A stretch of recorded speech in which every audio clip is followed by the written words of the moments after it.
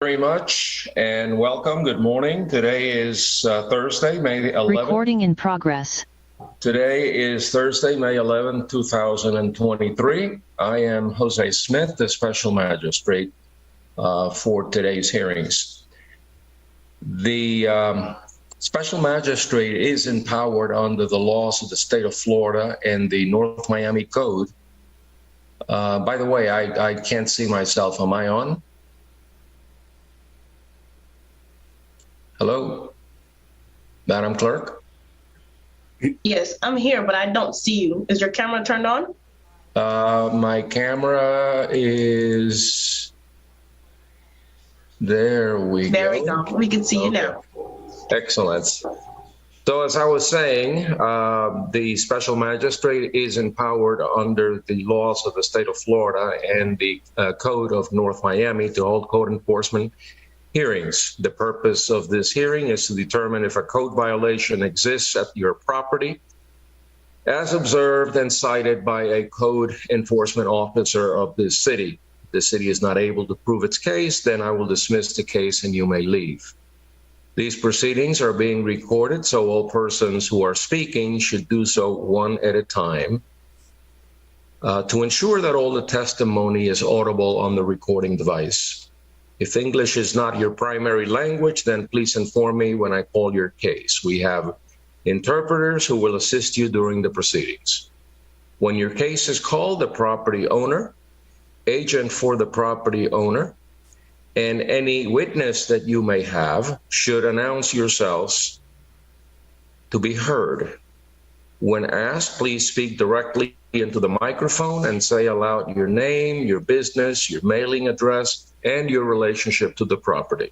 If you are not the property owner or an attorney representing the property owner, then you must present a notarized power of attorney in order to be able to have your testimony heard on behalf of the property owner. For new cases, you will be asked for the record if you are aware and understand the violation that is being heard today, and if you understand what is required of you to resolve the violation. For the city will then present its case first, and then the property owner will be given an opportunity to testify on their own behalf. You can bring forward any witnesses to testify. You can present evidence and photographs and cross-examine the city's witnesses. Following the case presentation, I will issue findings of fact.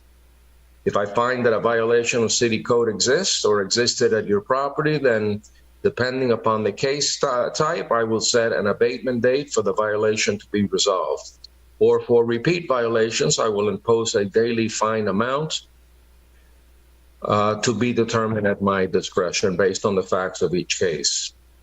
For new non-repeat cases, my order will include an abatement date by which you must resolve the violation and a daily fine amount that I may impose at a future hearing should the violation be resolved, should not be resolved by the abatement date.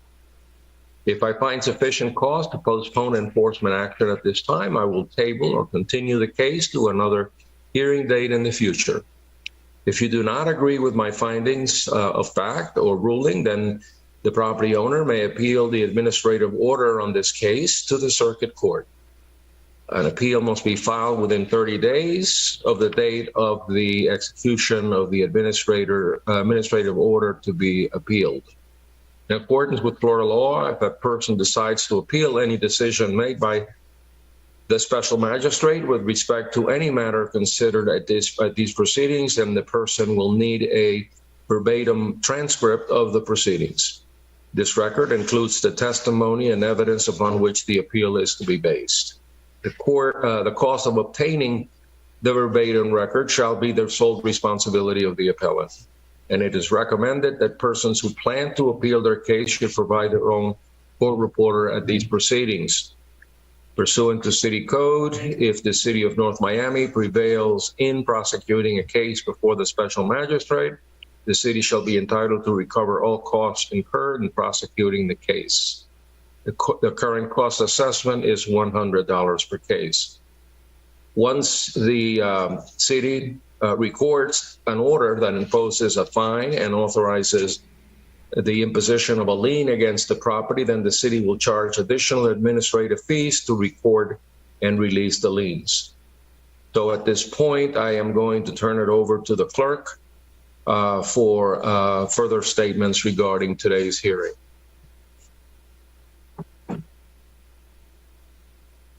Good morning, everyone. Oh, 1 second, let me change my screen.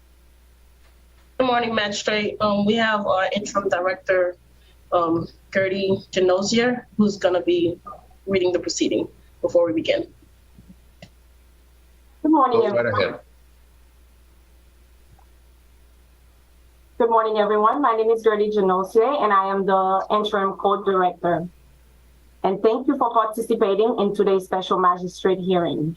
I will review the process by which today's hearing will be conducted. First, make sure your device is muted at all times unless you are giving testimony on a case. If you are using two devices to participate in today's hearing, be sure your audio is only enabled on one device. When your case is called, if you are signed into Zoom, you will receive notification giving you access to audio and video so that you may give your testimony. If you are physically at the court compliance office and wish to give testimony, you must sign in with a court compliance clerk and await a text message indicating your case is ready to be heard. Upon receiving that message, the court compliance clerk will provide you with access to a computer. If you would like to speak on behalf of a case, once the case is called, you should click on the raise hand button to be acknowledged. Before giving testimony on your case, please state the following: your name, the property address, and the relationship to the property. Lastly, if you wish to have an interpreter to translate during your case, please indicate that when your case is called.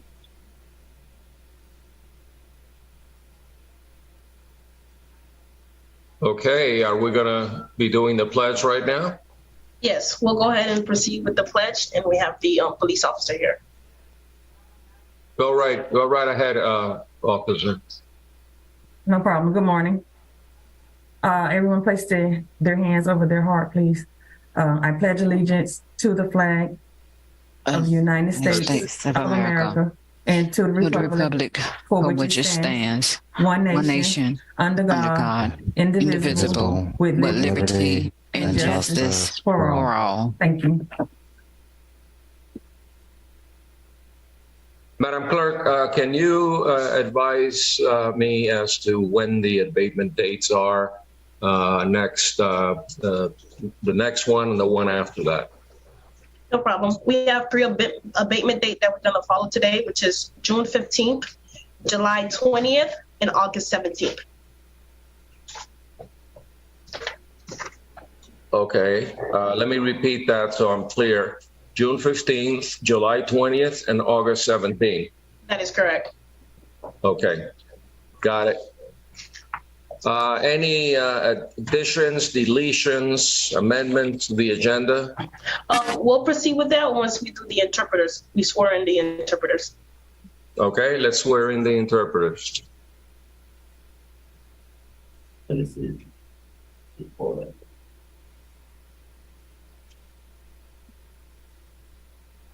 you solemnly swear or affirm that the translations which you are about to give in these proceedings will be accurate and correct to the best of your knowledge, skill, and ability? Say, I do. I do. I do. Thank you. Okay. Now we'll proceed with everybody from our department to be sworn.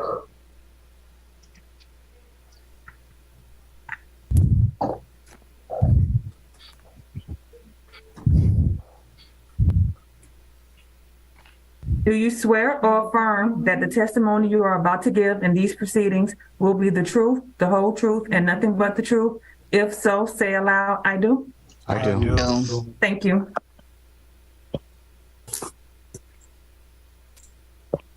All right, are we ready to start with the agenda?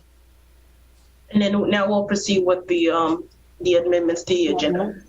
Okay, All right, proceed. I will read each of the amendments, the cases. Yeah, go slowly so I can write them down on my notes. Yes, definitely, Your Honor. Item number 9, 1530 Northeast 130th Street, INC. Case number CEF-OB-2022-00374 is postponed. Okay, anything else? Yes, we have several of them. Item number 10, 1530 Northeast 130th Street, INC. Case number CELDR 2022-00019 is postponed. Next. Item number 12, 1530 Northeast 130th Street, INC. Case number CEMHS-2022-00476 is postponed. Next. Item number 13, 1530 Northeast 130th Street, INC. Case number CEMHS-2022-00477 is postponed. The final name is. Okay. Let me ask you a question on number 13. Is it postponed because they are in compliance or they ask for postponement? Let the clerk answer that question. Yes. With those, the cases that has been postponed, all of them were due to the property owners requesting postponement. Okay, proceed. Item number 14, case at 1530 Northeast 130th Street, INC. Case number CEZCU-2022-00672 is postponed. Next. Item number 20, Abdul R. Kanani and W. Shema. Case number CEB-TR-2022-00558 is postponed.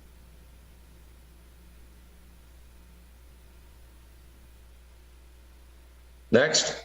Item number 21, Abdul R. Kanani and W. Shema. Case number CEB-PR-2022-00559 is postponed.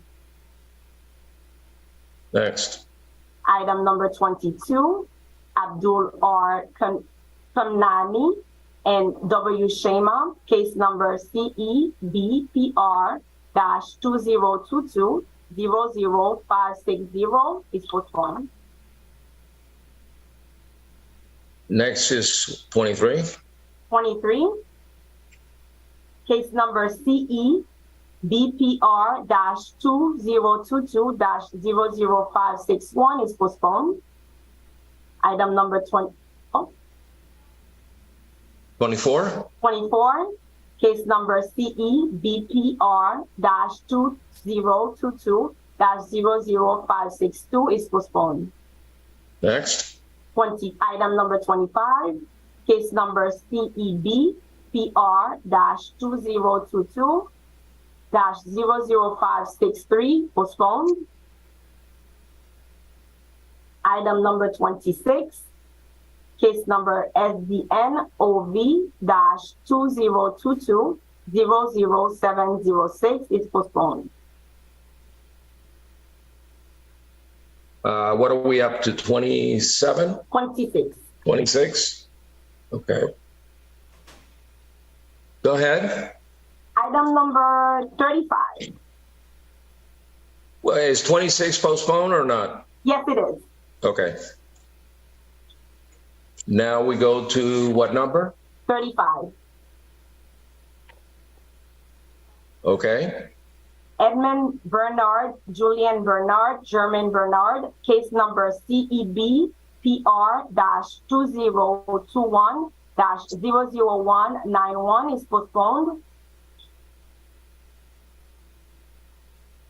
Next.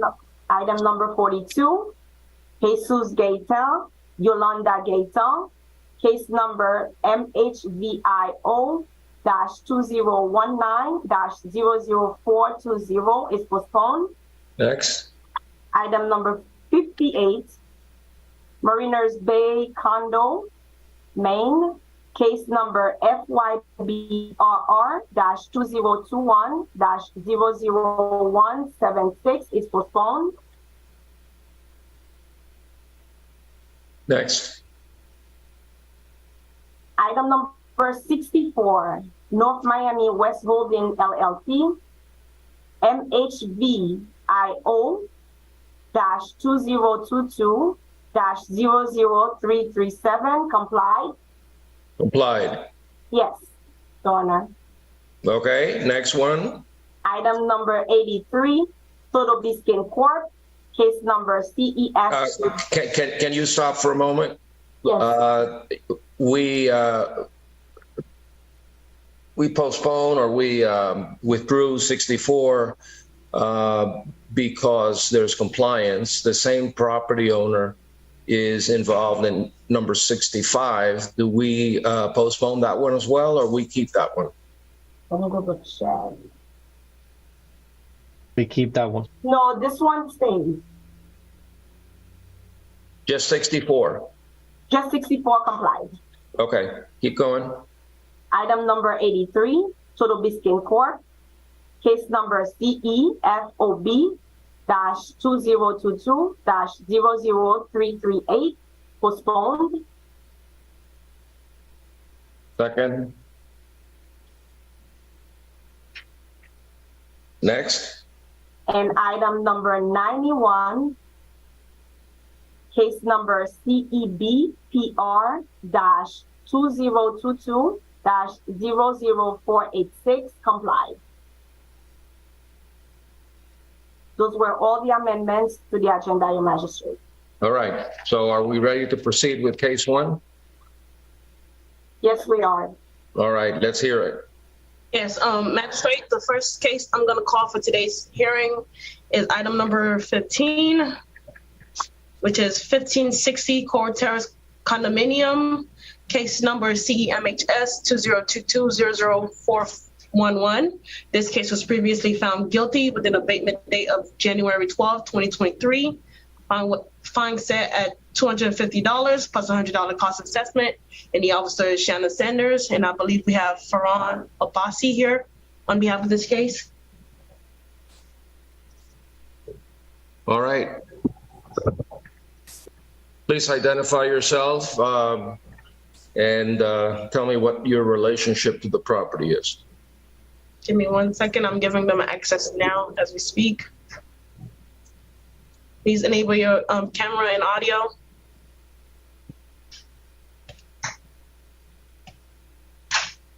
Yes, I'm here. Please enable your video as well, ma'am. Okay, let me see.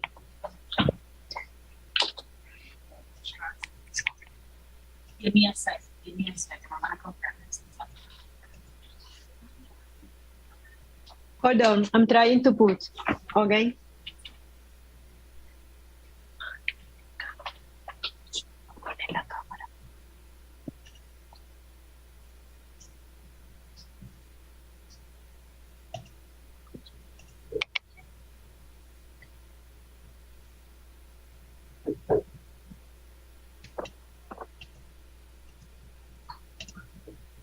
This is Officer Sanders' case, correct? That is correct. Be prepared to please show me the photographs.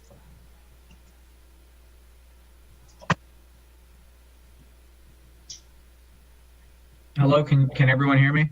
We can hear you. We are trying to enable your put the audio. camera, but we are trying to put the camera, but the system do not allow to me. Yeah, I'm having the same issue for some reason. I know the last hearing I had the option for the camera, but I'm seeing at the bottom left, there's no option for video, and my camera is working. I'm happy to proceed forward without the camera, but I'm not sure why it won't allow me to.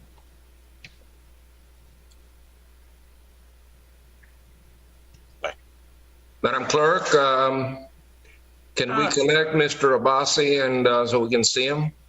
I give them access to speak and video. Yeah, I saw the option that came up to unmute, and I accepted that, but I see no option to join with video. The other individual that was speaking is Ms. Norris Hernandez. She's the property manager for the association as well. Mr. Abbasi, are you an attorney? Yes. Pardon me, magistrate? Are you an attorney? I am an attorney, yes. Okay, I'm going to ask you to identify yourself and who do you represent? Not a problem. My name is Farhan Abbasi. My firm is Peters & Peters, PA, and we are general counsel for 1560 Coral Terrace Condominium Association, Inc. And I have with me Ms. Norris Hernandez, the property manager for 1560 Coral Terrace.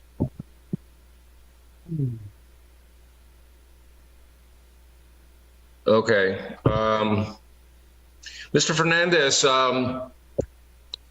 have you been retained recently, or did you participate in the prior hearing, or how long have you been involved in this case? No, Special Magistrate. Ms. Hernandez has been the property manager for quite some time at the property.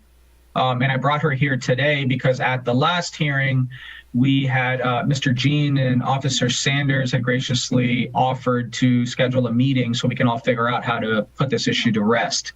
We did subsequently have that meeting with Officer Sanders and with Mr. Jean. And since that time, I brought Ms. Fernandez because she's the one on site who's actually doing the work relative to the permit and can provide more input as to what's going on. My understanding of what has happened is that it has been approved by structural, it has been approved by building, but for some reason, which confused the engineer as well, there's a requirement for an elevation certificate and for a survey to be done. Our engineer has advised the survey itself, or excuse me, the information that the city is requiring regarding the building, road, and machinery elevations was first irrelevant to the project because the project is a repair of concrete cracks. There's no machinery being installed and there's no alteration of any existing elevations of the existing building. Secondly, that information needs to be provided by a surveyor. Nevertheless, a survey was obtained and an elevation certificate was also obtained. That was evidence that I had submitted when I received it yesterday. When did you submit it? I submitted that information yesterday, because it was received by me yesterday from the association. What we're confused about, which I hope someone can shed some light, I don't understand the necessity for the elevation certificate or the flood survey when this was an issue about concrete cracks that have been repaired, but repaired without permits. Well, the special magistrate is in no position, nor do I have jurisdiction to determine what is and what is not required in terms of surveys or elevation certificates. Hopefully the code officer, perhaps the building official, can clarify that. I just want to point out for the record that I have previously adjudicated this property guilty back in October of 2022. That was a while back, with an abatement date of January 23. So to come to this meeting and for the first time tell me that you didn't know that you needed a survey or an elevation certificate, I'm uncomfortable understanding why it took so long for you to find that out.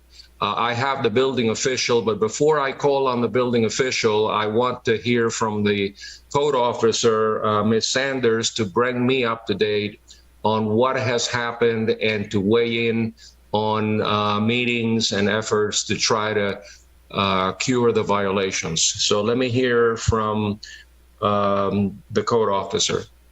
Janice Sanders, City of North Miami, Code Compliance Officer. As stated, we did meet with the property owners and management, myself and the building official, to go over what needed to be done to bring compliance it was very much detailed. The building official was very specific as in what they're needed.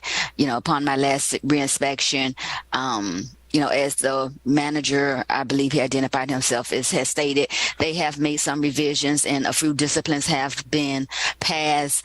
It would be the building official that he would speak to in reference to why those other requirements are needed. But where I stand, compliance has not been met. The violation still remains. So I would like to move forward with the fines, but I'll let the building official chime in as to any questions or concerns that the property is having in reference to the application. But I will, also want to put on record as to say, this hearing is not the time to fully discuss those issues. As you already stated, this has been going on really over a year. They were already given an adjudication date and should have been abated by January. They've had more than enough time to come back and forth and ask those questions to the building department. And again, this meeting is not the forum to get those questions addressed, but I'll let them go ahead and ask those, since it seems that that's what they want to do. No, I'm going to let the building official tell me, first of all, show me the photographs depicting the cited conditions. Go slowly. You're moving. Well, I don't care about the building plans or the specifications or the drawings. I just want you to point out where we have cracks and where we have what I believe from reviewing the photographs previously are life safety issues. As you see in the pictures depicted, I see, it's being pointed out, large gauges along the walkways, along the balconies.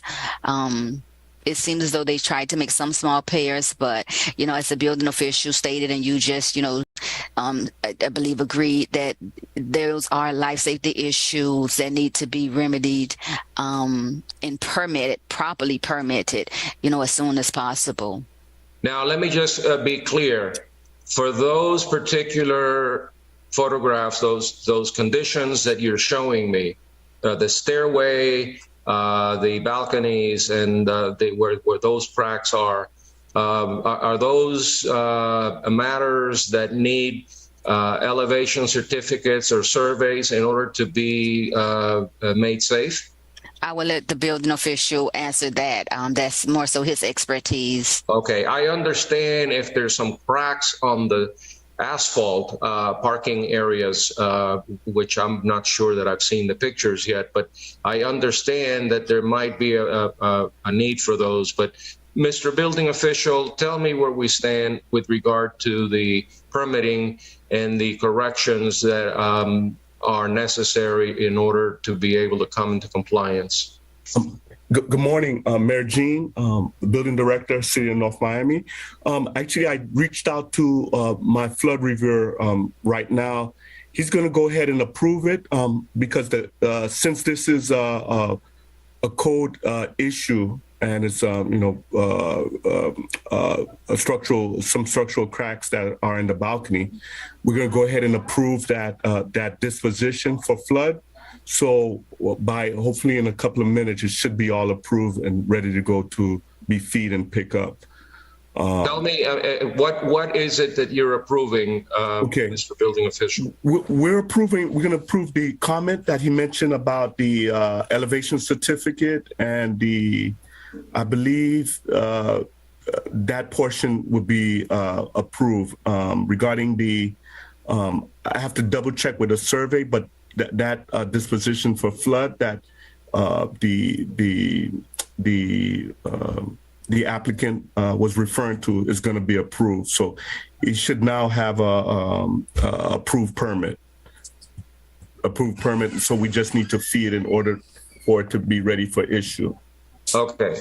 With regard to the cracks on the ceilings, the quarters, the walkways, the stairs, was there any need for an elevation certificate in order to get those corrected?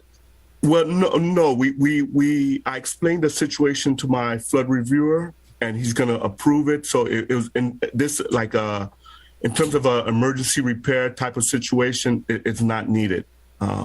per the flood requirements.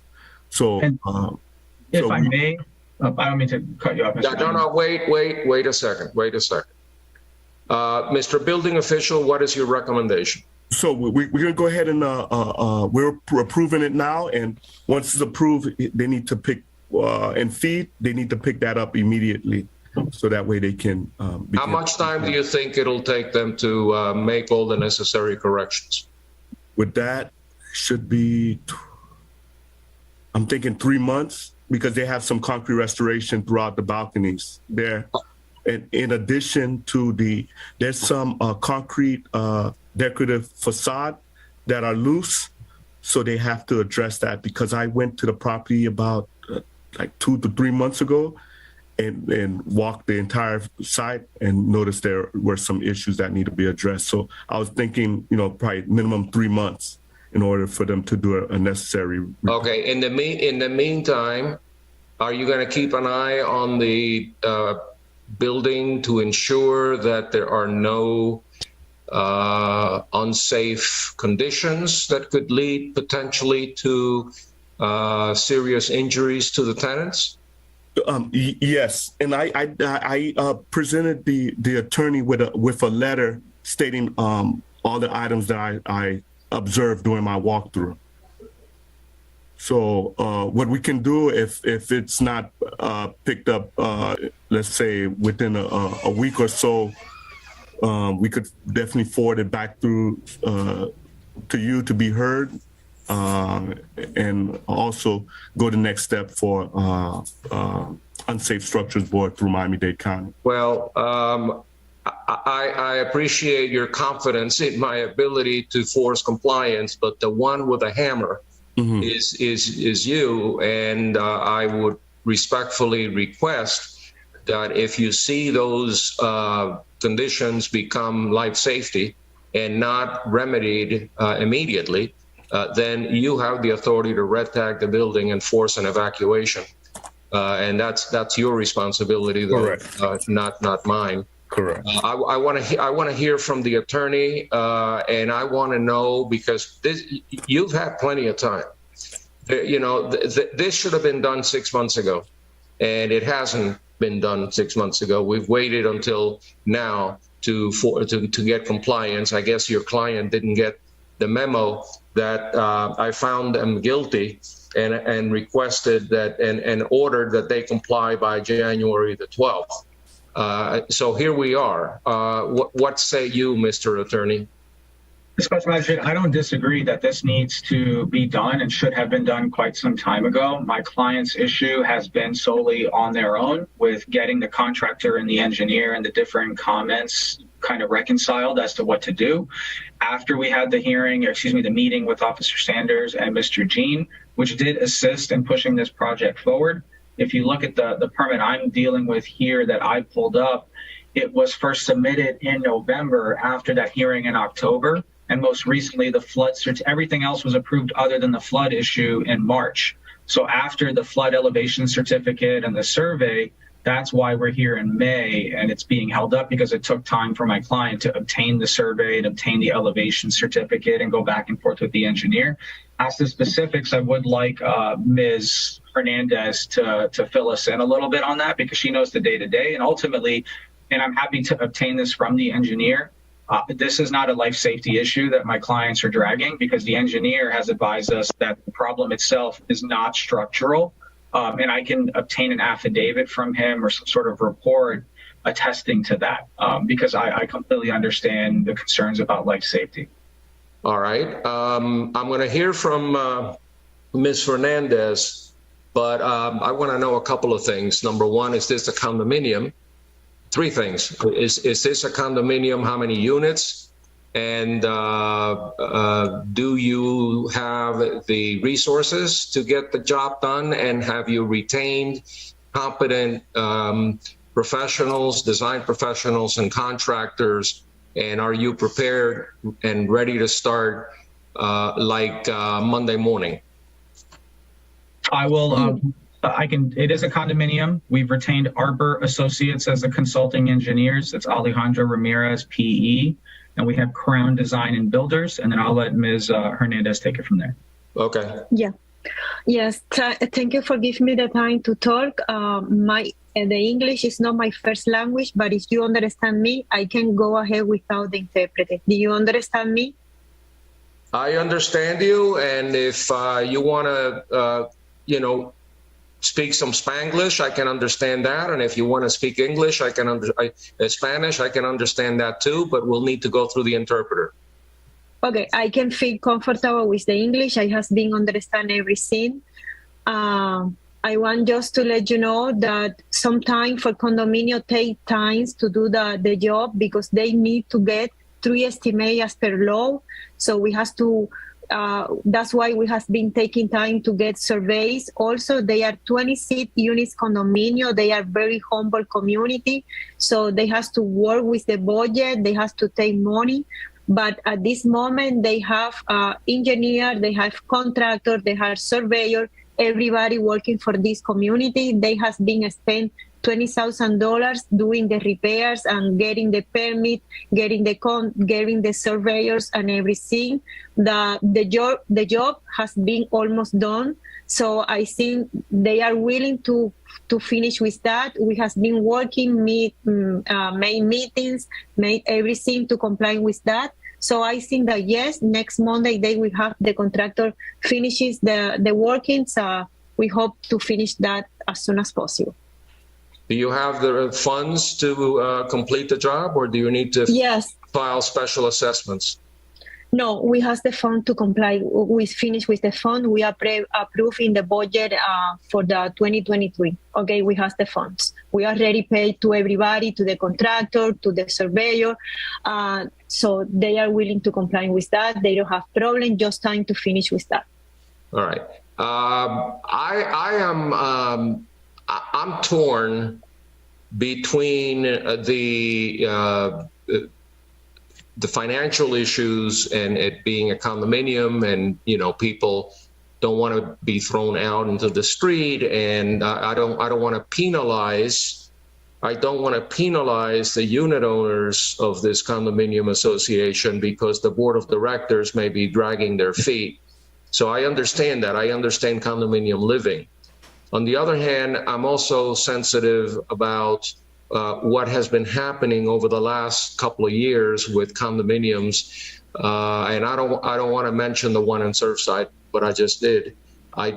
When engineers basically said things are okay, they're not life safety. Turns out that they weren't, and since then, several buildings, some in North Miami Beach, close to where you're at, have been red tagged, and people had to vacate. Recently in North Bay Village, people had to vacate buildings.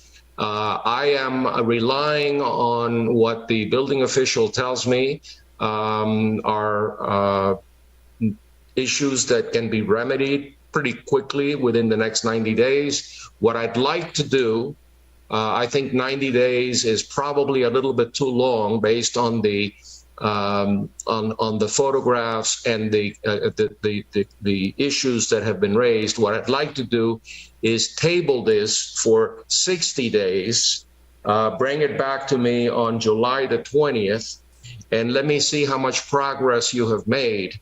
If the board continues to drag its feet, then at that time, I'm going to assess all of the accrued damages to date and impose even a higher fine that I did before, which was $250. I will increase the fine if come 2 months from now, in July 20th, I don't see significant progress.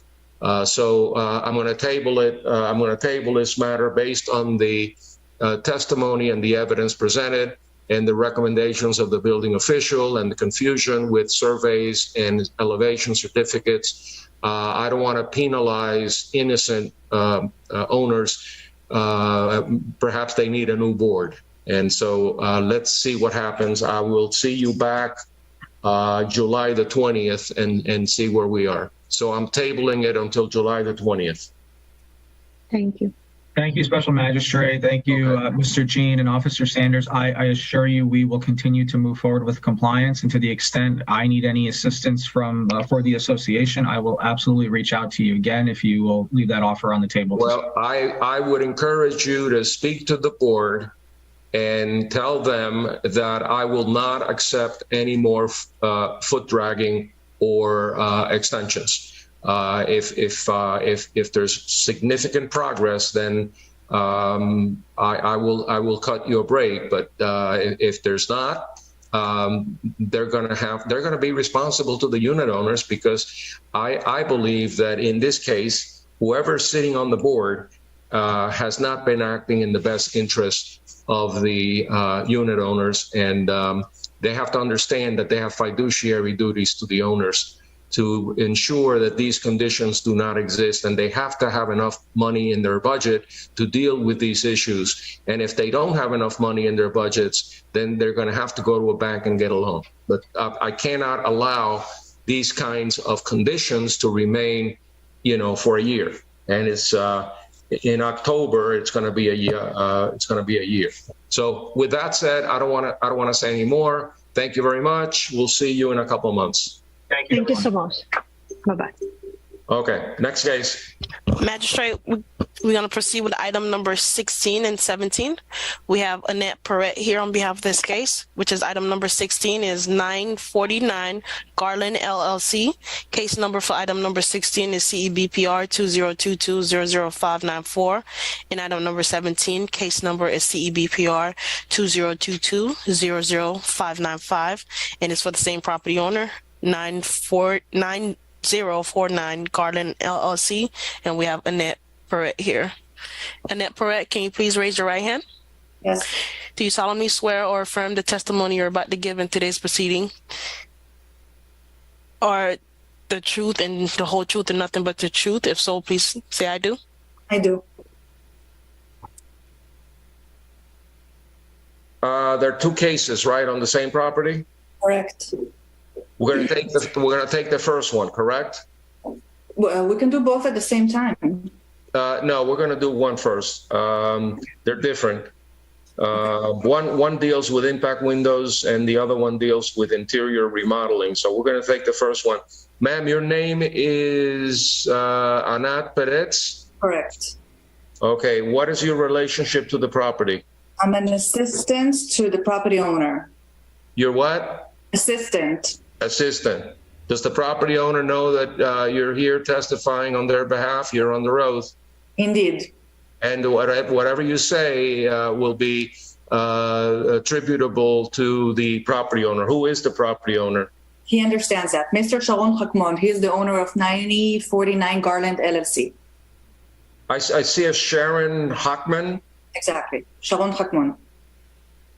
Sharon or Sharon? Sharon. Okay. All right.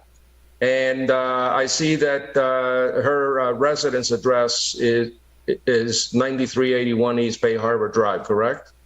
This is, yes. This is where the LLC's address is. This is where his office is. Okay. So Sharon is a male.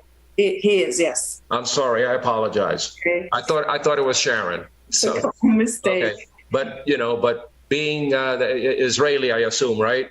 Correct. It's Sharon is a man. Okay. So you understand the nature of the violation in this case? I do. Okay. So what have you done to remedy the violation by obtaining a building permit for the impact windows? By the way, the impact windows look great. They just don't need a permit. So what have you done? We have hired Gold Coast Windows and Doors. I actually met them in person this Friday, signing all the permit applications and notarizing Sharon's signature. I already have engineering done by the engineering calculation done. He just haven't had the chance to submit it to the city. He said his permit expediter did, but yesterday I understood that they haven't done so.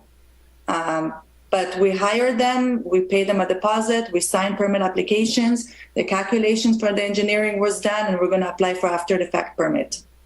And who initially installed the impact windows? A contractor that I don't have their contact information. It was a miscommunication between the owner and him. He said he will do permits, but he hasn't. So he's not part of getting the permit? No, we hired a new contractor who had his engineering crew do calculations. Well, whoever the contractor was will probably be facing some penalties with the county for doing work without a permit, and that's a violation that can cause him to lose his license. So if you need his help for anything, you have a hammer hanging over his head. When do you expect to have this work done? The work has already been done. I know, to get the after the fact building permit. I wanted to say that it was already done, and I was pushing him. As I said, I met him on Friday. I thought by today the permit application would be already submitted, but it hasn't happened. So I want to say next week, latest. Okay.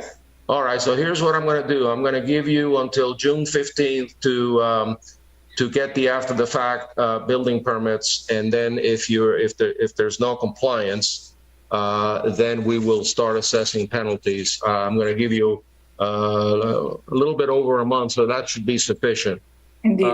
So I want to hear from the code officer, Mr. Perez. You heard the conversation. What do you say to that? Well, I wasn't sworn in. I was trying to figure out the problems with the clerk's computer. Well, let's have the clerk swear in Officer Perez. Madam Clerk.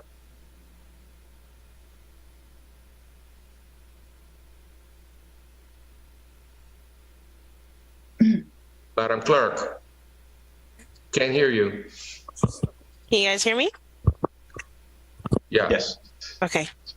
If you are giving a testimony in today's hearing on a case today, please raise your right hand. And as I issue the oath, do you swear or affirm the testimony you're about to give in these proceedings will be the truth, the whole truth, and nothing but the truth? If so, say I do. I do. Okay. Officer Perez, you heard the commentary. Anything on your mind you want to tell me? No objections to granting them time to obtain the permits. I did see that they also applied for the permits for the second case for the interior renovations. So as a means of expediting the hearing today, I do not have any objections of granting them time for both cases. Okay. Ms. Perez, you heard the officer say that he had no objection to granting you an extension. So my order will cover both cases, or if you'd like, Madam Clerk, you can issue two orders, whatever is your preference. But as to both cases, 16 and 17, my order is that based on the unrebutted testimony of the city's code compliance officer, or the photographs and the evidence presented, depicting that the cited violations still exist, proper notice has been given, I find in favor of the city and enter an adjudication and set a compliance date of June 15th.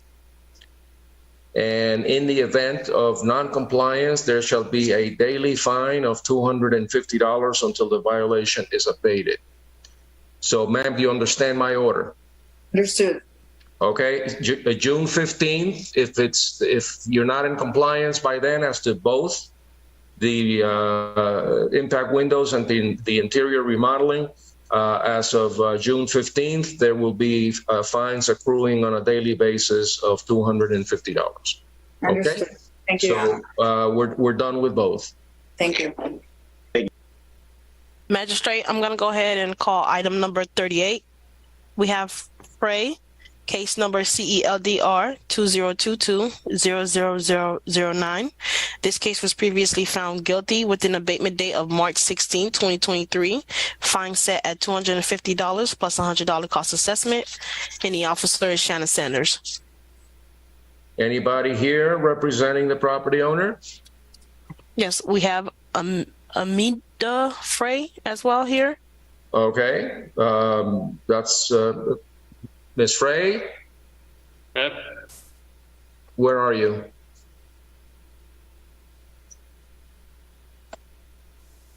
I still don't see her. I'm here, Judge, Your Honor. Okay, it's Amita. Yes. Right. Okay, Amita Frey. All right. Do you understand the nature of the order that I entered on December 15th of 22 with a compliance date of March 16? You understand that you're not in compliance? So, Your Honor, that is absolutely incorrect. The order that you entered was an order of a violation of the code that stated I did not submit an application for the plantings on my swale. I had, in fact, submitted an application. So that was very confusing to me. We discussed this. Yeah? Go ahead. Before you proceed, are you the property owner or are you the attorney representing the property owner? I am both. I am an attorney and I am the property owner. So Your Honor entered an order, even though I tried to explain, and I do think it was confusing at the time for Your Honor to understand, because you wanted to continue the hearing pending an evaluation by the city. But unfortunately, the city attorney said you had to make a ruling. I'm still unclear as to how I was found guilty of failing to submit an application. It's because I had, in fact, submitted an application. So when I received your order stating, please submit an application, I simply reserved them with the same application that I had served a year ago. That application is still valid. It's still pending. It has neither been approved nor denied. At the last hearing, I expressed concern because you stated that I was guilty of not submitting an application. I said I had, and you said that I still needed to come into compliance. I said I can't do anything about the city's failure to approve or deny an application. That's completely out of my hands.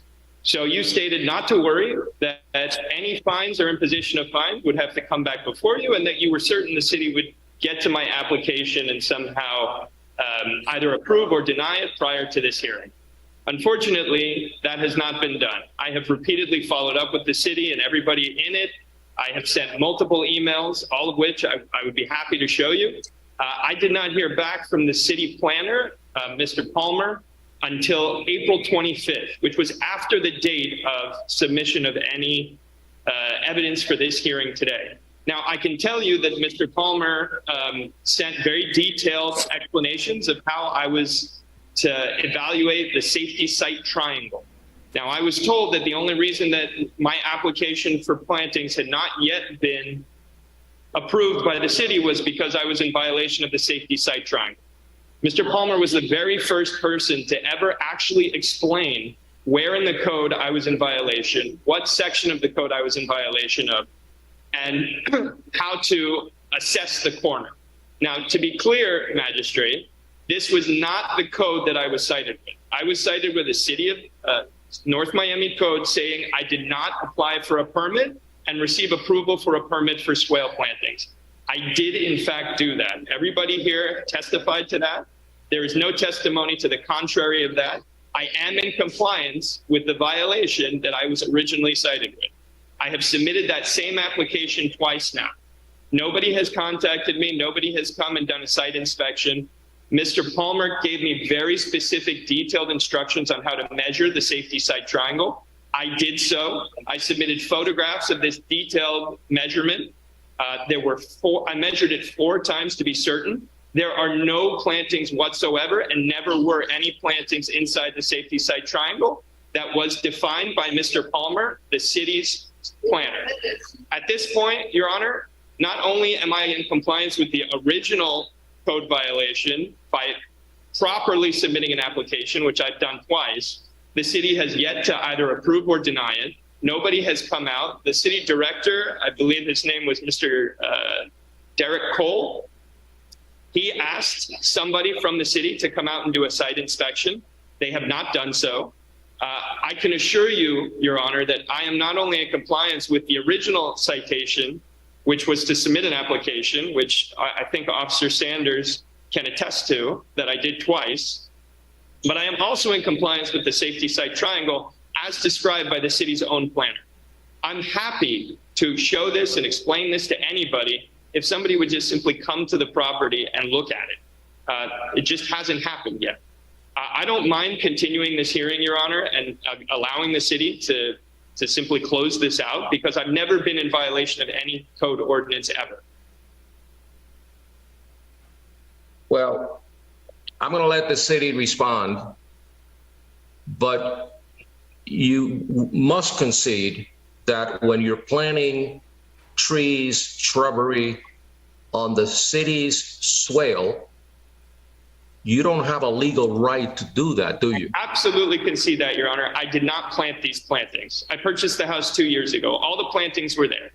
Okay. This is confirmed by Google Maps. I am trying to be in compliance with things that pre-existed me. So, I mean, you're punishing me for something that was done. And in fact, Your Honor, some of these plantings, I believe, were done by the city themselves. I'm not punishing you with anything. I don't want to get argumentative with you, but Yeah, let's not dance around the real issue.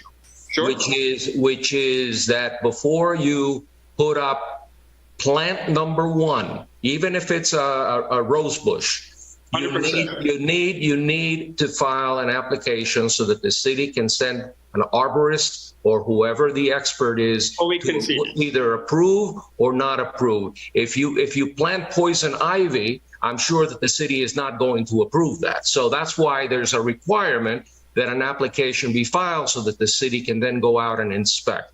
So absolutely. I that's the issue. Now now that you've filed the application. The application was filed prior to the last hearing. I understand that you're trying to come into compliance. So I want to hear from the city to see what has been done in response to the filing of an application for the purpose of getting the city's consent to allow you the privilege of having your property have plants on this, and I'm sure the city encourages it because it likes to have nice trees around the neighborhood. The triangle may or may not be an issue, but you're not being cited for that, so that's irrelevant. That's what I tried to explain in the last hearing, Your Honor. You're absolutely right. But in the event that you're not in compliance with the rules governing the triangle, which you need to be an engineer, maybe like some of the folks that speak here. I want to hear from the code officer as to where we are today and how do we come to compliance without making a big controversy over something that should be very routine. So. Agreed. Code officer, who's gonna speak on this? Code Officer Sanders. I have also Cameron Palmer from Community Planning and Development to give insight and speak on this, his application as well. Shanna Sanders, City of North Miami Code Compliance Officer for property address 12900 Northeast 4th Avenue. As stated, he has submitted an application, but, I want to make sure that, it doesn't stop and start there. The violation specifically says submitting the application and obtaining approval. What, you haven't done, Mr. Frey, is obtain the approval. Again, applications have been submitted. I do know that there's been some back and forth as to documents, changes, things that need to be, inputted on the application. I'm not, fully detailed as to what they were. That's why I've asked Community Planning and Development to log on to give any kind of, testimony as to what those requirements are. But as of my last reinspection, compliance has not been met. Madam Code Officer, the property owner filed an application. Yes. Now it's the city's burden to act on that application. What has the city done to act on that application and either accept it, deny it, or accept it in part, deny it in part? What has the city done? I'll let Cameron Palmer from Community Planning and Development speak on the status of that application. Okay. Mr. Palmer? To be fair, No, don't interrupt. I run the meetings here. Okay? Sir? Thank you, Your Honor.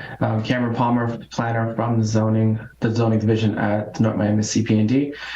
So the application was received and remains open.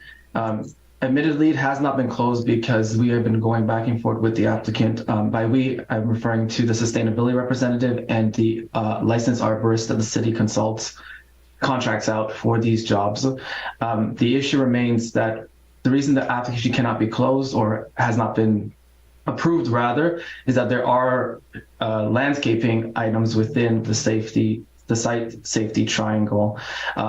as Mr. Frey outlined, I did go over with him the prescriptions of that triangle and how it's measured. The issue is that Mr. Frey argues the location of the triangle and insists that his plantings are not within the triangle. Staff has done an analysis. I have done an analysis as a planner, reviewing the code and the triangle, and have actually depicted on an email the area in question that would be included in this triangle. The arborist went out on the 11th of May and took photos depicting, as far as I can see, at least 2 landscaping items, 2 trees that are clearly within the area that I defined as the site triangle. The issue becomes, Your Honor, I believe that we have an interpretation of the triangle, and Mr. Frey has gone out and he's shown pictures of him measuring the triangle. It comes down to staff defers to our arborist when it comes to this interpretation of this portion of the code. And if the arborist says that it's within the triangle and deems it unacceptable, then that's the position that staff takes. In this case, the arborist has gone out on the 11th of May and continues to deem the same 2 trees as unacceptable. Now, we understand Mr. Frey didn't plant them, but the situation is the code states anything above 2.5 feet up to 7 feet within the site visibility triangle is not permitted. And in this case, there are 2 trees that are clearly within that 2.5 to 7 feet of height. So the issue becomes the arguing of the location of that triangle. Mr. Frey has said in the past that we are mismeasuring the triangle, or that the triangle as he measures does not include those items, but staff finds that as we measure the triangle and how we measure it, our arborist has found that those trees are in the triangle. So, go ahead. May I speak, Mr. Magistrate Smith? Yes. Firstly, I would just like to point out that Mr. Palmer just stated that the city went out on May 11th. Does that mean today? The city went out today? Today is May 11th. Well, they went out sometime, whenever it was. Well, I make that statement because how can I be expected? First of all, I was cited with a section of the code that says I didn't submit an application. At the time of our last hearing, when I was found guilty, my application had already been submitted and you heard testimony of such. Still, I was found guilty. I don't understand why. My application was submitted a year ago. The city to this day has yet to approve or deny my application. You just heard testimony from Mr. Palmer from the city of North Miami, which just gave me new information. By the way, the site triangle that Mr. Palmer references, he gave me very specific instructions on exactly how to measure that triangle according to the city's own calculations. This is not guesswork. This is not somebody's opinion. He stated clearly in an email, the site triangle is 190 feet from the center of the minor roadway and 7 feet. That creates a hypotenuse. This is not something where somebody says, does a drive-by and says, no, I still think that tree's in it. Somebody needs to make a measurement because I've made the same measurement 4 times. But again, as you stated earlier, Magistrate, the site triangle has nothing to do with this hearing because I was not cited with a violation of the City of North Miami Code for safety site triangle. This is a red herring. This has been a red herring from the beginning. I was cited with a section of the code that said I failed to submit an application. I submitted the application. I cannot approve or deny my own application. That is 100% in the purview of the city. Now, if the city had come back to me 6 months ago and said your application permit rightfully submitted and completed has been denied because you were in violation of the safety site triangle, we would not be here. It would have been complied with.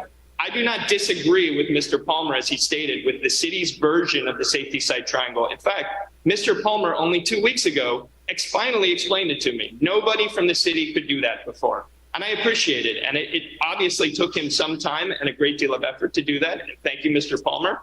I finally understand the city's position. Now, the city position is very clear. He gave me very specific instructions. I simply cannot accept that a certified arborist has come out and done a drive-by and said, no, those trees are inappropriate. There's a very specific code, and there's a reason the law exists the way it does. The safety site triangle was measured carefully. If somebody from the city can show me that measurement, I would be happy to remove at my own cost and expense whatever is in there. But again, that has nothing to do with this hearing. My application was submitted. The city has yet to approve or deny it. They may have a position today where they approve it or deny it. That's fine. But either way, this citation should be dismissed at this point because I'm in compliance. If I'm not in compliance and they've denied my citation, or denied my application, which I have yet to hear, Mr. Palmer has just raised issues of these two trees after explaining to me where they're supposed to be or not supposed to be. It's simply unjust to have me be punished for not submitting an application when I have. And now if the city can formally approve or deny my application, I would appreciate it so we can move forward. But as for the citation I was cited with, failure to submit an application, and as Ms. Sanders points out, approval has nothing to do with me. I cannot approve my own application nor deny it. I have been waiting for 1 year for the city to tell me what to do. And today, Mr. Palmer has stated somebody did a drive-by, presumably this morning, but before this hearing, unbeknownst to me, to finally get some information regarding my application. I'm happy to work with the city to come into compliance, but it's not appropriate for this hearing. I've been Mr. Magistrate, for correction and for clarity, there was not a drive-by done this morning.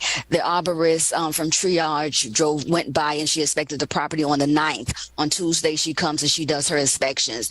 When CPN Community Planning and Development is speaking on an email she sent this morning, on the 11th at 6:08 a.m. explaining what she saw when she went out there. Again, the inspection wasn't done this morning. It was done on Tuesday. All right. I've heard enough. This is what I'm going to do. Your Honor, may I make a comment?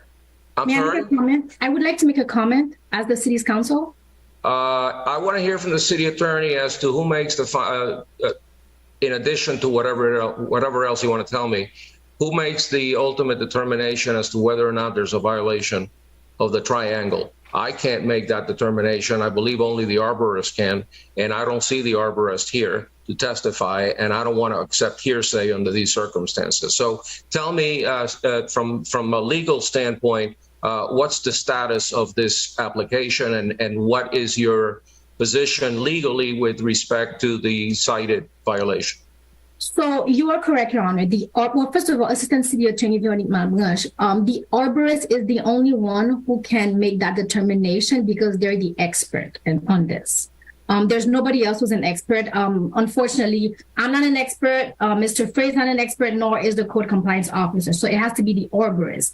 And second of all, I do want to point out that Mr. Frey is being cited under Chapter 29, Section 5-1205. And it's very specific. It says that prior to issuing a building permit, the landscape plan shall be submitted to and approved by CPND. He continues to allege that the application was not approved, it was not denied. I just want to make sure that of that sentence that he's being cited under that section for this reason. It's not because he didn't have an application before. It's because the work was done prior to issuing a building permit for that purpose. Okay, all right. Mr. Frey, I understand your argument very well. Can I just very briefly, Your Honor? I do believe Mr. Palmer is an expert. He is a planner. He did a very good job of explaining what I'm the one who rules on who is and who is not an expert. It's not a matter of opinion. I decide whether he or she has the qualifications necessary to convince me that there is or there is not a violation of the triangle rule, which I've heard these matters before in this city and other cities, and I'm certainly not in a position to decide, on that issue on my own. And you did state earlier, Magistrate, that has nothing to do with this hearing. Because all right,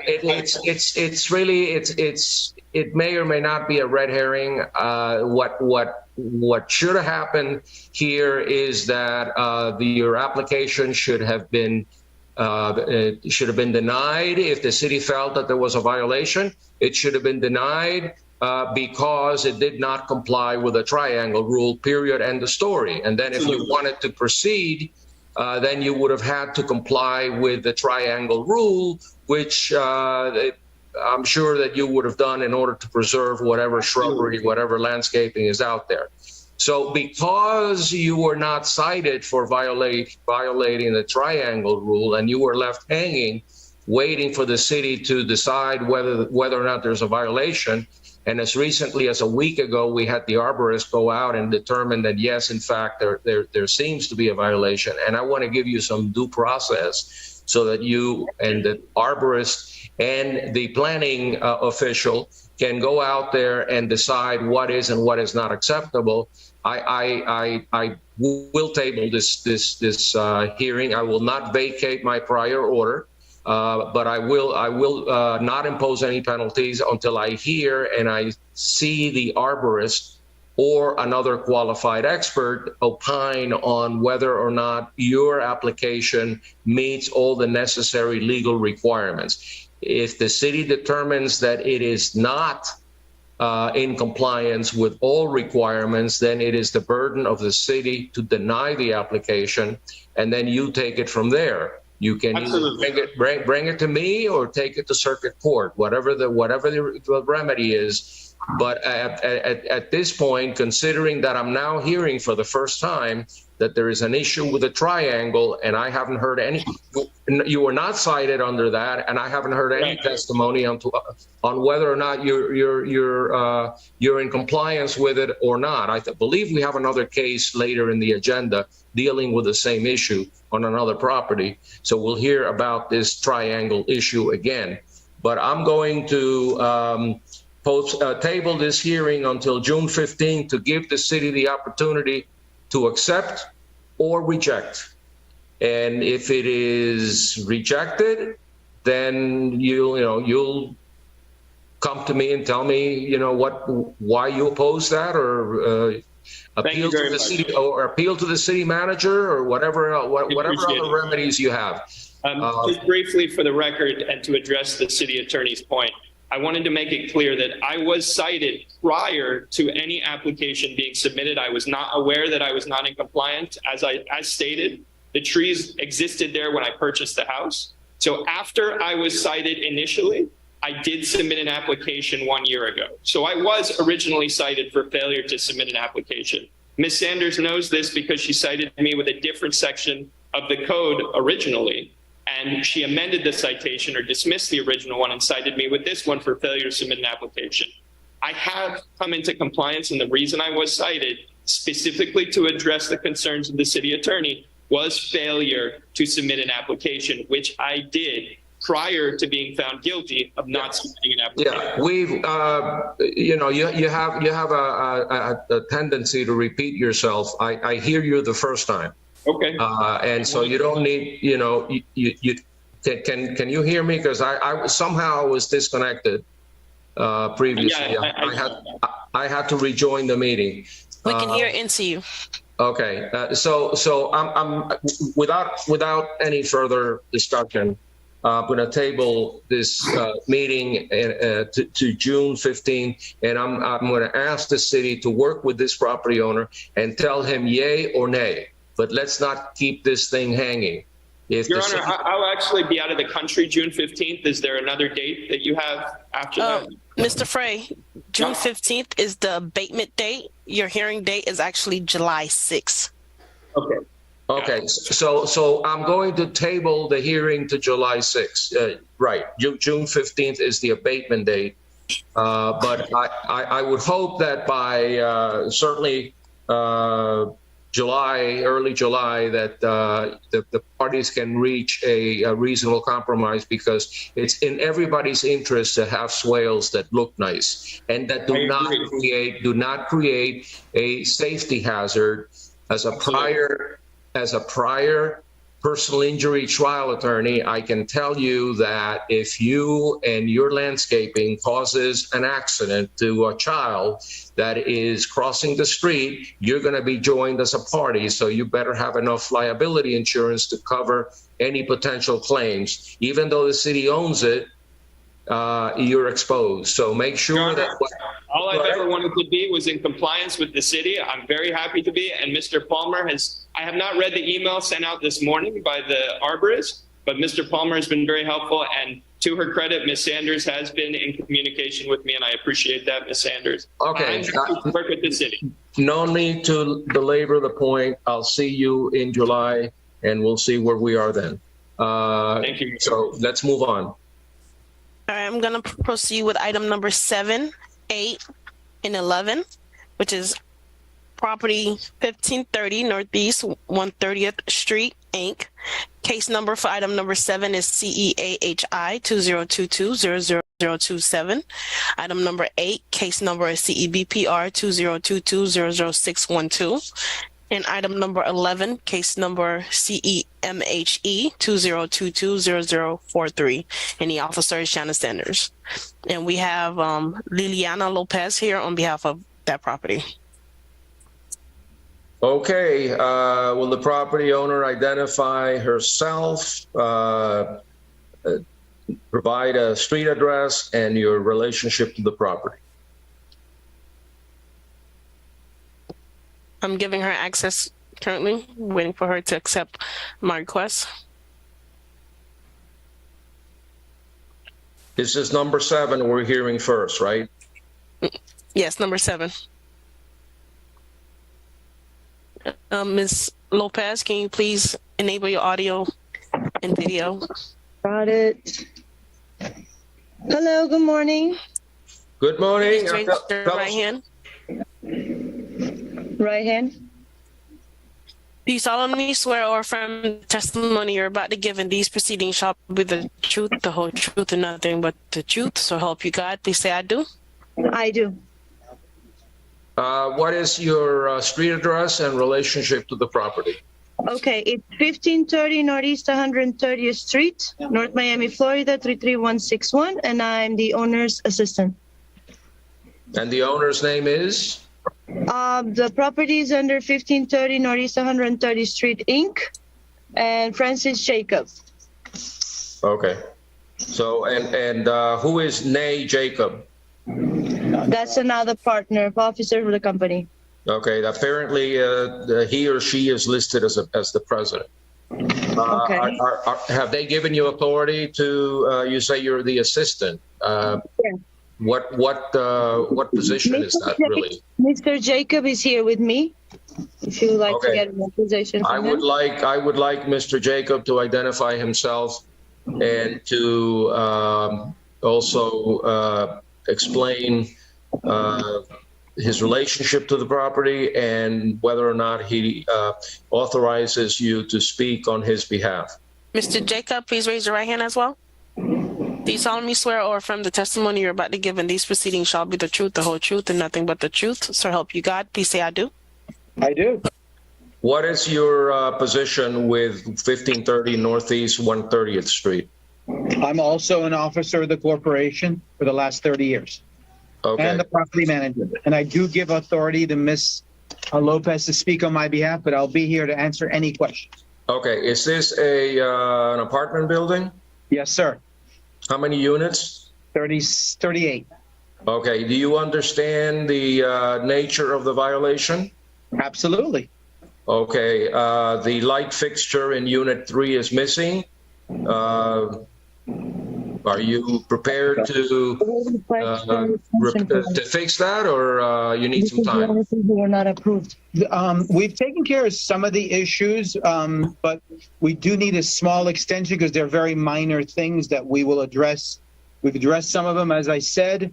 I don't know. The mail got lost by the time we found out. We were just delayed. We apologize. It's no disrespect to the court or to yourself or to the magistrate. Pardon me. I just need a little bit of time. Maybe 30-day extension will be sufficient. Is the light in Unit 3, the exterior light fixture in Unit 3, which I believe I saw a picture of, is that something that requires more than just a few days to fix? Don't you just need to plug in a light bulb? Is that not? Yeah, it's a minor issue. Like I said, that was something. We're not asking for time because we neglected doing it. We just didn't get to that because we managed a few hundred apartments. So, we've been getting all these and some of them are already taken care of. The more pressing ones are the permits, but we can get to that shortly. We'll get to the next case in a minute, but I just wanted to understand because it didn't seem like a big deal to just connect a light bulb to those wires which are exposed and could potentially cause harm to someone who touches them. 100% in agreement, sir. Okay, let's hear from the city as to this particular violation. Shanna Sanders, City of North Miami Code Compliance Officer. This is a case for 1530 Northeast 130th Street. It was originally opened and cited on July 19th, 2022, while I was doing an annual housing inspection for the building at hand. While observing the property, I noticed the light fixture that, as you already stated, had exposed wires, needed to be replaced. I opened up a violation, mailed it out to the property owner. As of my last reinspection, I have not had any contact with him aside from that last inspection, whereas he asked for more time. At that time, I explained to him, again, just as you stated, I was not willing to give because, again, it was something that could have easily been fixed. July would make a year. So here we are today. Bulb still needs to be installed. Violation still remains. I am showing proper service was given. It was posted at the property. As you see, they're here, so they're aware of what's going on. All right, on this particular case, which is number 7 on the agenda and ends with the numbers 00027. Based on the unrebutted testimony of the city's code compliance officer, the photographs and the evidence presented, depicting that the cited violation still exists, the proper notice has been given. I find in favor of the city, enter an adjudication and set a compliance date of June 15. In the event of non-compliance, there shall be a daily fine of $250 until the violation is abated. Let's move on to the next one.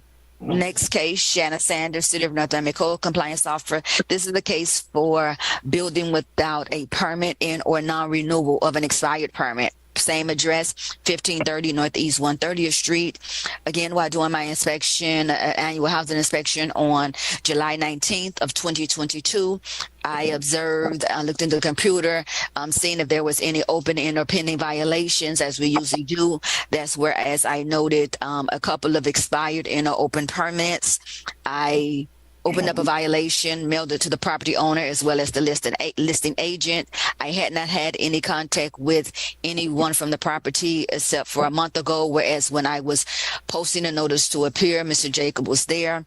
We had a conversation about this. He asked for an extension.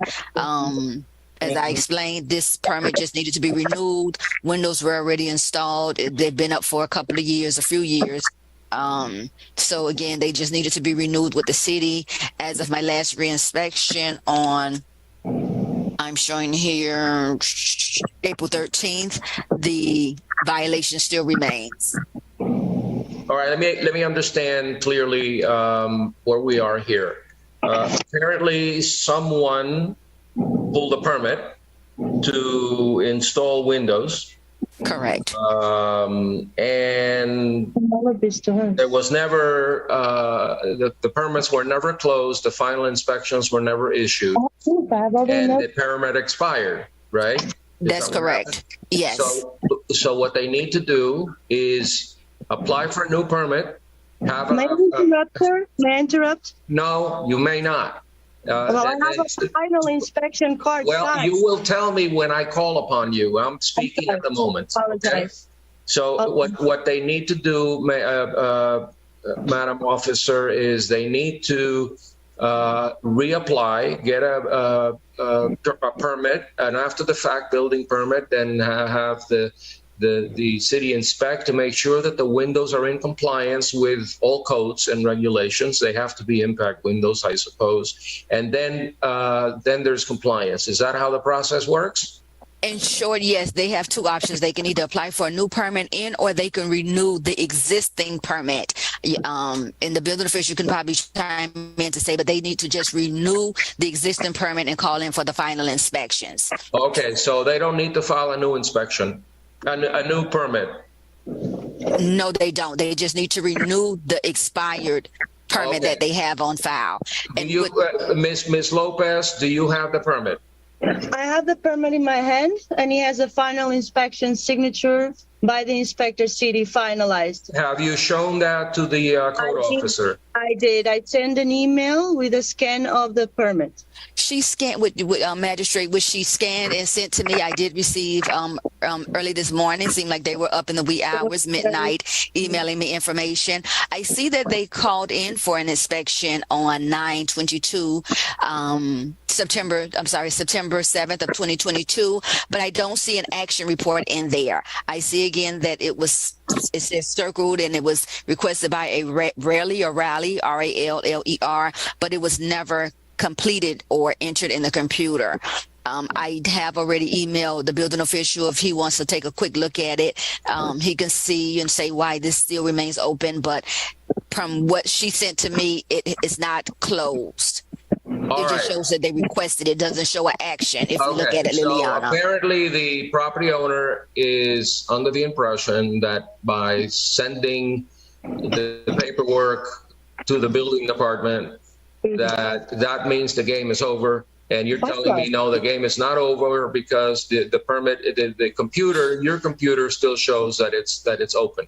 That's correct. So I'm gonna give Ms. Lopes an opportunity. Is it Lopes or Lopez? Lopes. Lopes. Okay. I'm gonna give you an opportunity, but I am inclined, like I did with the prior case, of giving you until June 15th to meet with the building department and get all the necessary write-offs, sign-offs. Thank you, sir. Your Honor, may I say something? Sure. Okay. Because the way that Ms.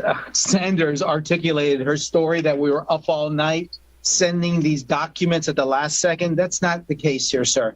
This was a permit that was pulled during COVID, and we couldn't do an inspection because nobody was allowed to go inside the units. The city was shut down. So after things were more normalized, we asked for an inspection.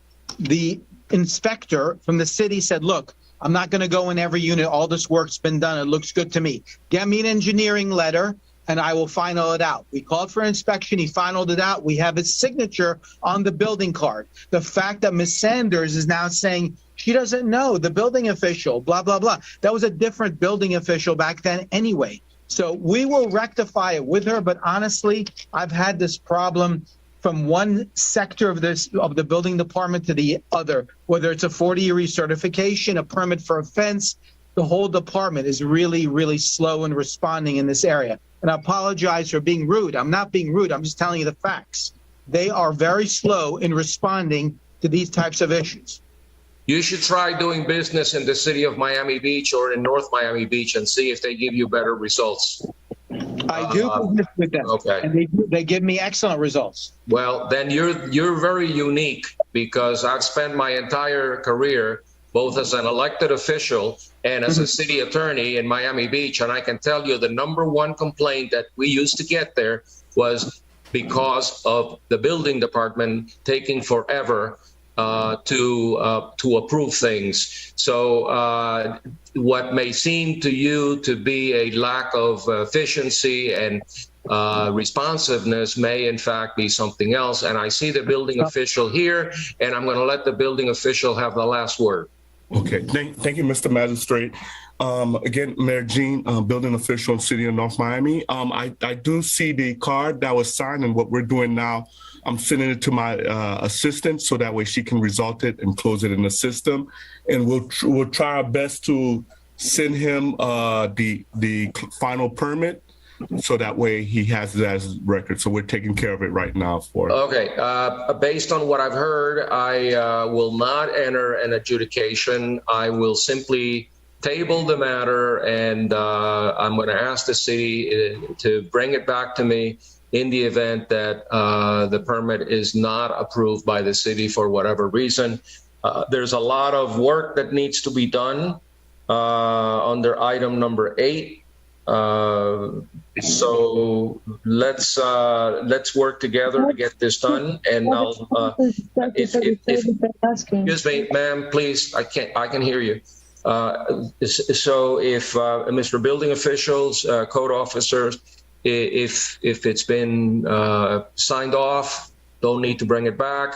If there's a problem, bring it back at my next hearing.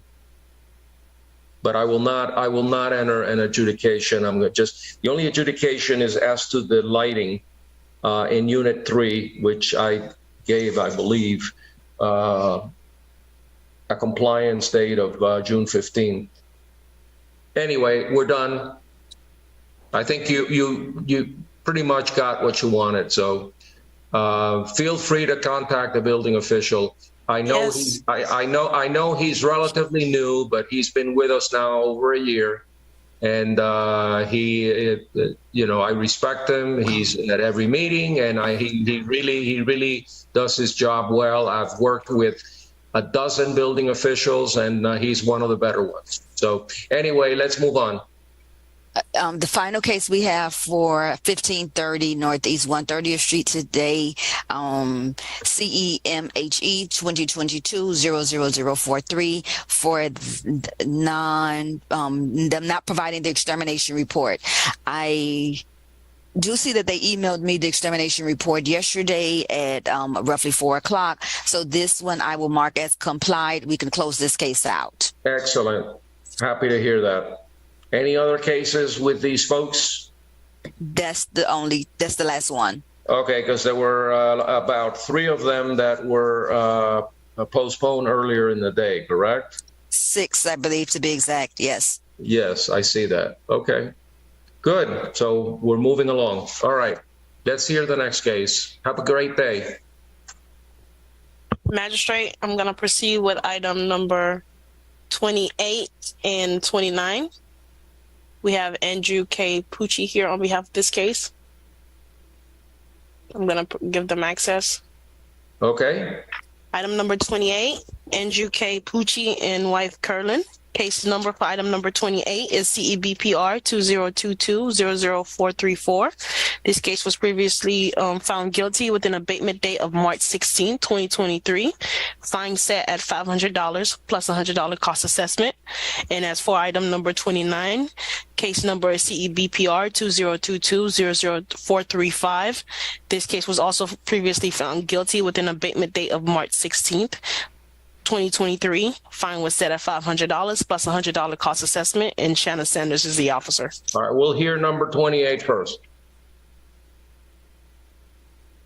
Give me one second. Who's here? Andrew Pucci? Yes. And wife Curlin? That is correct. Okay. I'm giving them access to enable their video. Is it start my video? Yes. We could hear you, but we don't see you. Oh, okay. I believe she's saying she's on a smartphone or something. She's texting. Let me see. Wait a minute. Are you there, Ms. Pucci? Yes, I am. It said use the camera. Allow the access to the camera. It said allow the access to the camera. I'm trying to get someone to help me. Allow the access to the camera. All right, we can see and hear you now. Okay. All right. Please raise your right hand. Do you solemnly swear or affirm the testimony you're about to give in these proceedings shall be the truth, the whole truth, nothing but the truth, so help you God? Please say I do. I do. Okay, you're Curlin? Yes, I am. All right, I'm Magistrate Smith. I believe I heard your case back in December 15th, and I found you guilty based on an air conditioning unit that was installed without permit, and you failed to obtain an after-the-fact permit in order to come into compliance.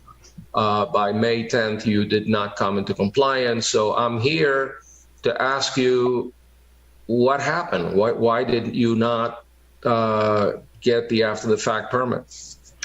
Well, first of all, Your Honor, the permit was supposedly pulled when they did the reconnection for the light, but my electrician did not put the AC into the permit that he was pulling at that time. So I thought it was something that was done already. Well, when you got my order in the mail, what did you think? That, it would just go away, or did you take No, steps to try to remedy? Let's get, I was trying to get someone to pull the permit after the work, but all they want, Your Honor, is what I can't afford. They want over $3,000 just to go back and pull the permit. So I told Ms. Sanders that I've been calling around trying to get someone more affordable to pull this permit after the work, and I'm not there yet because everyone wants an arm and a leg to be able to do it. Right now, I'm waiting on answer back from my disability because I just mentioned to her that I got sick back in November of 2022, and I don't have that kind of money right now to work with someone. Is that going to be the same answer on the next case, which deals with interior and exterior plumbing work done without a permit? Are we going to also hear the same thing, that you don't have the money to fix it? Not at this time, yes. Not at this time, because I told her that the last quote that I got was over $2,000 to be able to pull the permit after the work. So okay. So let me now hear from the code officer, since her name was mentioned. I'd like to hear from Officer Sanders. Janice Sanders, City of North Miami, Code Compliance Officer, as stated, for property address 13025 Northwest 16th Avenue for both cases, for the installation of the AC without first obtaining the permits, and for the plumbing work that was installed without obtaining the permits. We did have, several conversations in reference to this over the past few months, and she's explained to me she's getting quotes. Some of her initial quotes were 7,000 and 8,000. Now she's kind of narrowing it down to finding a few that's under 3, roughly 3. As I explained to Ms. Pucci, maybe, and I try not to speak on anyone's finances. I'm just here to enforce the code. Maybe we can work on trying to at least get one of the violations, abated. I was willing to give a little leniency with one or the other, but I needed some type of action being done. As we see, this case is already a year old. April made it a year, and I was not, at will or willing to give further, extensions based on not having the finances. I did point her into the direction of some of the assistance that the city gives, but at that time she, stated she might not be able to obtain that and things of that nature, but as of where the violation stands, compliance has not been met. And again, we have conversed about finances, but movement needs to be made in some type of way to get the permits obtained. Yeah, Ms. Pucci, unfortunately, my hands are tied. My role here is to decide on whether or not there's a violation, and if there's a violation, then I impose a fine. The fact that you may have some difficulty financially, which is doesn't play a very significant role. I do take that into consideration. I have not seen any financials from you, and I don't know what the equity in your property is, whether you can get either a mortgage or some kind of assistance from the city. But we're not gonna let this go on forever. What will you do to at least try to do something to make the city happy that the violations are being taken care of? Well, at this time, all I'm requesting is more time. I didn't say I wouldn't comply, but I do need more time to be able to find someone that would be more reasonable financially. So that's what I need at this point. Okay, so your husband's Andrew? Yeah, he's here. Okay, what does Andrew do for a living? He's in a wheelchair. Yes, sir. He's a paraplegic. And do you work? I was working before my accident. Do you have a lawsuit ongoing because of your accident? You know what happened? He got shot in our yard.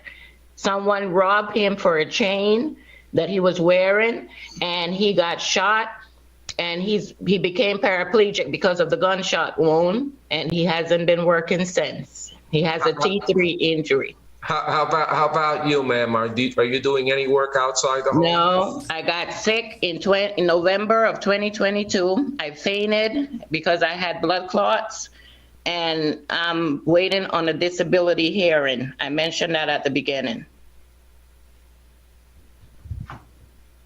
So what we are living off of right now is Mr. Pucci's disability check for our mortgage. I explained to Ms. Sanders that that was the problem. So we are willing to comply, but we needed more time. Yes, sir. Yes, sir. And I'm asking around to see, I even mentioned to her if the city had any electrical and plumbing people that they could provide for us. And she said, no, that's the homeowner responsibility. I don't know what the city provides. Are there other ways of maybe a nonprofit or a church or some? I'll get around to it. Like I said, I've been spreading the word, and I'm just hoping someone will come through in terms of giving us a lower price. The guy that put in the water heater for us, he said he can find someone maybe for $1,100 to do the permit. Do you have a mortgage on your house? Yes, sir. How much is the mortgage? Like $150. What is the house worth? I guess over 300. We probably could get about $280 for it, maybe. We never. Have you spoken to any lender, any bank to get a loan? Maybe you can get a $5,000 loan and then deal with not only these issues but also put a little bit of money in your pocket. Right. Yeah. I'm just trying to find a solution. Does anybody in the city have any suggestions? Ms. Sanders or anyone else? As I've stated, we've had conversation about the assistance that the city does have. She was asking more particular as in code compliance and building department, we give somebody, assign somebody to assist with the property owners in that matter. And as I explained to her, no, she, can definitely go to housing and apply for assistance. I pointed her in that direction, and everything that you're stating, again, we had a few very long, detailed conversations, and I'm giving her the same advice that you are giving, and again, as I explained to her, and I was hoping at this meeting, that she would be able to give a more, specific time frame as to what she's asking for, but, that's about as much as code can do, as in, pointing her to housing and, giving time. I understand. Ma'am, most cities, particularly in North Miami, have federal funding, community development block grants, other grants, facade renovation money. There's a variety of fountains of money that can come to citizens, residents that are struggling. Your husband is in a wheelchair. You're probably spending most of the day taking care of him. I believe you. I believe you don't have the means, the wherewithal to do that. I'm not going to, at this point, I am not going to fine you, but I'm going to require you to make a good faith effort to go to a nonprofit, to go to a bank, to go to the city, and to see if somebody can help you financially or helping you through the permit process. There may be an engineer or a general contractor or an air conditioning company in the city that does business with the city that wants to be a good neighbor, that wants to be a good Samaritan, that may come to your assistance. But I can't sit here and tell you that I'm never going to find you. You're going to have to. You're going to have to do something. You're going to have to make an effort. And I'm going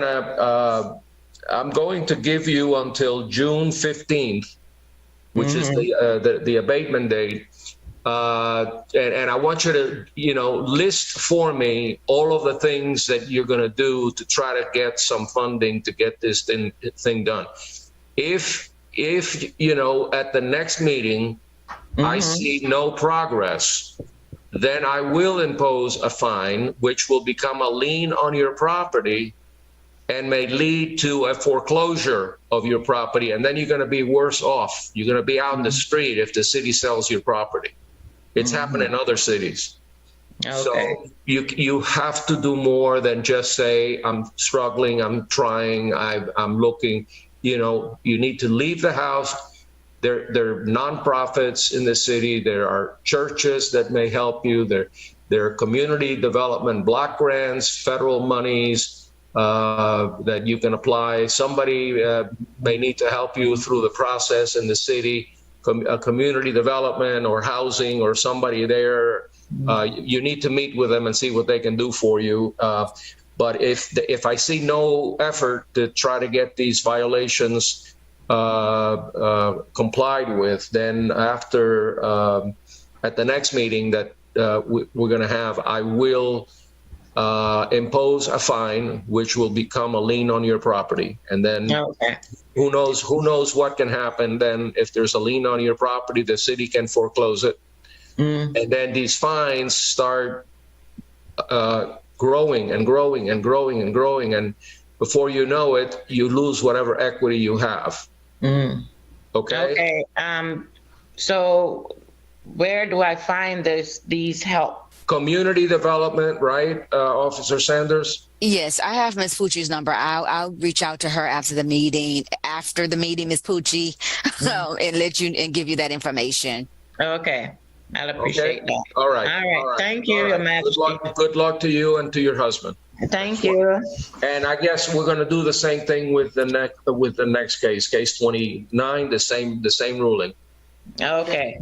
Thanks. I'm going to proceed with item number 30 through 32, which is Bayview Palms Condo Association. The officer is Gennaro Murillo. For item number 30, case number is MHVIO 2022-00401. Item number 31, case number MHVIO 2022-00402. And item number 32, case number is MHVIO 2022-00403. And we have Aldo Roja here on behalf of this property. Okay. Mr. Rojo, where are you? Just waiting for him to accept the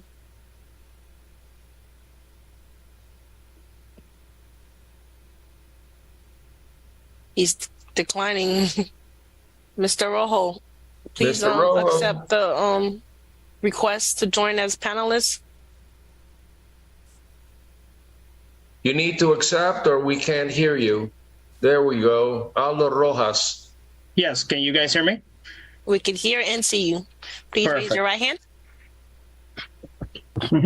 Do you solemnly swear or affirm the testimony you're about to give in these proceedings shall be the truth, the whole truth, and nothing but the truth? So help you God. Please say I do.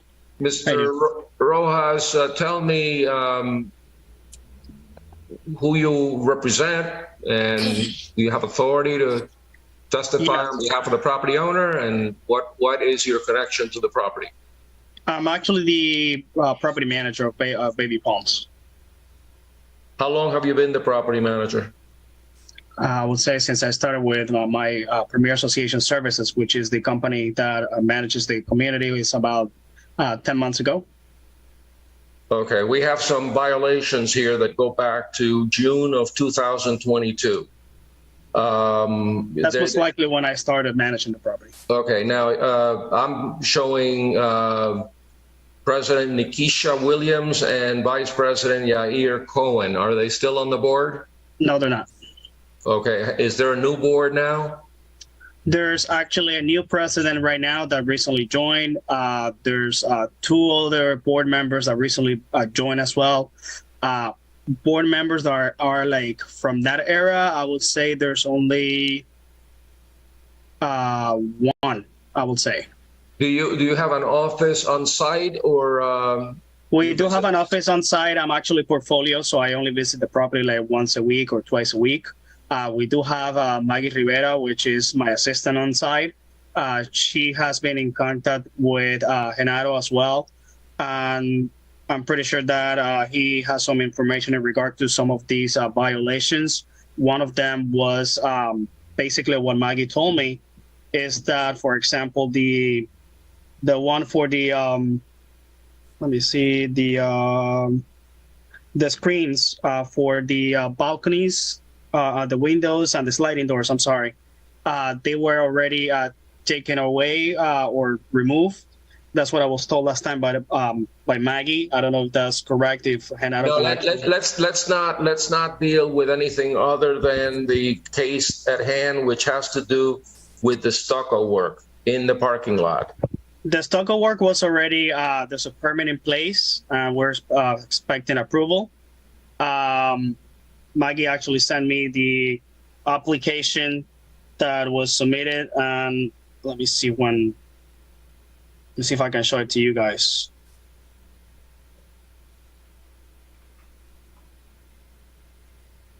Who's showing me these pictures? The city? Yes, I am, magistrate. Okay. And for the record, you are? St. Louis. Okay. Is the officer is Genaro Morillo? Is he here? Yes, he's here. Okay, I see him now. Okay, tell me, Mr. Morillo, what is this violation all about? Okay, so on June 29, 2022, I found the violation while conducting an annual housing inspection for stucco work that was made in the parking lot with no permit. I had a reinspection on July 2022. And there was no compliance. And so my final inspection on April 24, 2023, there was no compliance and no application made. Has there been an application made since then? I have to check if you could give me 1 minute. I'm sorry, but I just want to show that, I don't know if you guys can see it. There is an application actually that I was sent the information, so I can. Yeah. Mr. Rojas and yes. everyone else within the sound of my voice, it doesn't help you when you wait until the last second to file the paperwork necessary to come into compliance. It makes it very, very difficult on everybody, because now we have to, yes, you filed the application, but the city doesn't have it, so the case can't be closed until the code officer has an opportunity to review it and make sure that it's in compliance with the code. So you say you have the after the fact permit for the stucco work Your on Honor, the parking lot? I'm sorry. They applied on May 4th, so it's still pending. Okay, so there is no sign off yet on that. No, they just applied a few days ago. Okay, just an application. Yes, sir. All right. Any further comment from Mr. Rojas? How much time do you think you need to get the application through the process and get a after the fact building permit? Well, as far as what I know, on this project, we just, the board actually recently just hired this company, which is GC Constructions. We're in the process of also the financial. They had some financial problems before, which that's why it took a little bit longer than what it was expected. So we're now working to get a loan from a bank in order to finance all these projects with the stucco and everything that needs to be done in the garage. So once all of this is completed, so we will actually move forward with all of this. Okay, that's a lot of pie in the sky, in my opinion, because first of all, the special assessment has to be, if there's going to be a special assessment, I assume it has to be voted on by the owners. And then an application to a mortgage company or a bank can take forever. And we're left hanging. So we're not going to make this contingent on any loans or hiring of any contractor. It's very easy to file the application, but you still have to have the contract with a certified contractor to do the work. How much time do you think it's going to take the board to do this? And I'm not going to play games with them. They have a fiduciary duty to the unit owners, and they've got to find the resources somehow, some way, whether or not people have hardships. It's terrible, but if you don't set aside a reserve account, these things happen. So again, I ask you, what is the amount of time that you need in order to complete the work necessary to get an after-the-fact permit for the, we're talking about the garage? Well, we already hired CG Construction, so that's a good thing that we're moving forward in that. The board already approved them. They approved the proposal that they provided in order to complete the job. So the next step will be actually to the financials to finance this project. That's what we're actually waiting on the how much the bank actually will loan the building, and then moving forward is how much do we need to also do a special assessment if it's needed.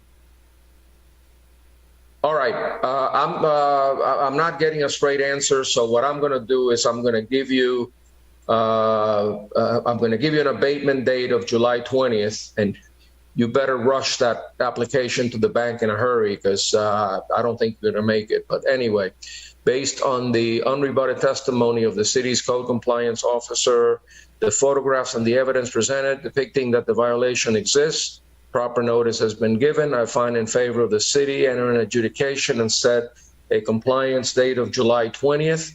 In the event of non-compliance, there shall be a daily fine of $250 until the violation is abated. So we got the rest of May, all of June, and most of July for you to get funding to do the to get an after-the-fact permit on the we're talking about the stucco work on the parking lot. Okay. Okay. So July 20th is your abatement date. Let's talk about now case number 31, which deals with pressure cleaning, remove debris. That shouldn't take a lot of time or money. So let me hear from you on that. How much time do you need to comply? That has already been done. We actually provided information to Genaro as well. We also have an invoice from 24 Hours, which is the cleaning company on the property, that they already have pressure cleaned. Now the garage is old, so it might not look like it's like completely clean, because of the pressure washing will not take away all of those debris and everything that is actually really stuck on the floor. But pressure washing has been done on the building. Mr. Morillo, your response. I will get in contact with him and I will go by to the property again, because the last time I went on my final inspection, there was nobody in the, there was no personnel in the office, so I didn't have access to the parking. Okay, I'm going to table that to my next meeting until the officer can go and check it out, make sure that there's full compliance. If there isn't, then bring it back. Next case deals with repairs to the structure in the parking lot. Tell me, Mr. Rojas, what's that about? That is the same thing. We also hired these companies, CG Construction.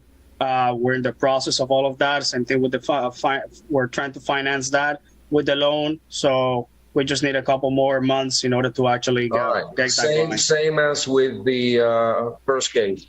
Based on the unrebutted testimony of the city's code compliance officer, the photograph and the evidence presented depicting that the cited violation still exists, proper notice has been given. I find in favor of the city. Enter adjudication and set a compliance date of July 20th. The event of non-compliance, there shall be a daily fine of $250 until the violation is abated. Do we have any more on this property? No, sir. If not, let's move on to the next one. I'm going to go ahead and proceed with item number 33, which is Caridad Property 1 LLC. Case number is by the way, before you read that, we're going to take a brief break after this case around 12 o'clock for about 10 minutes so people can go to the bathroom, have a drink of water, stretch. This could very well be a long meeting. There are a lot of things on the agenda. So just, you know, if you need to go, we'll go after this case. Noted. Item number 33 is Caridad Property 1 LLC. Case number FYBRR 20200002. This case was previously found guilty with an abatement date of January 14th, 2022. Fine was set at $500, and building official Mayor Jean will present this case. Okay, glad to have you. Let me hear from the owner. I believe we have G.O. Daughter here. I'm gonna promote him.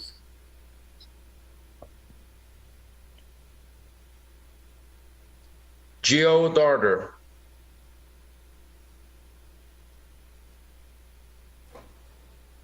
Please raise your right hand, sir. Do you solemnly swear or affirm the testimony you're about to give in these proceedings shall be the truth, the whole truth, and nothing but the truth? So help you God. Please say I do. I do. Mr. Darder, please state your full name, your street address, and your relationship to the property. Yes, my name is Geo George Darder. The property is 12500 Northeast 4th Avenue, Upper Bridge. And my address is 12418 Northeast 4th Avenue in North Miami as well. Okay. You are, according to the property records, you're a manager and registered agent for the LLC, correct? Correct, sir. All right. You're being cited for failing to comply with the 40-year building recertification. And it looks like I found you guilty on October of 2000. Could that be true? October 2021.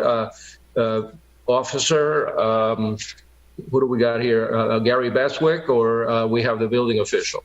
Yes. Building official. Mary Jean, the building official. Okay. Tell me, first, let me ask the property owner, why have you not come into compliance? Sir, first and foremost, I want to say that, this is a long case. It started during COVID. I'm very aware of you. I know almost everyone that's on this board. We've done everything possible through the book from the beginning. It's unfortunate that this is a 2-building folio. And from the get-go with Gary Beswick, there was confusion on which of the building they were cited. At first, it was 12500, but there's a second building to it. And we kept telling them in the beginning that building was under construction with the CRA grant. That started back in 2020.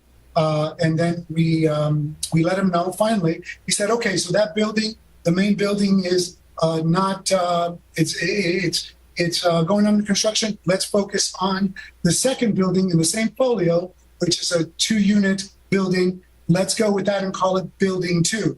That took quite a while to establish. From there, once we did establish that, he wanted a 40-year. That's when we came to you. That was in June 4th, 2020. We got our first notice from Gary Beswick.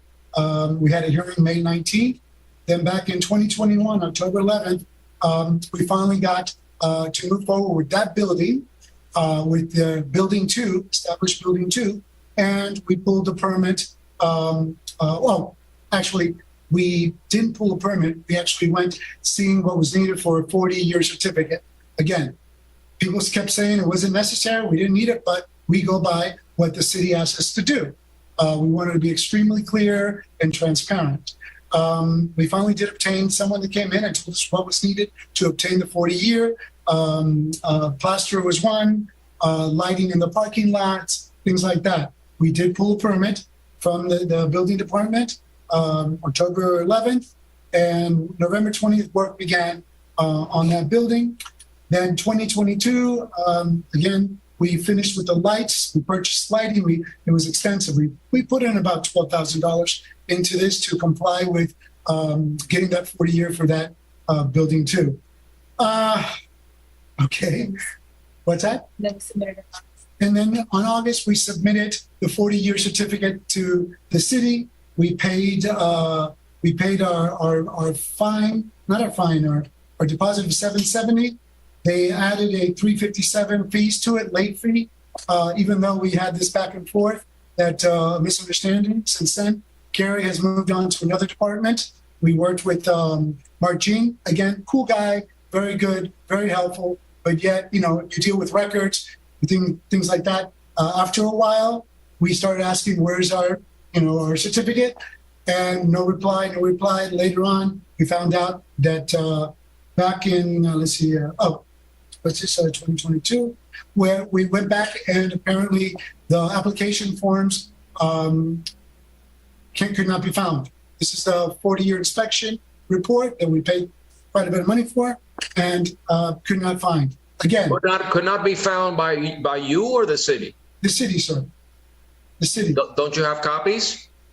Sir, of course we have copies. That comes later. We kept asking, sending emails, finding out what's pleased to help us with this. We know the city's growing rapidly. We know they have a lot of projects, large projects coming in. We know that they're overwhelmed a bit because the city is growing so big. So I understand. We're not here to argue. We're here to resolve. So we did request. I met with Mark. He was very kind, and he said, we'll look into it.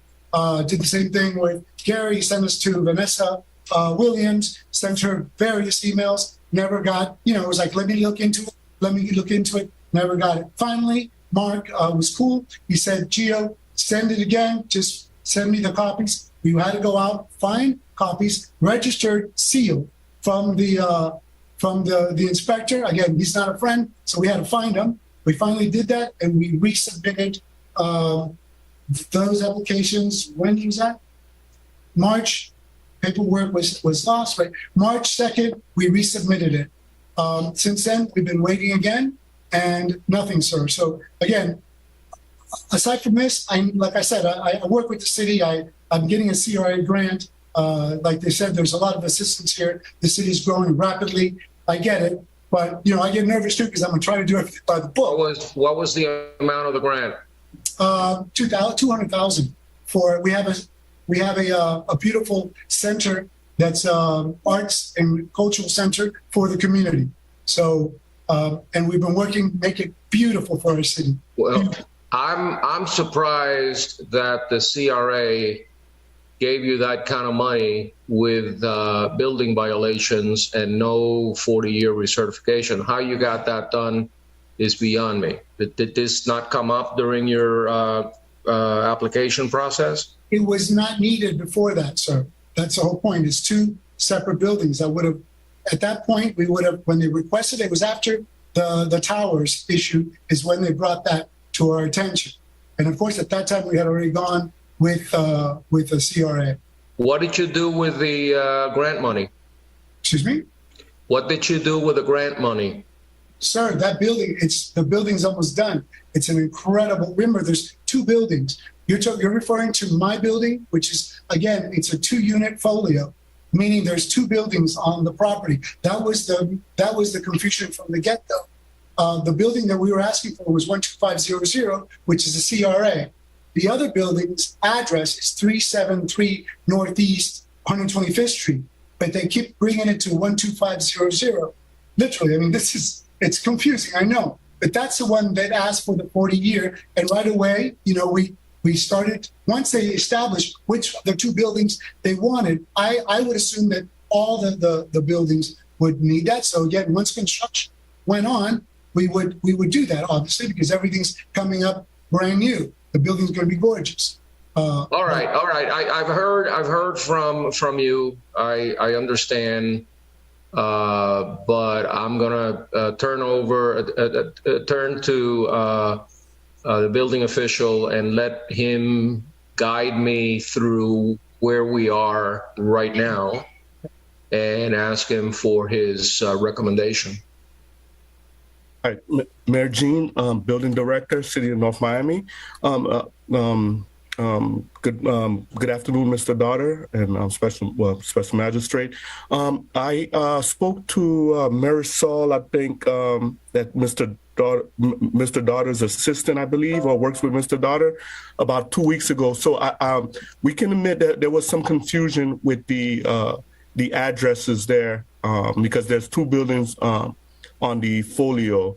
So I spoke to Marisol and indicated to her I reviewed the 40-year recertification, but it was done for the 2-story building, and that 2-story building is technically exempt from the 40-year recertification. So, I'm going to ask, this be a table, but we'll still need, even though the building, the other larger building is completely renovated, or it's being renovated, and I believe that's almost complete, we'll still need a 40-year for that building, but the state of it will be, redone. So I don't know if there's a way we can table this. And yeah, there's a way if it makes sense, if it's reasonable. Okay. So are you saying that in one building that there's work done being but not yet finished, and therefore the 40 years approved yet, but that there's another building that doesn't need the 40-year recertification? Correct. So the building they did provide me the 40-year for is technically exempt and was not needed. So that's an error on the city's part for having Mr. Daughter go through that. But we'll still need one for the building that's being renovated. And that building is being renovated with CRA funds? Correct. Matching grant, Magistrate. A matching grant. So you put up 200, the city put up 200. I actually put up 400,000, sir. Okay, good for you. All right, the building official has clarified the situation. We're going to table it until the staff, building official or code officer brings it back to me, but it seems like they've made some very good progress, and hopefully we can get this finished and closed within the next couple months. So something, sir, before you want to say something? Yes, sir. In this case, again, I thank you, Martine, for that. I appreciate that, and the whole staff. Question: since we are a nonprofit, we've been working really hard, and we were going to fix the building anyway. That's okay. Improvements are always good, and but can we apply the fees that we put into this? Yes, correct. The other building, so we get some credit on that, so it could help us. So all right, that's a staff issue. That doesn't rise to my level. So okay. You guys work it out. Thank you. And at this point, we're going to take a 15-minute break so that we can either go have a bite or go to the bathroom or stretch your legs or whatever you feel like doing. We'll resume. I'll tell you what. We'll resume at 12:30. It's 5 minutes after 12. We'll resume at 12:30. Everybody come back, and I'll see you then. Thank you very much. Thank you.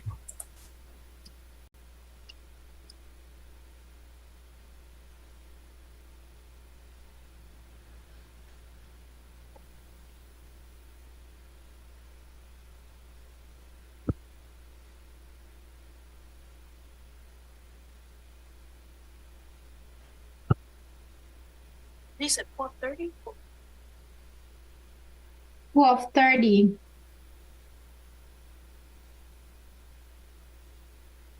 We will resume at 12:30.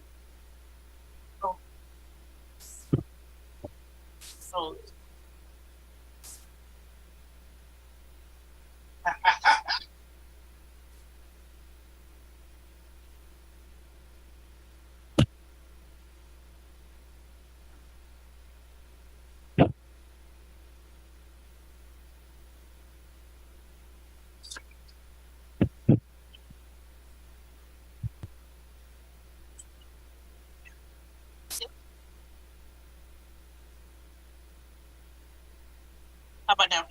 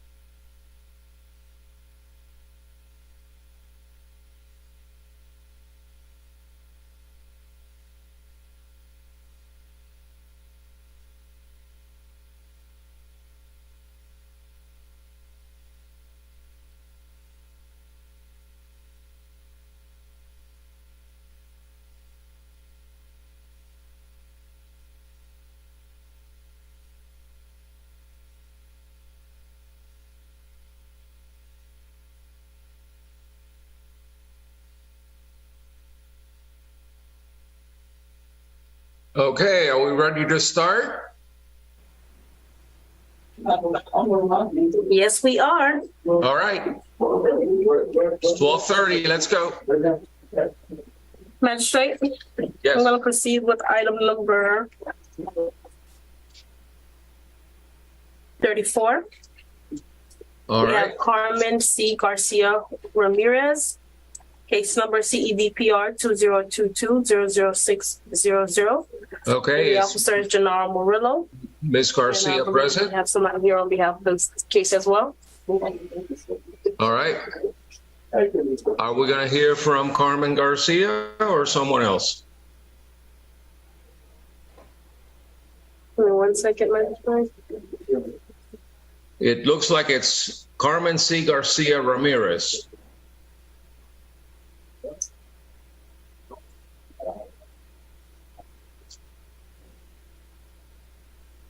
We had someone by the name of Neymar Carrero.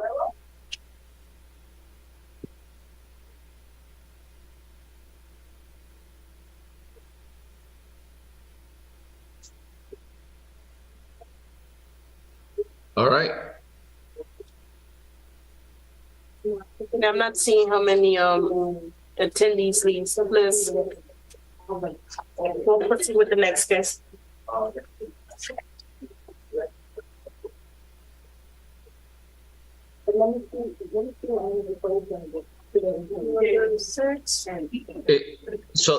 Is there somebody present or not?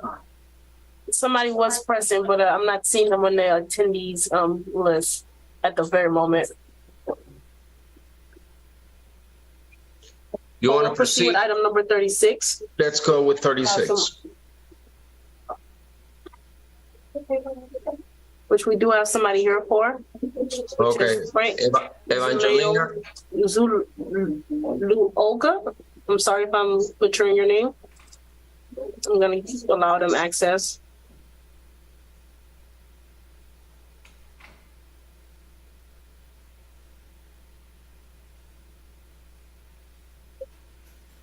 Give me 1 second, Magistrate.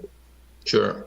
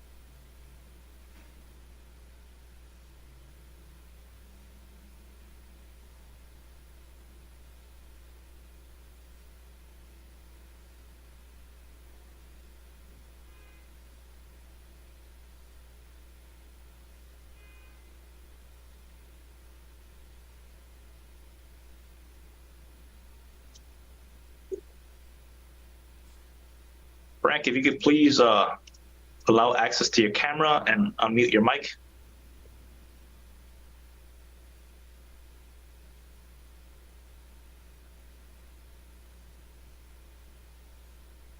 I am unmuted, but the camera doesn't seem to allow me. Let me see. Oh, We did give you access to turn on your camera, so you should be able to do it. I can't seem to find the camera somewhere.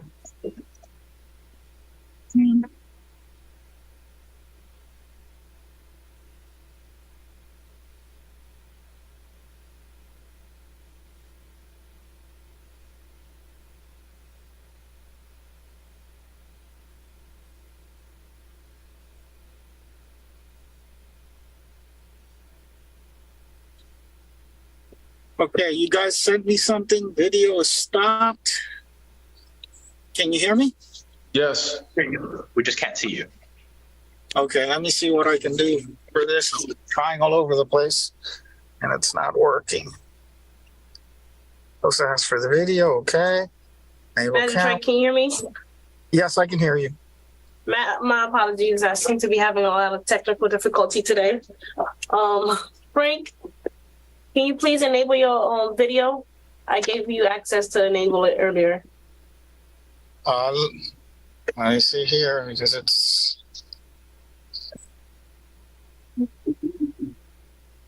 I pressed the button that says start video. I don't know if that is the one because I don't see any camera here. Background effects.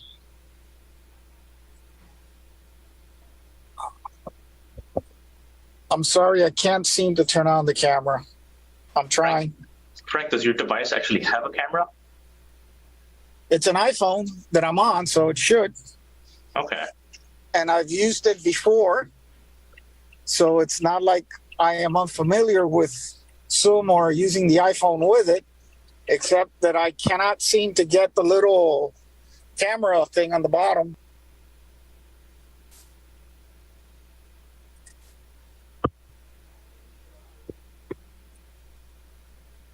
Why don't we move to the next case and try to get this technical difficulty resolved after the next case? Do we have somebody online that we can just start? Hate to keep wasting time with this. No problem. We'll move to item number 39, which is Giancarlo Moscoso. And that is Gina A. Vargas, Julieta D. Manette. This case is RCCOR 2019-00041. It was previously found guilty with an abatement date of February 4th, 2021. Fine set at $250 plus $100 cost assessment. And the officer is Gary Beswick, and we have building official Mayor Jean on behalf of to present this case. All right, let me hear from the property owner. Is Gina Vargas or Julieta Manet able to talk to us? Sir, please raise your right hand. Good morning, good afternoon, brother, Special Magistrate. This is Giancarlo Moscoso, Gina Vargas' husband. She can be here. She's just actually in a work meeting, but I'm also registered as a property owner. Do you solemnly swear or affirm the testimony you're about to give in these proceedings shall be the truth, the whole truth, and nothing but the truth? So help you God. Please say I do. I do. Mr. Moscoso, there was an order entered by me on November 17, 2000. It's hard to believe we're in 2023 already. And we're still here. Yes. You needed a reoccupancy certificate, which you didn't obtain when you bought the property. What's the status of that? Yes, your Special Magistrate. Actually, on Mr. Building Inspector Jean Mar's guidance, I went ahead and renewed my permit for the work that was concealed. That was the work done that was concealed when I purchased the property. That was done after the fact. So I'm actually bringing up everything up to code. I already, like I said, with the guidance of Building Inspector Jimar, I renewed the permit that I had. It's actually renewed and it's valid. I already called for the final inspection done that were missing for the building and plumbing. I actually passed the plumbing last week. And for the building inspection, there was an additional request that was made by the inspector that I submitted to my engineer and that I'm still waiting. I should have received it by now, but just the engineer it seems to be overloaded with work, and I'm waiting to get back from the engineer so I can call again a final inspection on the permit so I can close it. That's the only thing that it's missing now. I hope to have it done by tomorrow so I can call for inspection and be done early next week. As soon as I close these permits, I will immediately call for inspection on the certificate of occupancy. I've already purchased my my money order to call for that. I was trying to have everything done this week prior to this hearing, but unfortunately, the second engineer letter I needed as a result from the final building inspection from last week, is just delayed. But I have everything in order.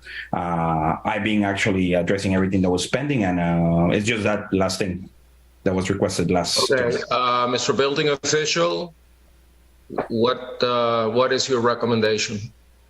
Okay, yeah, actually, I was just doing the checking the research for the permit, and just basically seeing what we have in the system here. Yeah, because he had a failed inspection in February 9th, 2021, then another failed inspection for final building inspection on the 4th. So it indicates he needs an engineering letter. So hopefully if he can get that, he'll be close to closing that permit. So and also the permit is, let me check if it's been renewed. Yes. It's been renewed to the new expiration date is October 31st, 2023. So it looks like he's been getting some work. So we possibly could give him table it for 30 days. And all right, we'll table it until my next hearing, and we should have it all done by then. Yes. If not, I'll be terribly disappointed. And you got some heavy fines here that could accrue if it's not done. And again, I remind everybody, please don't wait until the last day. This was open in 2019. This case was open, and here we are 4 years later. And I'm not using you as an example, sir. I see this a lot. Here we are 4 years later, and we're still arguing over the same case. So one more time, and then the fines will start accruing. So let's table this until the next meeting. I appreciate your help, Anna. And just if I can add one more thing, I already have the engineer letter that was originally requested. It's just an addition to this. Yeah, I'm not going to get involved into the process. Thank you very much. You know what you need to do, and you got about I don't know, maybe 45 days to get it done. Okay, we finally have Mr. Frank Zuluaga, yes, who we that were is looking correct. for before, right? Yes. What case was that? Madam Sir, Clerk? I'm familiar with the case number. Madam Clerk, what's the case number? That's 34, Carmen Garcia Ramirez. 36 is 36. 36? for Frank. Mm-hmm. It's 36. Is that Evangelina Jimenez? Yes. Okay. And then the case number is CEBCM 20220029. All right. Sir, state your full. Have you been sworn? Not yet, sir. Please raise your right hand. Do you solemnly swear or affirm the testimony you're about to give in these proceedings shall be the truth, the whole truth, and nothing but the truth? So help you God. Please say I do. I do. Mr. Zuluaga, state your full name, address, and your relationship to the property.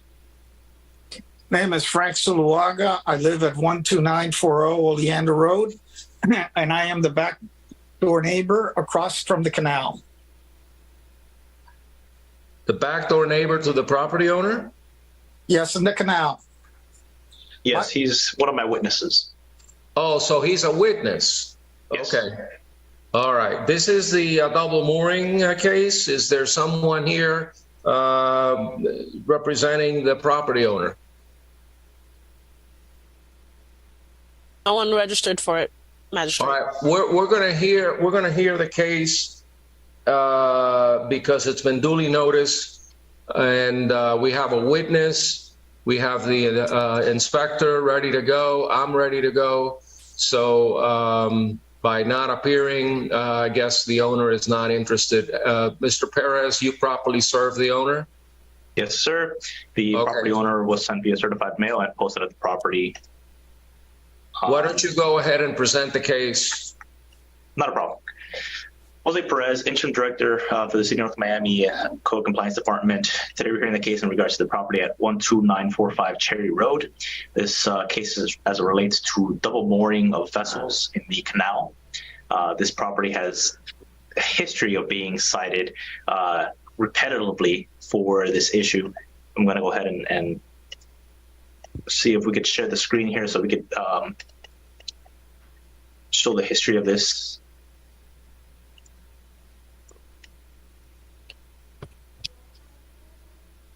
Admin, could you enable the sharing of the screens? Right now it's disabled.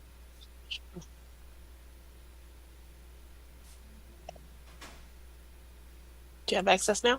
Yes, I do. All right. As you guys see here, there's quite a history at this property with the same owners, but basically since 2008 until current, there has been several instances of double mooring that has been occurring at the property. Right now, there's 13 cases. There's 2 that have been tickets as it relates to double mooring that have been paid for. So this property owner has admitted to guilt in the past of this occurrence. I will also demonstrate some photographs.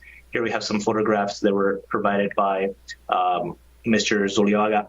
And as you can see, they are double mooring.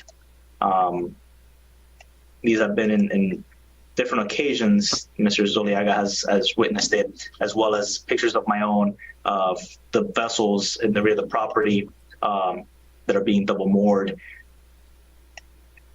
As it relates to the violation, the property owner was given courtesy by myself prior to my violation currently, and is actively disregarding the violation and continues to double moor. At this point in time, the city is requesting an adjudication as well as a monetary fine because they have obviously disregarded the violation, and we would like to proceed with that. I would also allow Mr. Frank to present his testimony as it relates to the double mooring and the issues that are occurring at his property. Yeah, let me ask you this, officer. Is the property owner the owner of both vessels? No. So the property owner is owner of one vessel. The other vessels aren't registered to him. Okay, and so that I'm clear, I will enter an adjudication. Are you asking me also to impose a fine in addition to that, or not? Yes, sir. Okay, and the fine would be because when you went out there, when was that? So I've gone out multiple times. I have pictures from July. I have pictures from August. I have pictures from different period of times that I've gone out there, and they've consistently double moored the vessel. So as it relates to that, I know previously, as I mentioned, I cited them back in September 2021, February 2022, July 2022, and they continue to disregard these violations. Okay, so those were ticket citations, or were they matters that came before the special magistrate? They did not come before the magistrate, and they were not tickets as a means of them going and removing the vessel. But it is this cat and mouse game where they continuously reoccur and redo the violation. So as a means of bypassing that, we failed the case, and we're here before the magistrate to prosecute. Okay, but I thought I heard you say that you had issued tickets and they had paid some violations, some fines. Yes, the officer that was previously in the area. So back in April 2019, another officer issued a ticket. And then in 2016, another officer issued a ticket where I did not issue a ticket. What were those ticket amounts? If you may, I'll give you the exact numbers. 1 second.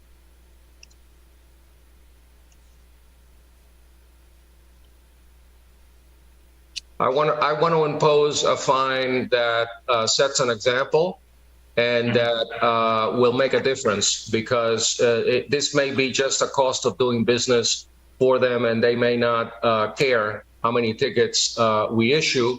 They'll just go ahead and pay and keep doing it. Maybe they're doing some business with the two boats. Correct. There's another case as it relates to that.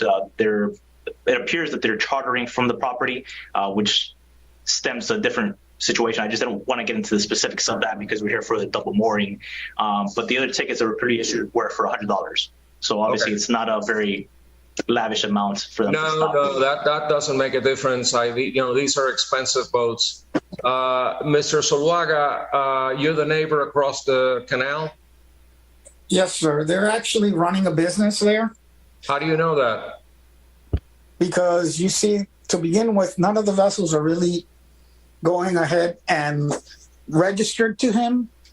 His business is being a charter captain, and that's obvious on the other papers that we gave the code enforcement officer. He's on the web doing it, and there's constant vessels back and forth. They even come in at the middle of the night with music, loud music coming in and everything. I would suggest, sir, that next time you have an opportunity, if you could videotape the activities, that would be helpful. But we're not here on chartering. We've imposed on the double mooring. Yeah, double mooring, Your Majesty. That's what we're here on. Okay, there's two pictures that the code enforcement officer showed you that I provided them, and I called the police, and they got case numbers, and those were passed when this hearing was already scheduled. So if you check, he had the hearing scheduled, and he was still double mooring and everything. And you have the pictures and the reports from the police department. And it's exactly what you say. I mean, you go ahead and you ticket him, and it's just the cost of doing business. Okay. The name on the citation is Evangelina Jimenez. Is that a spouse? That is the mother, sir. That's so the property is in the mother's name. Mother's, and I believe he's also on the deed. Okay, it's not showing that in my review. There may be multiple other violations going on, maybe doing business without a license, chartering, and so forth, but that's not before me. Before me is the double mooring. I've seen the pictures. I've seen your pictures, Mr. Zuluaga and Mr. Perez.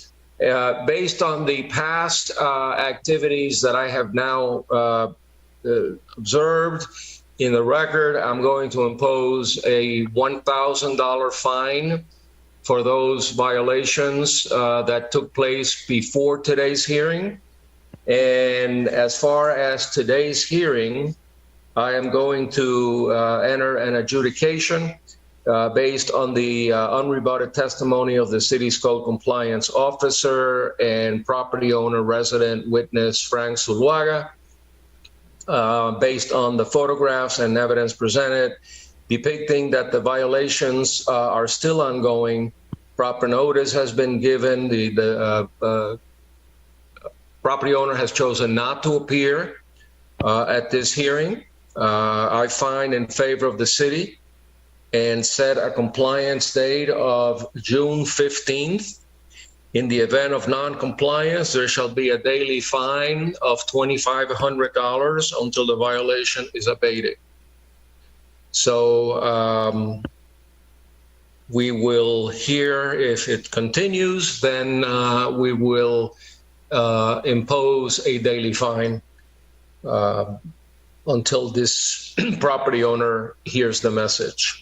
So thank you, sir, for coming forward and helping the city enforce its code.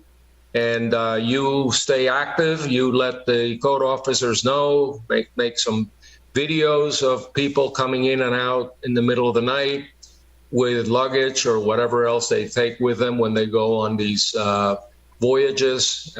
We'd like to hear more from people getting involved. So that having been said, we're ready to move to the next case. Thank you. Magistrate, I'm going to call item number 27, which is AHDS Ocean King, LLC, case number FYBRR 2020-000076. This case was previously found guilty with an abatement date of November 14th, 2021. Fine was set at $1,000, and we have Mayor Jean to present this case. We also have Ethan Wasserman here on behalf of this case as well. Okay, Mr. Wasserman, you are an attorney. Yes. You represent the property owner. If I could ask, when I clicks to join the panel, it mutes. Which case was called? 27. Number 27, AHDS Ocean King LLC. Yes, there should be, I think, 5 cases. Yes, I represent the owner of the property. Okay. I'm an attorney. I only have one case before me, as far as I can tell. Madam Clerk, are there more than one case? There's only one. The other Okay. one from the other officer were removed from the agenda before mailing. Okay. Which is the what's the case number? This is 40-year recertification. Yes. And the building official mayor would be the one to present the case. Yeah, Mr. Wasserman, you've reviewed the case. You probably have noted that I have already, well, a special magistrate, I'm not sure that it was myself, found your client guilty back in, I believe, November or earlier in 2021. And a fine was set of $1,000. You understand that? Have you reviewed the case file with your client? Not entirely. Let me explain what I know and my involvement. So my client actually purchased the membership interest about 1 month ago. I to be perfectly blunt, and that's my mistake. I was here. I have notices to appear for 5 other cases that I was prepared to address. I didn't have this one of the 40-year recertification. I was under the impression that the 40-year recertification the paperwork was submitted. So I'll defer to the building official, but we'll follow the lead of Your Honor. My client bought the membership. Just to give you the full scope here. We are actually pending a settlement agreement through the finance department with the city manager. So that's what I was coming this morning to, and I've submitted that into the record to the code officer. We did not want to close the property while all these violations were out there, but for a series of reasons, including interest rates rising and an insurance issue, we couldn't get insurance in a new name, given that there's some roof issues that we are addressing. We purchased the property. Our lender is aware of these issues. We have funds set aside to deal with it. There's a top-down approach we need to take, and I know I'm jumping to the other cases, but I just want to explain. There's a programmed renovation process for the property that's underway: roof, balconies, painting, reoccupancy certificates we need to get, and then we could get CUs and BTRs because the property has a series of problems with it, and as the new owner, we're responsible to fix it and bring it up to code. So we are doing that. I'm not prepared on a 40-year recert. To be honest, I thought that was addressed. But I'd love to hear from the building official, and I'll do what I can. Okay, so your client bought a membership in the LLC, which currently is doing business as a rental apartment? Yeah, it's a big property. It has an 82-unit rental building, like an L-shaped building along the corners of the property, and then in the front there's a commercial building, a standalone. Single story. I don't want to make up the square footage. It's relatively large, and a Haitian community center and I think it's a day school or a daycare operates out of that at the first floor. Okay. Let me hear from the building official about the 40-year recertification. The other issues, I understand, will or will not be part of a global settlement agreement. But we still have this pending issue before me, and I'd like to know how to resolve it. Good afternoon, Mayor Jean, Building Director. With this property, I was in communication with Mr. Eric Martinez with Aruba Permitted Services. because we had the other issue where I believe they have gotten the permits to do the railings and some other work. But I thought, you know, in conversations with him and also, I guess, the owner at that time, you know, my expectations were the permits were issued and the repair would be underway. But I recently passed at that building and I didn't see any activity. And I guess the property changed hands. And then I don't know the status of the permit, not the permit in terms of the status of starting the work. So, and also I indicated to Mr. Eric Martinez at that time that, you know, even though the property would be under repair, that we still need a 40-year recertification for that property so that way we can have on record. Then once the work is done, we'll need one following up stating that the property is structurally and electrically safe. So that would kind of close out the 40-year. But okay, so this is one building, and there are currently renovations ongoing on at least part of the building. Well, no. The permit is issued, and I had a meeting there on site with the owner at that time and the permit expediter, and regarding my expectations for the work, basically to get the work started, you know, as soon as possible. But I believe there was a lag, and also the ownership of the building changed. So basically, I'm kind of in the dark of what's happening.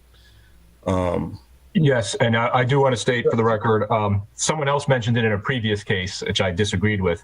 We appreciate the building official actually walked the property. You don't see that in a lot of cities, to your point of other cities. Yeah, tell me about it, Ethan.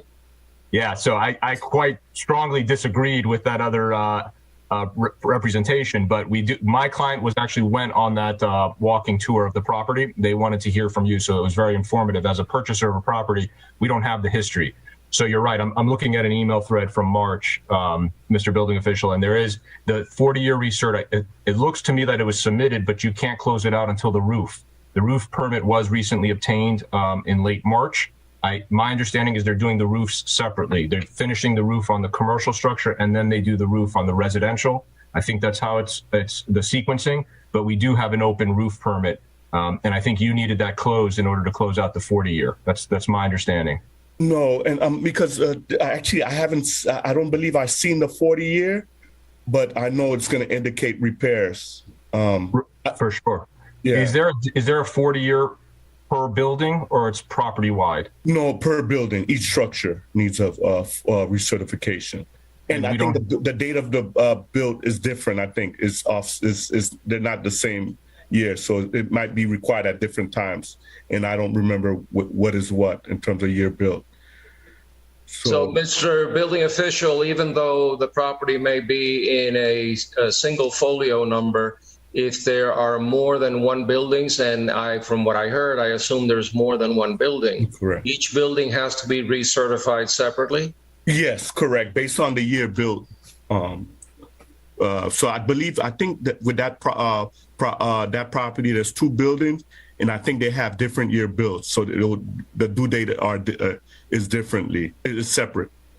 So, but my concern with this one, we went through, I went through the effort with the expediter to get them to a point where I thought things were going to start, but it seemed like things are on pause, and I'm in the dark of what happened on that. So. Can you explain? I know you've recently been hired, Mr. Wasserman, and you're not particularly here for this issue, but obviously if the roof is bad, if the plumbing is bad, everything else is, you're not going to get a 40-year recertification.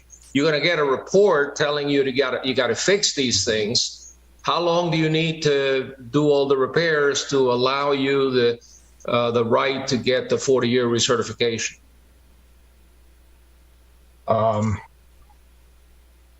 I would suggest we submit the report, and I'm almost certain I've seen it. So the report should be there. It's going to, like to your point, it's going to identify failures in the report. I'm assuming that failure is going to be tied to the roof, which has an active permit and is underway. So I think there's two steps. One is submitting the report and I don't know if the city accepts a report that has failures in it. I'm not sure the technical process.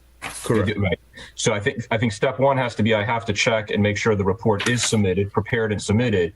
And then the compliance timeline to close it out is, probably at least 90 days to do a roof repair. I don't know if that's the only scope of work that's going to be in here. I know we have permits for other work as well, but the roof is step one.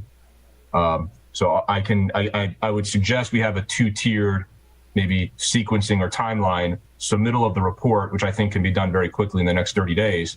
And then assuming the roof is the sole repair, a 90-day compliance from there. And I guess we caveat that, with your permission, of course, separate from the compliance agreement. And maybe I need to put this in the compliance agreement with the manager's office, but I wasn't aware of it, and that's my fault.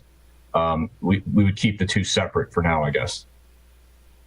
Well, it's all part and parcel of the same issue. You can't do one without the other. So what is your agreement with the city manager? We're waiting. We had to submit. This case is a little unusual in terms of our request for a settlement agreement. We were working through the city attorney's office with Jennifer Warren and Jeff Cazot, because normally you don't get a mitigation type agreement until you close out your case. But because we're stepping into the shoes and there's at least 6 months of work that has to happen from start to finish, the city attorney office agreed that we need to have basically a compliance schedule blessed by the city. That goes through the finance department. It's a little unusual.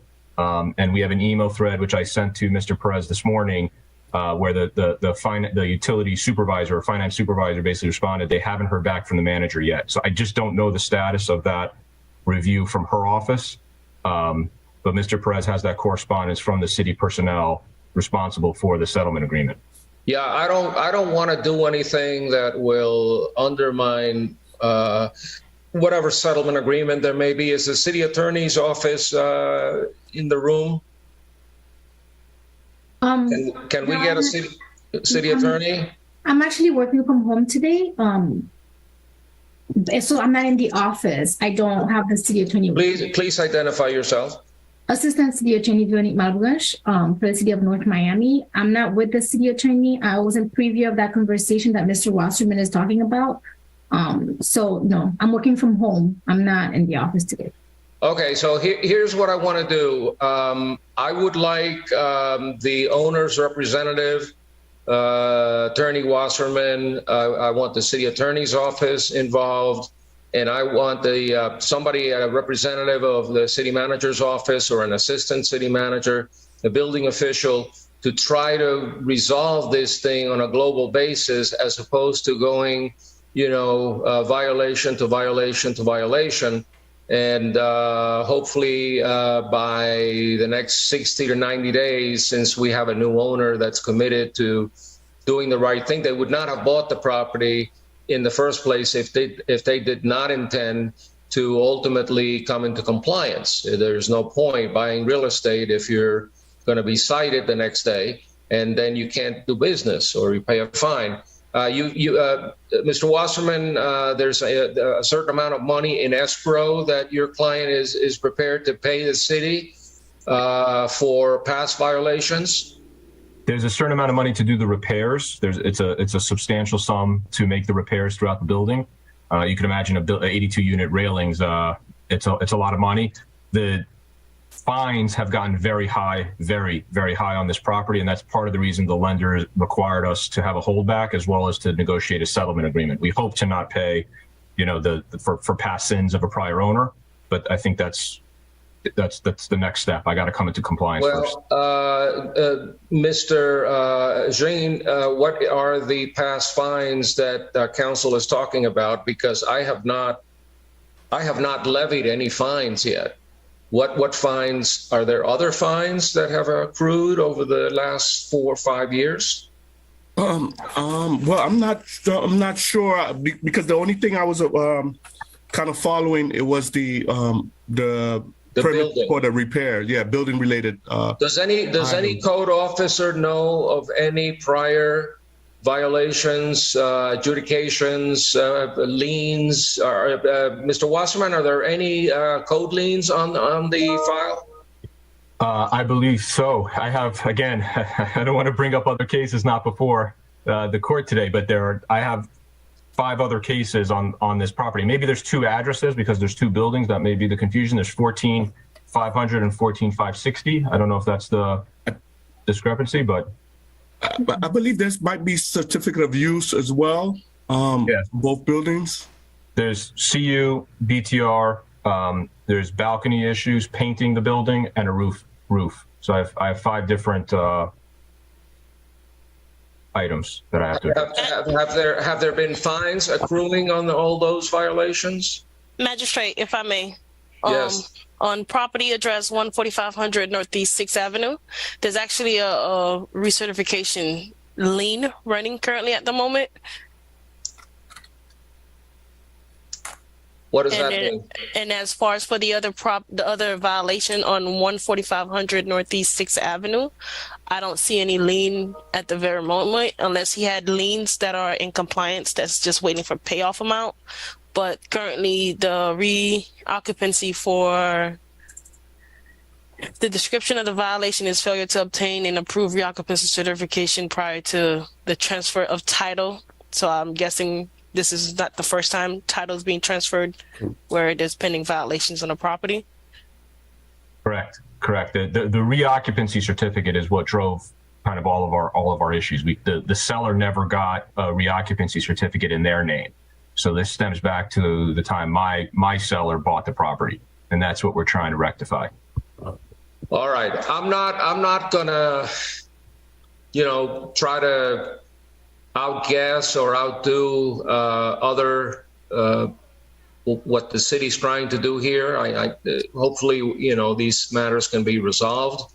So I would encourage all parties that are part of this process, building code, legal, to work together to try to get this resolved on a global basis instead of going piecemeal.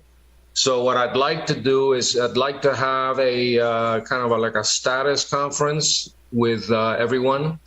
We can do that not next meeting, but the meeting after that. And if there are still issues, I'll decide on those. If people are dragging their feet, I will ratify the violations and the fines, and they're heavy, Mr. Wasserman, because the fine that was set back in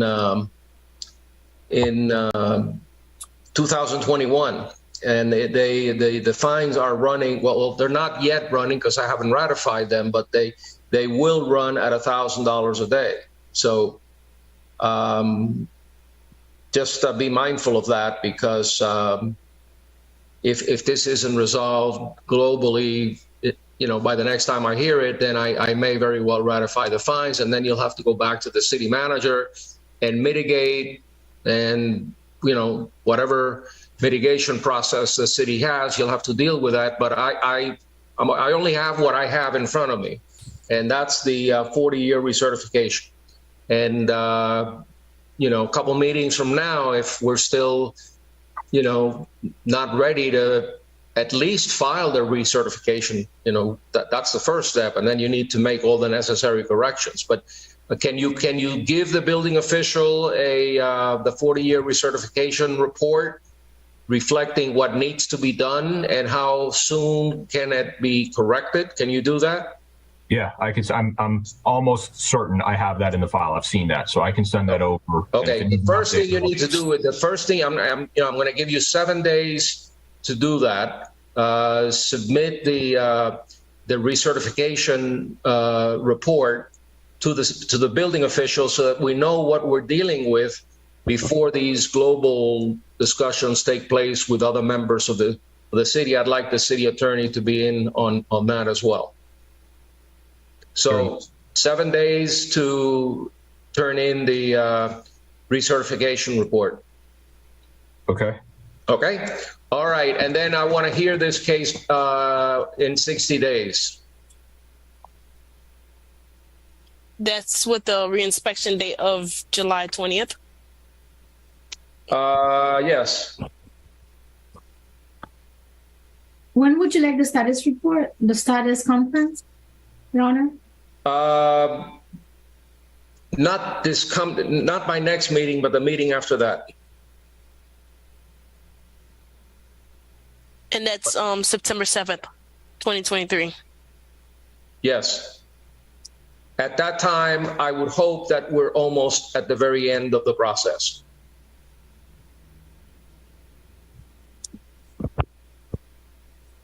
That's almost 4 months, Mr. Wasserman. So if you have good people working for you, you should be able to get it done. I believe so. Thank you. I appreciate that. All right. Mr. Wasserman, don't leave just yet. I do have 2 more cases here for you as well. Yes, please. Which is magistrate, that's item number 74 and 75.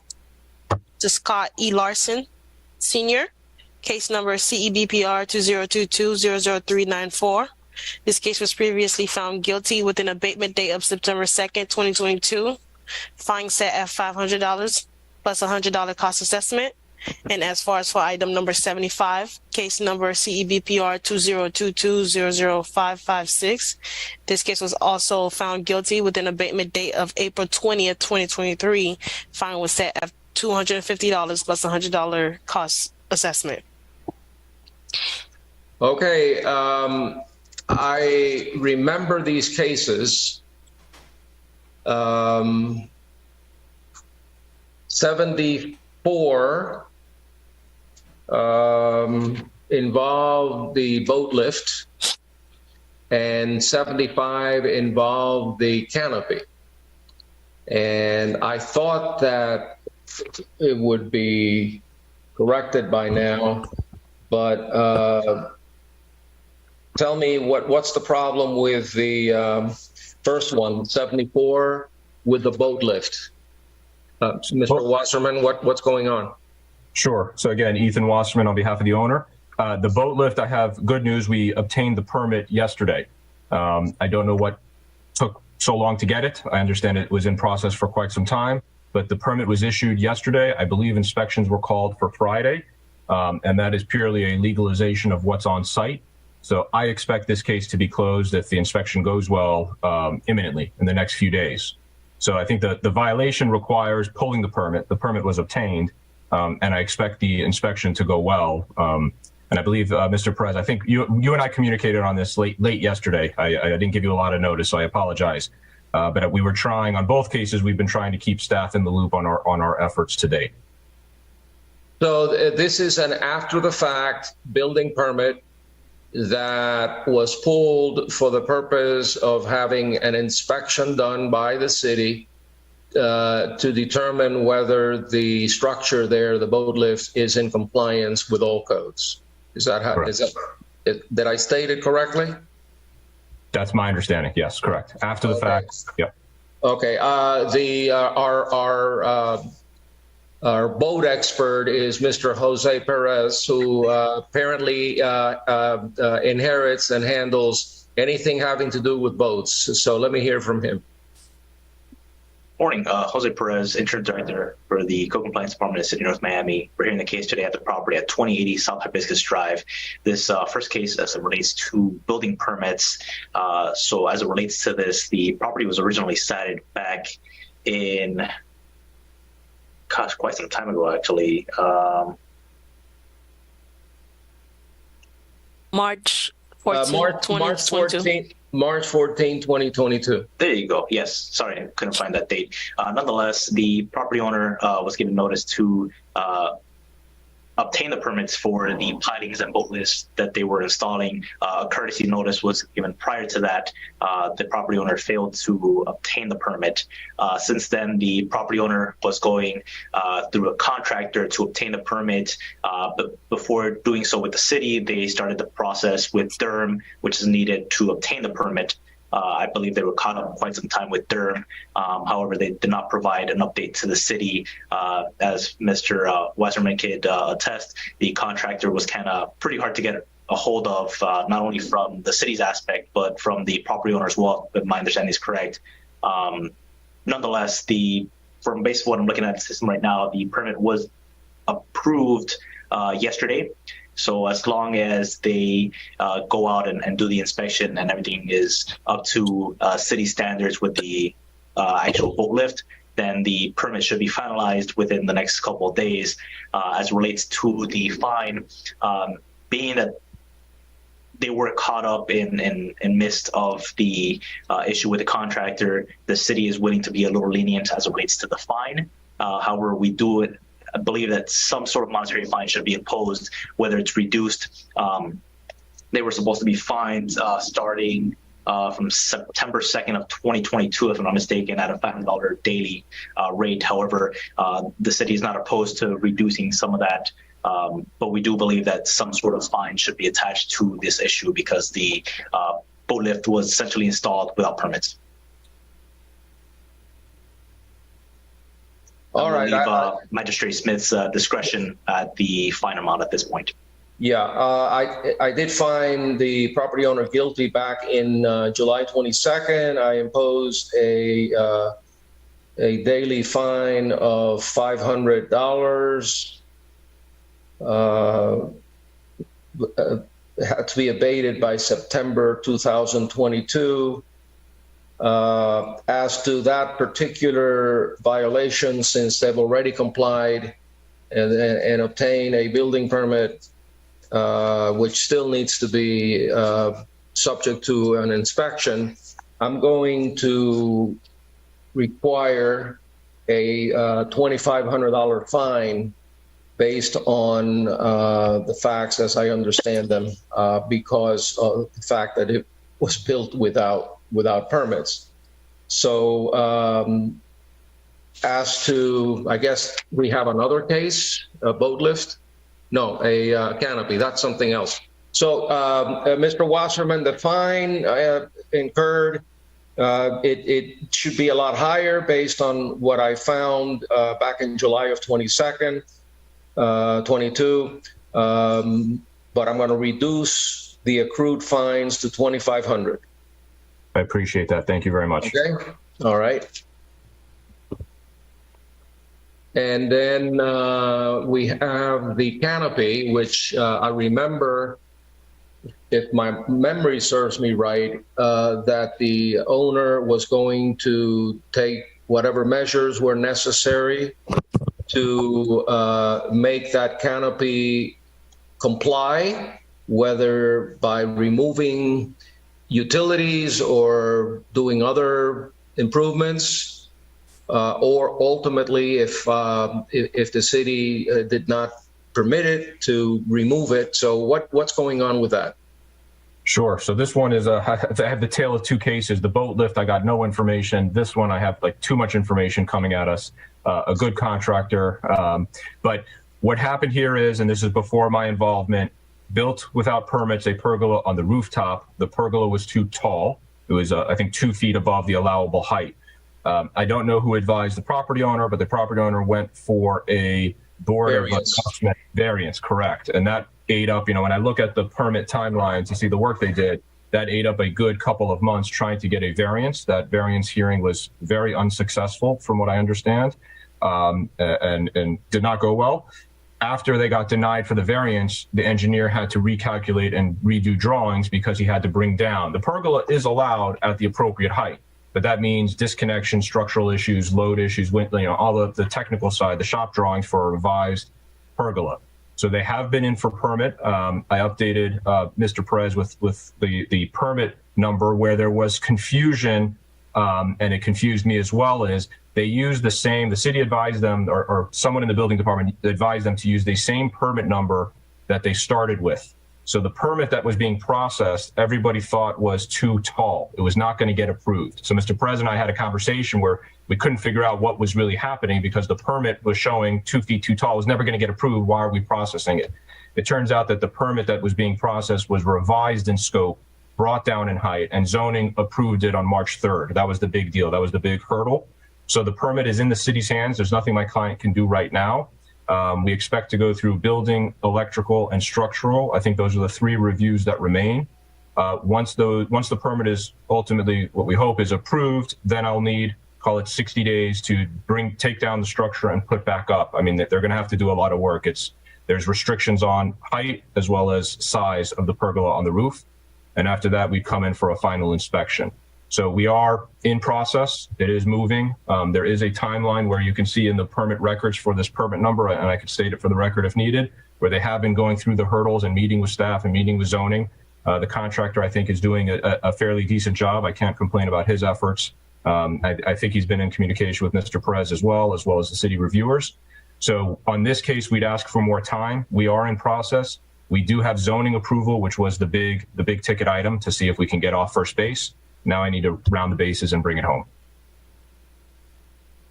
All right. So other than removing a couple of feet from the height in order to comply with the height limit, are there other issues like plumbing, electrical? No, those were closed. There was another case on this property. Your memory is correct. That case was closed. There was a bathroom on the roof structure.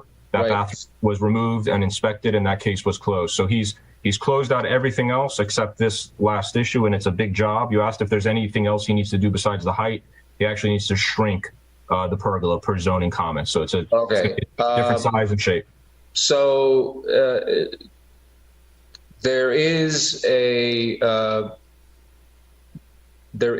permit to leave the canopy alone, but for the height, which needs to be adjusted, and all of the plumbing and electrical had to be removed from the canopy, right? I believe that's correct. I don't know if there was plumbing in the canopy or if it was on the wall system for the bathroom. They may have been separate. I don't know. Okay, so in other words, in layman's term, this is not a livable area. This is more like for entertaining, right? Yeah, correct. It's like a shade structure. Right. Okay. All right. So, Mr. Perez, what's your take on this? The city has no objection with granting the property owner more time. However, we will stress that it is imperative that the property owner does everything on their hand to get this done in a timely manner, apart from waiting for approval from the city. Obviously, that's out of their control. But when it comes to the actual resolution of reducing the structure, everything is done in a timely manner so that we don't stretch out this case that's been open for quite some time now as well. Okay, I'll set a. How much time do you need, Mr. Wasserman? It's tough because I just don't know how long it'll take the city to process the permit. I know they're drowning in permit apps. I have a lot of clients processing permits in the city. And let's just say I think the work part of it, to Mr. Perez's point, is a 30 to 60 day, take it down, build it, get it inspected, and I would guess at least 30 to 60 days to get the permit. I don't know if that's fair. I'll defer to the city how long it takes to pass 3 discipline reviews. I will grant you an abatement date of July 20th, and if there are some exigent circumstances or problems with the city reviewing the permits and doing the inspections, we'll talk about that. But let's shoot for July 20th.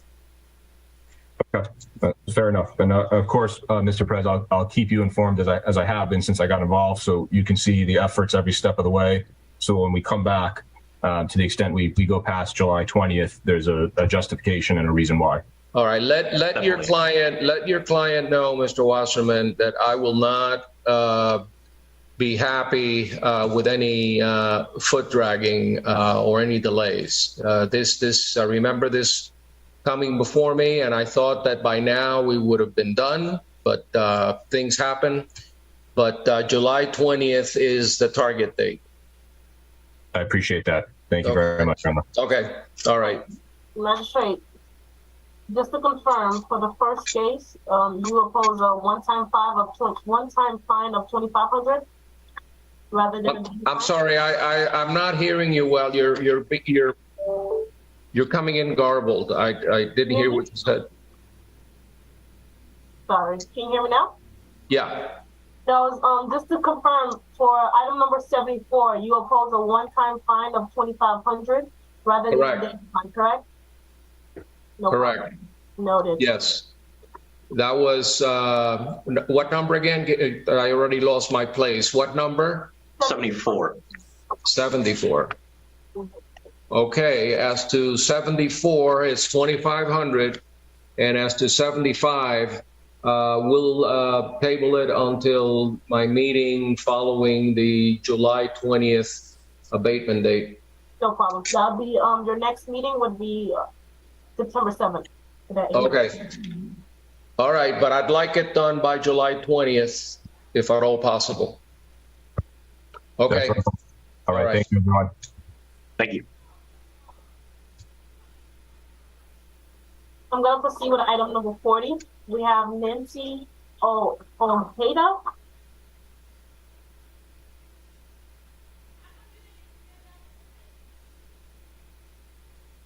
Which is Hannah 19 LLC. The case number is CEFTA 2022-0058.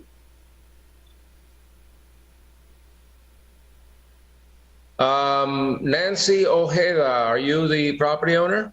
Sí, buenas tardes, magistrado.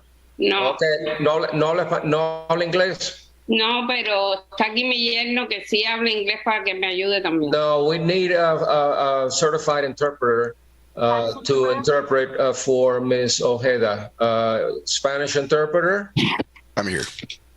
All right, can you explain to her how this process is going to work? And then have her state her name, address, and her relationship to the property.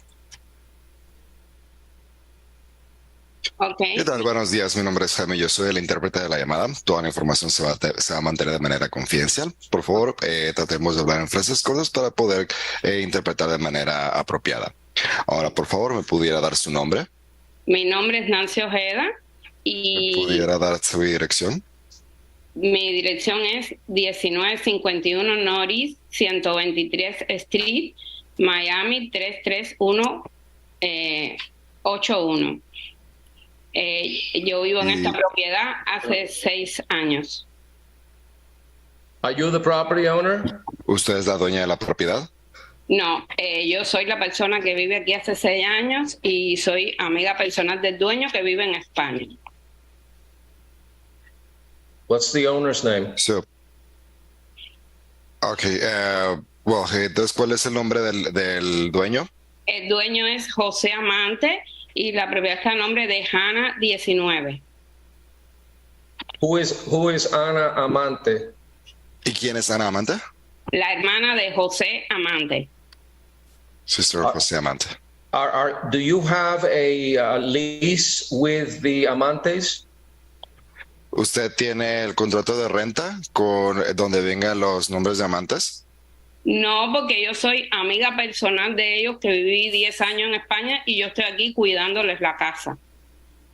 No, because I'm a personal friend of them since about 10 years ago, and I'm the one who is taking care of the house. Are you getting paid for doing that? ¿Y a usted se le está pagando por hacer eso? No. No. Do the Amantes know about the violation issued against the property?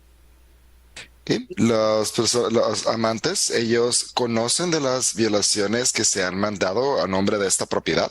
Por supuesto. Es que no creemos que hay violación. We're not going to get into that. I'm just asking if the owners are aware of the violations that were issued by the City Code Enforcement Office on this property. No estoy llegando a eso todavía. Lo que quiero saber es si los dueños, ellos saben con respecto a la violación que ha sido administrada por la oficialía de cumplimiento de la ciudad, de cumplimiento del código de la ciudad. Sí, ellos conocen. Yes, they're aware. Have you ever heard of the term the Nancy Superhost? Yes. You know, let him translate. Okay. Muy bien, entonces había usted alguna vez escuchado acerca del término Nancy Superhost? El término Nancy Superhost? Yes. Sí. What does that term mean to you? ¿Qué es lo que este término significa para usted? que eres una persona que atiendes bien a los huéspedes que estás recibiendo por Airbnb. Pero yo lo que quería, bueno, espero que él me pregunte. You bet I'm going to ask you. What is your, go ahead. Oh, sorry. So it is a person who treats very well, to host really well the people from Airbnb. Okay. Yeah. What's the habanero bedroom? Yes.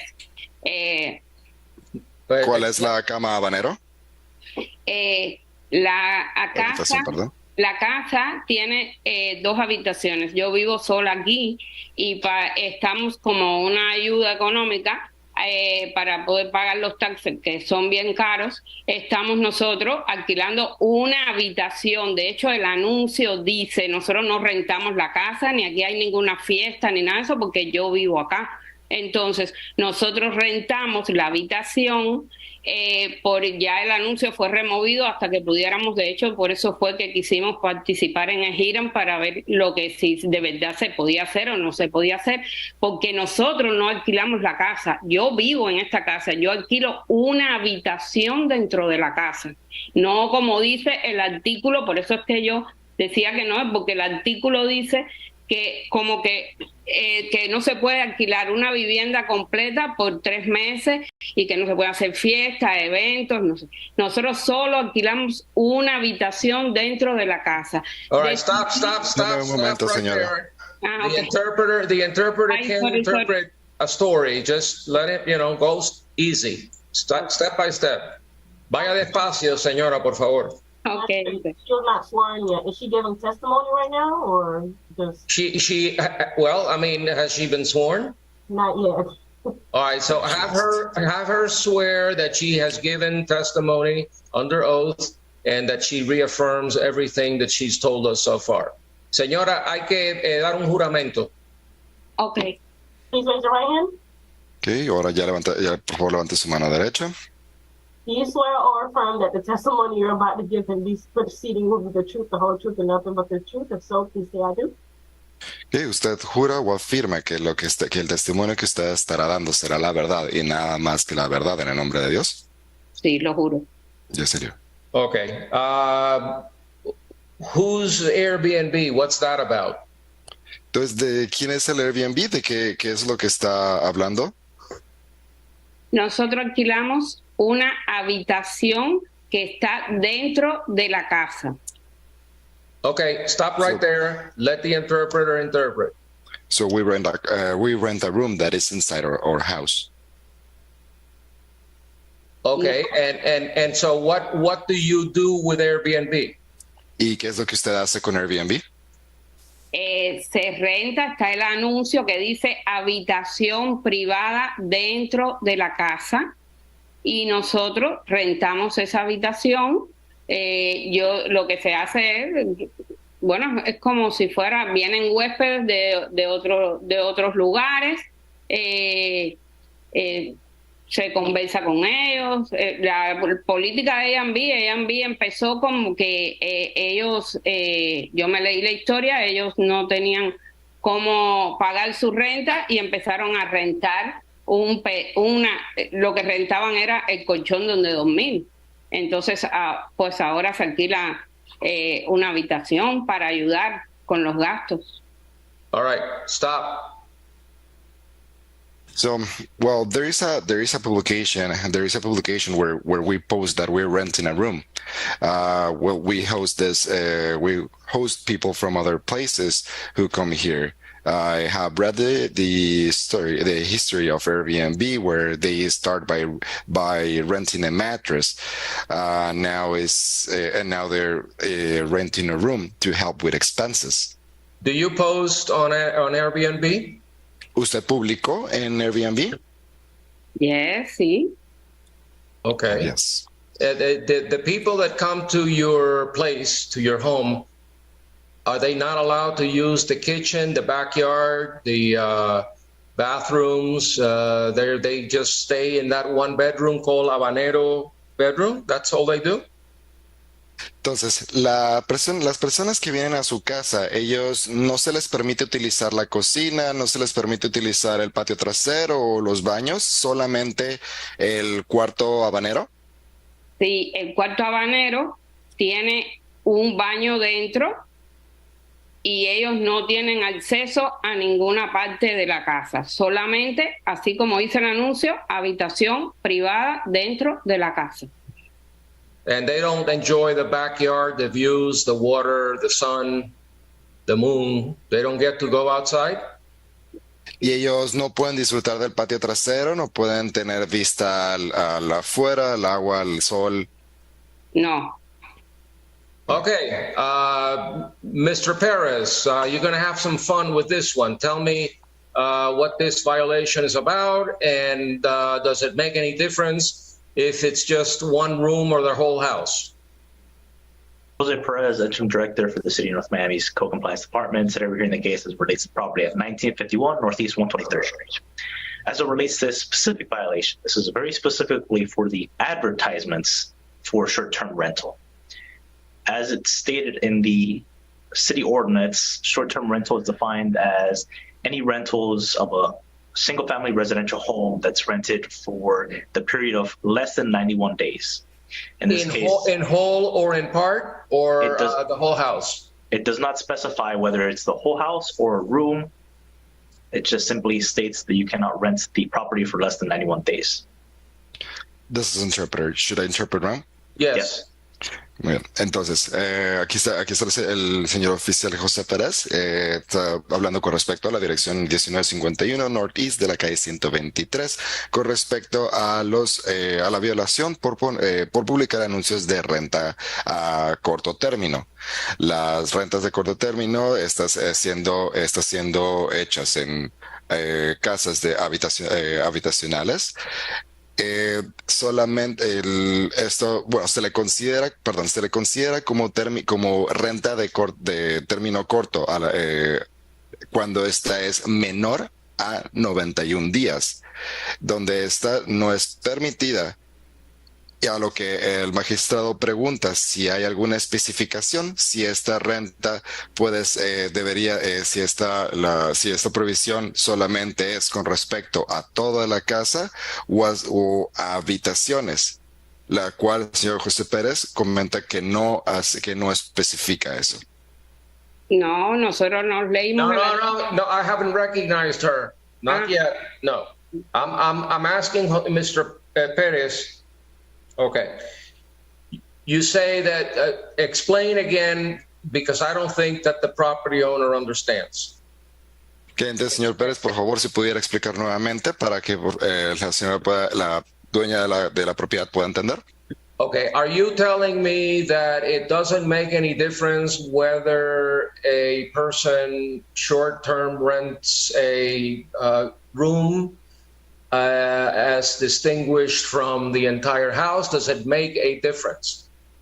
It does not make a difference. However, I'll be very specific with this. This violation is for the advertisements, and it's cited under Chapter 5-30D. And I'll read the ordinance verbatim to give some more clarification.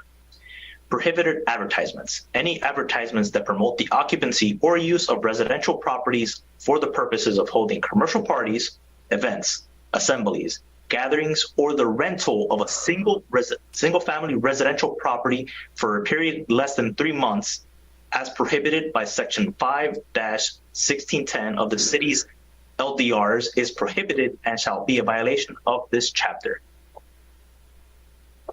Okay. Why don't you, Mr. Interpreter, as best you can without having the ordinance in front of you, explain to Ms. Ojeda that this is not a violation for renting a room or a house or a bedroom. This violation is merely for advertising for the purpose of renting on a short-term basis. It's the advertisement that is in question. It's not whether or not people actually came to the room and slept there. Entonces, Ahorita lo que se está explicando con respecto a este ordenamiento es que lo que está prohibido es la publicidad o el promocionar la renta de esa habitación, casa o propiedad. Entonces, no es el hecho, ahorita no sé, la cuestión no es el hecho de haber albergado a personas haciendo completando la renta, sino lo que se está persiguiendo en este caso es la publicidad de este anuncio. Un momento. El artículo se refiere a que con esos alquileres, como está escrito el artículo, con esos alquileres uno puede molestar a los vecinos, que pudiera llegar a hacer fiestas y eso. Yo puedo llevar cartas de 10 vecinos míos aquí, que aquí nunca ha habido ningún problema, que es dentro de mi casa, que yo siempre estoy en mi casa y que nunca he incumplido absolutamente nada. Y si no lo publico, ¿cómo voy a tener los clientes? Porque si yo pudiera... Deme un momento, por favor. So the article says that that with those rents, that with those kind of rents, by renting in short term, someone could affect their neighbors by doing that. But I can actually get about 10 testimonies from neighbors, which they can say that there hasn't been any problems or there hasn't been any parties, and that and I'm also always at home. But how come will I be able to get clients if I'm not published this? Explain to Ms. Ojeda that nobody is accusing her of having unruly occupants. Nobody's saying that there are parties, or nobody's saying that they're making noise or creating a disturbance. That's not what this is about. Tell her that.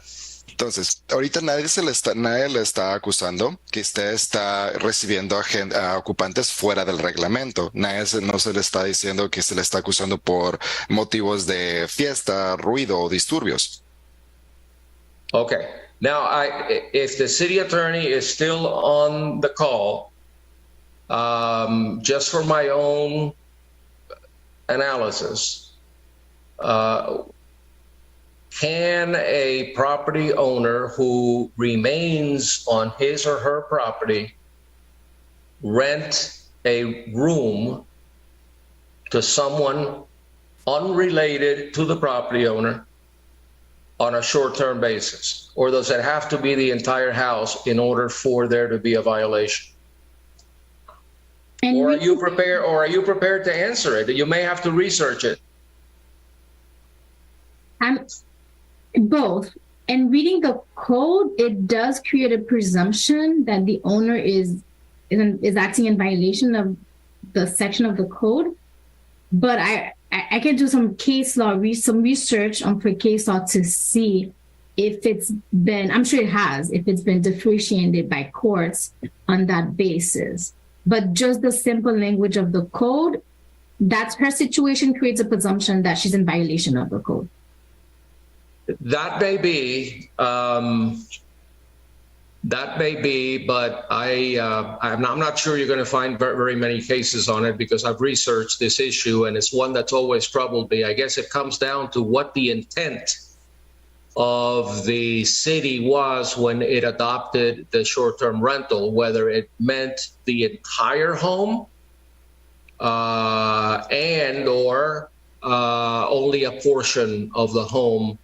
It would seem to me that if we're in a single-family residential neighborhood and she's charging rent, that's a zoning issue, which I think you should take a look at as well. Is this a single-family residential neighborhood? It is a single-family residential neighborhood, and the property was previously cited for the actual rental itself. However, the city did not have the adequate evidence to present that case. Therefore, we're only prosecuting the one for the advertisements, which we do have ample evidence for. Okay. But I know the property owner is going to argue that the mere rental of a room, if she advertises to rent a room, that would be okay. I don't want her to leave here thinking that that's okay if the city takes the position that even the rental of one unit of one bedroom is illegal under the code. So, Madam City Attorney, can you? I don't know whether we can do that here now, but I'm sure that this will come up, because if the lady keeps renting a room in order to pay the expenses, we're gonna be back here again 3 months from now. And if I may, we've set a precedence here in the city of North Miami where we have found property owners guilty of renting rooms and or efficiencies as well for short-term rental bases. In the past, for example, some residents have even built structures in the rear of the property where they've rented the structure as an efficiency through Airbnb, being that they're not renting the entire property, supplemented by the efficiency that they built, it still would constitute the violation based on previous precedents set here in the city of North Miami. Okay, let's take a pause and let's see if the interpreter can possibly interpret everything that has been said over the last 10 minutes. Well, actually, I would like for you, Mr. Magistrate, to give me a summary so I can interpret what you say explicitly. Okay, so number one, I asked the city attorney and Mr. Perez weighed in whether or not it constitutes a violation of the code to rent on a short-term basis only one room, or does the code envision the rental of the entire property for there to be a violation? Bueno, entonces ahorita voy a empezar a interpretar. Por favor, aún no responda. Voy a continuar hablando. Entonces, número uno, primero se preguntó tanto al oficial Pérez como al abogado de la ciudad si constituía una violación el hecho de solamente rentar un cuarto en vez de rentar toda la casa, esto en un periodo corto. And Mr. Perez has stated that it is the city's policy and precedent to cite owners of efficiencies or that have duplex or have another structure next to them, a shed or whatever, that it is the precedent of the city to cite those people even though they're not renting the entire property. Bien, entonces, como lo comenta el señor Pérez, es una política, ya es que se ha mencionado que es una política de la ciudad, así como un mandamiento de presidente, de alcalde, donde comenta que de igual manera se tiene que sitiar que de igual manera se tiene que sitiar estas locaciones que rentan, ya sea que esto sea un dúplex o que estén rentando alguna otra estructura enseguida de. Okay, so I am ready, Mr. Perez. I assume you want an adjudication, correct? An adjudication, and the city is actually going to waive the fine as means of educating the residents instead of imposing a fine. I feel this would be more adequate now that the residents been educated nonetheless. Okay, and I would can you, Mr. Interpreter, can you just interpret what the officer said? Entonces, ahorita se le acaba de preguntar al señor Pérez si él quisiera que el magistrado Smith dé adjudicación, a lo que el señor Pérez comenta que sí. En este caso, lo que él estaría solicitando de parte de la ciudad es que se esté eliminando la multa. Esto con motivo de estar educando a la residente. Entonces, por términos de educación, se estaría desechando o eliminando la multa. ¿Puedo hablar? Can I speak? ¿Usted escuchó bien lo que dijo el intérprete? Sí. Okay, now you can talk. El artículo, que yo me lo he leído 1000 veces, dice no habla de que uno no puede rentar una habitación, porque la renta de esa habitación ayuda en las cosas que hay que pagar, ¿entiendes?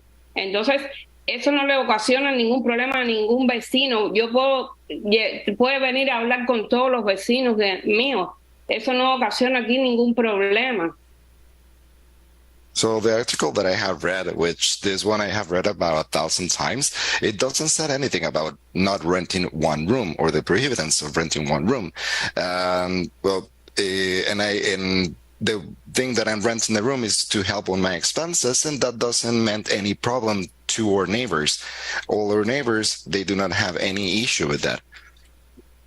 Again, I want to tell her that it doesn't matter whether neighbors have any issues or not. The city has an issue with that, and that's all that counts, not whether somebody's bothered by it or not.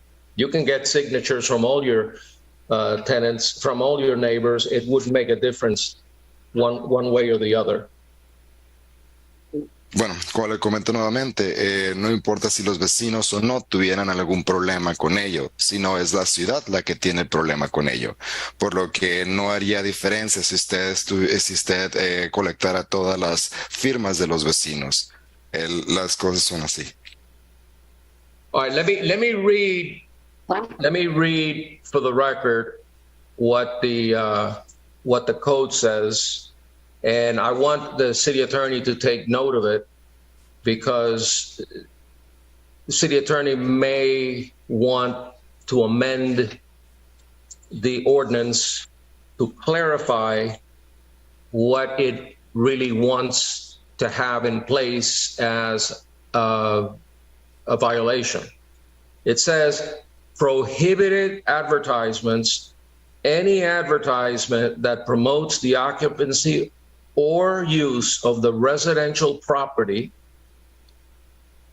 It doesn't say there whether it's the whole property or part of the property. That's the problem that I'm having with it. For the purpose of holding commercial parties, events, assemblies, gatherings, or the rental of a single-family residential property,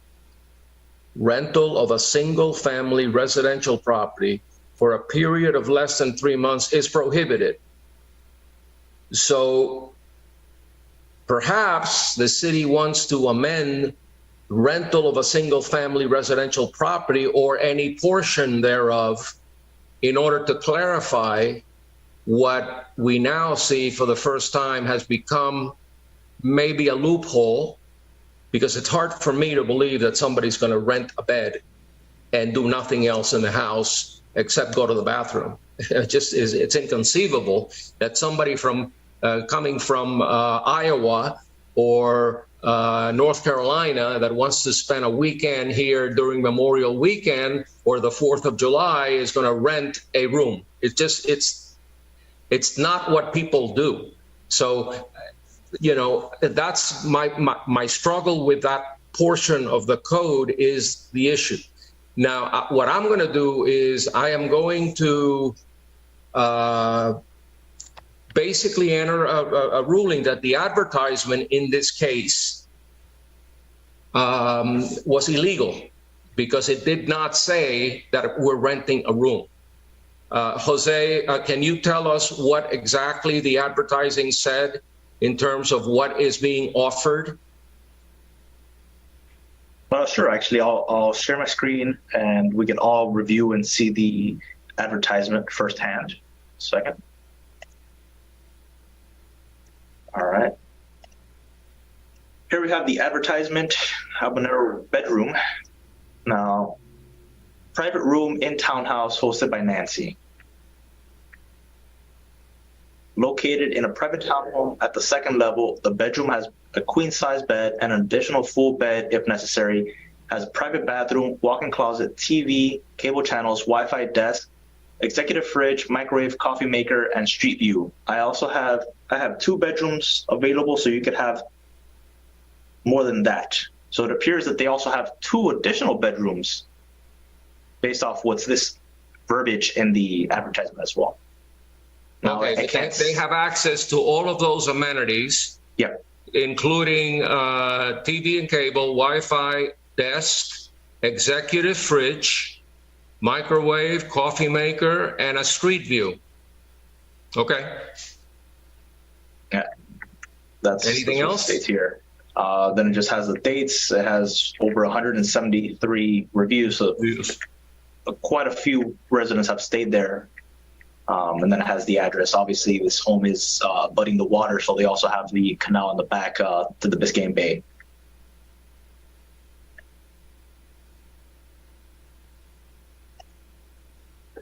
All right. So to me, that advertisement infers more than just a room with a mattress. It suggests, seems to imply that it's the whole place. So can you explain that to Mr. Interpreter? Can you explain to her that the advertisement that Mr. Perez just went through seems to suggest that it's the entire house as opposed to just one room and a mattress? Bien, entonces, mire, el anuncio que acaba de mostrarnos el señor Pérez, bueno, parece sugerir más una renta de la casa completa más que solamente un cuarto. No, eso dice habitación privada dentro de la casa. No, it says private room inside ¿Cómo the voy a house. alquilar $42 la casa completa? Eso no es una habitación, y lo puede leer en los reviews de las personas, que ellos estuvieron en una habitación de mi casa. So it says that it's a private room. I charge $42. So how come it would be in the entire house? It is only one room, and you can read that in the reviews. $42 or $142 is of no significance to me. The money doesn't matter. It could be $1. And the other issue, which may be a zoning issue for the city to consider, is whether doing business and renting a room in a single-family neighborhood, whether that's a prohibited use under the zoning code. But we'll leave that for another day. For purposes of this hearing, I'm going to find that based on the testimony of the city's code compliance officer and the reviews and the Airbnb documents and other evidence presented, depict that the cited violation exists and it existed.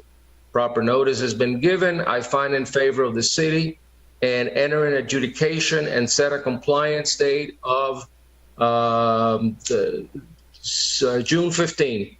And in the event of non-compliance, again, this is as to the advertisement. I'm not citing her or I'm not doing anything about anything that she's done in the past. But in the event that she does not strictly adhere to the advertising prohibition on short-term rentals, there will be a daily fine of $250 until the violation is abated. So explain that ruling to Mrs. Ojeda so that she understands clearly what I'm doing. Sure. Muy bien, entonces, bueno, respecto a lo de los 42 o $142 no significa nada lo del dinero en este caso. Esto incluso pudiera ser $1, eso no representa nada. El otro problema de considerar es lo que respecta, pues, hacer un negocio de rentas en una zona residencial. Esto está prohibido bajo el código de zona, pero eso no lo estamos viendo en este momento. Eso se estará viendo en otra ocasión. Lo que es propósito de esta audiencia, estaré haciendo mi decisión basado en lo que me ha mostrado por parte del oficial de cumplimiento de código, que son lo que nos mostró con respecto al anuncio, así como las reviews que ha tenido, donde esto pues encuentro que la violación existe y ha existido. Entonces estaría tomando en favor de la ciudad. Ahora, el día de cumplimiento sería junio 15. En el evento de que no se esté en cumplimiento, es cuando se estaría cobrando los $250 diarios, esto después de junio 15. Y esto es solamente con respecto al anuncio. No se está haciendo nada por lo que haya pasado en el pasado. Lo único de lo que esto se trata es quitar el anuncio que publicita la renta. Ya está removido el anuncio ya yo lo quité. Okay, it is already removed. I already took off the post. Okay, well, that by removing the ad, you are now in compliance. Muy bien, entonces ya al remover el anuncio, ahora usted ya está en cumplimiento. Now, I'm not supposed to be giving you legal advice, but if you bring in a short-term renter for Memorial Weekend or July 4th or any other holiday to occupy that room on a short-term basis, the city in all likelihood is going to cite you if they find it. Now, you are certainly welcome to challenge that from a legal perspective as to whether or not the city's right or wrong. Because, one could argue that just renting a room, one could argue, is not a violation of the code. You can make that argument, but I'm not going to tell you how I'm going to rule on it if that were to happen. I'm just letting everybody know that right now I'm neutral on that issue of whether you can rent a room or not. I am reasonably certain that it is a violation of the zoning laws, which do not allow a rental business in a single family home. So that's another way the city can issue a violation if they discover that there are people that are living there on a short-term basis or on a long-term basis if it's a business. If you're using it as a rental property as opposed to a single family use. All right, Mr. Interpreter, go ahead, finish up, and then we're done. Muy bien, entonces se supone que yo no tendría que estar dando consejo legal, pero si usted rentara de manera a corto término, ya sea en el fin de semana de la Memoria de los Ojos Caídos o en julio 4 o sea, si usted llega a incurrir en esto, muy probablemente la estarían citando si la ciudad se entera de que eso está ocurriendo. Entonces, tanto pudiera usted desafiar a la ciudad de manera legal para creando un argumento para esto, porque en este momento estoy presentándome de manera neutral con respecto a si se puede rentar o no una habitación de una propiedad. Lo que sí tengo seguridad es con respecto a que las leyes de la zonificación no está prohibida la renta o hacer negocio de renta en las casas habitacionales. Okay, next case, please. Can you guys hear me? We're done. All right, I'm going to call item number 41, Gene Roberts. Ya se ha terminado. Okay, next case, 41. Can you guys hear me? Yes. I'm going to call item number 41, Gene Roberts, case number CEFOV 2022-00261, and the officer is Janara Murillo.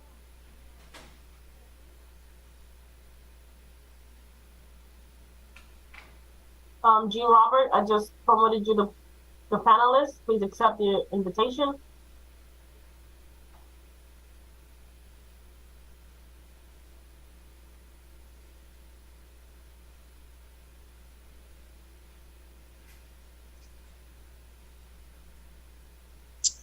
Anybody representing Gene Roberts?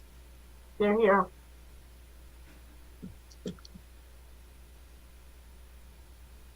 Please step up. Hi, can you hear me? Yes. Okay, good afternoon. All right. Please raise your right hand and be sworn. And if you're driving, pull off the road and park your car. We don't want you to get into an accident. I just did that. Okay. Please raise your right hand. Do you solemnly swear or affirm the testimony you're about to give in these proceedings shall be the truth, the whole truth, and nothing but the truth? If so, please say I do. Yes. Ms. Roberts, are you the owner of the property at 486, 488 Northeast 137th Street? Yes, I am. And are you aware of the violations that have been cited by the city as to the property? Yes, this case came up to, I don't know if this was the last hearing that was held, but we have spoken before. The situation was several years ago when I started my small business. I went to the clerk's office to ask if I needed to have a business certificate. Ma'am, let me stop you right there, okay?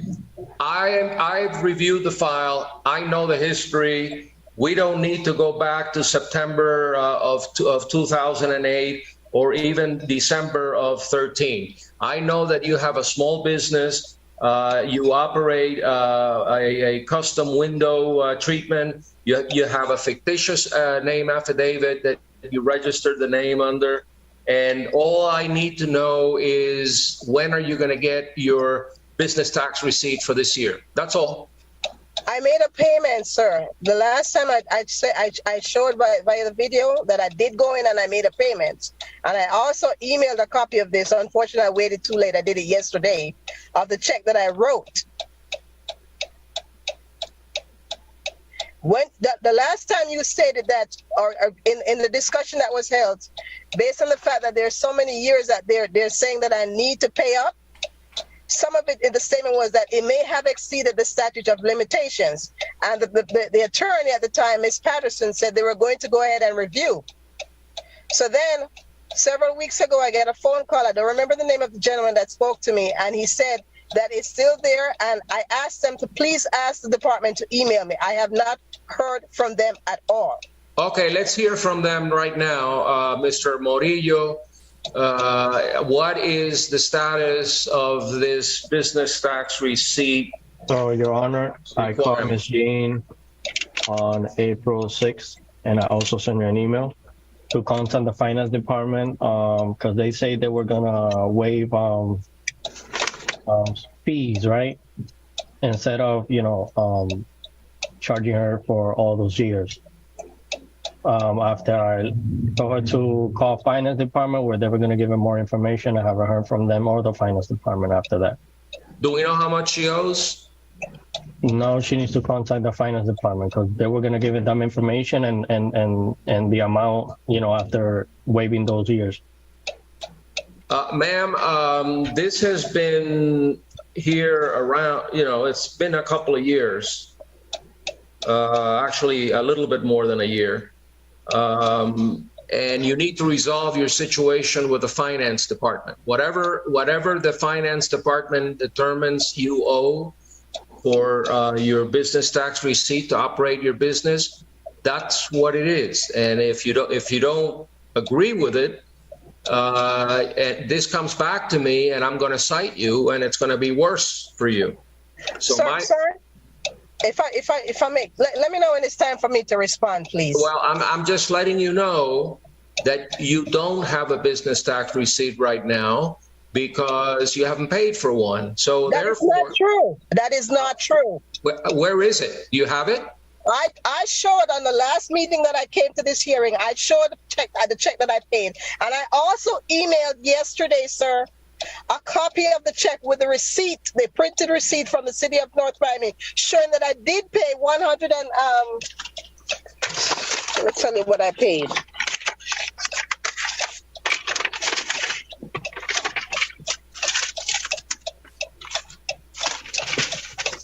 The $191 or $31 that was due for the current year, I did pay it. I did pay it. Mr. Murillo, are you showing whether or not a payment was made? No, sir. And I haven't received any email or any. Okay, Ms. Roberts, you don't have a business tax receipt right now, That is do you? not true. That is not true, sir. Show it to me. One moment, because I have all these paper that these people sent me. But It's I do not, have- it's not whether you paid money to the city or didn't pay money to the city, is do you have a business tax receipt from the city of North Miami for the current year? No, That's it. They did not give me one when I went and paid, because the amount that they're saying is past due was over $3,000. I have not paid my mortgage since the month of January. I cannot afford $3,000. Well, I heard the officer say that the city had waived certain payments, right? And I was not aware of it, sir, because he stated that there was an email sent to me from whoever I spoke to over the phone, which I think this was this guy or whoever it was from another department. I asked, please email me the information, and I never received the email. How far away do you live from City Hall? If I walk, it's about 20 minutes. So, 30 minutes. If I walk my regular pace. Well, I'm going to give you until June 15th to straighten it out with the finance department and figure out what you owe or what you don't owe. And whatever they determine can be waived will be waived. And if there's a balance due to the city to get a business tax receipt, then you're going to have to pay for it, or the citation is going to be more than what the city would charge you for the business tax receipt, or the city could shut you down, which would be the worst case scenario. Sir, I don't have any money. I can't even pay my utility bill. So if they're going to tell me I owe them $3,000 and I don't have it, I don't have it. Nobody's telling you you owe $3,000, because I just heard from you're interrupting me. I heard the officer say that the finance department had waived some fees. And I'm not aware of what they waived, so, Well, then you need to go there and clear it up, because it's important. If you want to keep doing business in the city, you need to have a business tax receipt. So I'm going to give you until June 15th to go to the finance department and work with them, or work with somebody else in the city that can help you. And then we'll see where we're at on June 15th. So May I ask a question, please? Yes. Mr. Murillo stated the finance department said they have waived some of the fees. May I know who is the person I need to speak with when I go there that gave him that information, please? Rafael Padron. Rafael, what's his last name? Padron. Rafael Padron. Rafael Padron? Yes, ma'am. Okay. All right. So now I need you to stay quiet, Ms. Roberts, because I'm going to issue a ruling, okay? Based on the testimony of the city's code compliance officer and the evidence presented depicting that the cited violation still exists, that proper notice has been given, I find in favor of the city, enter an adjudication and set a compliance date of June 15. In the event of non-compliance, there shall be a fine of $250 until the violation is abated. Or alternatively, if the property owner is not willing to pay the business tax receipt, then the city can require the property owner to stop doing any business, any home-based business out of that property. So that's my ruling. And let's move on. We're running late, got a lot of cases, and I want to get done by hopefully in an hour. About 3:30, we're going to have to break. So let's just prioritize those cases that are important. And, with I'm setting a limit of 3:30 to, because, we can't go all day with these people have to do other things. So let's move on. Item number 43 and 44, we have Joanne J. Parker and the officer is Shannon Sanders. The case number for item number 43 is CEXP 2022-00028. And then for item number 44, case number is CEPAR 2022-0002. All right, is Joan Parker here? Yes, I am Thaddeus Rucker. I am the trustee for the Joanne J. Parker Trust. I have my power. I'm sorry? You got to be sworn in. Okay. From the testimony you're about to give in these proceedings shall be the truth, the whole truth, and nothing but the truth. If so, please say I do. I do. Okay, tell me your name and your relationship to the property. I am Thaddeus Rucker. I am the trustee for the Joanne J. Parker Trust and property manager. What kind of property is it? This is it's like a duplex on the corner of 123rd and 6th Avenue. All right, we have two cases. The first one deals with cracks throughout the structure.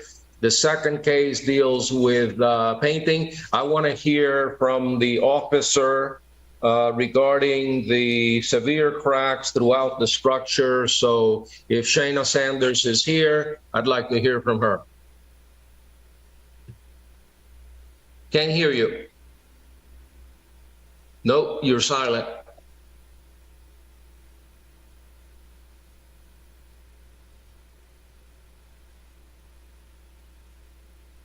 Can we hear me now? Yeah. Yes, yes. Mr. Okay. Parker, Mr. Parker, just stand by. We'll be with you as soon as the code officer is I'm done here. with her presentation. Yes, Shanna Sanders, City of North Miami Co-Compliance Officer for case 12285 Northeast 6th Avenue. The first case that I'm going to present is for CE EXP 2022-00028 for the cracks that are throughout the exterior walls of the structure. I originally cited this property on July 7, 2022. We're doing my normal inspections. I observed a building that a house that has cracks throughout the building. It appears that they were starting to do some stucco work, filling them in. I mailed a notice of violation to the property. I have not had any contact with anyone from the property, no listing agents or property owners. I posted the property with a notice to appear on April 13th. And again, no conversation or anything with the property owner regarding this matter. Let me see the photographs.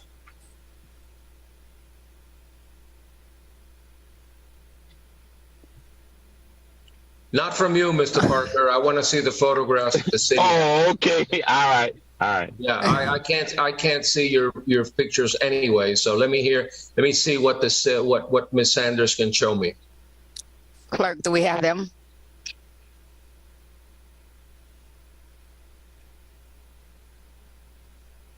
We're waiting for the clerk magistrate. Okay. Clerk, I believe he's having some issues. What's the case number on this one? I'll share it. This one is CE EXP 2022-00028.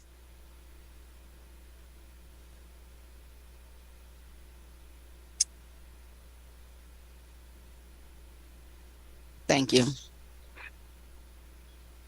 Okay. Point out to the severe cracks throughout the structure. Well, all where you see the dark gray areas, there are cracks there. As I stated, it seemed like they started to stucco them in.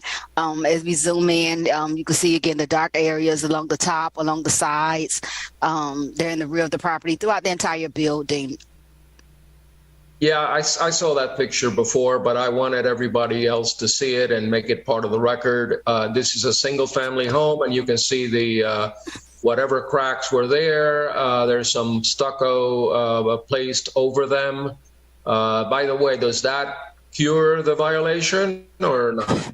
No, because it was done without, because it looks like there's still some cracks along the porch area, and especially would have been the porch area where they're standing.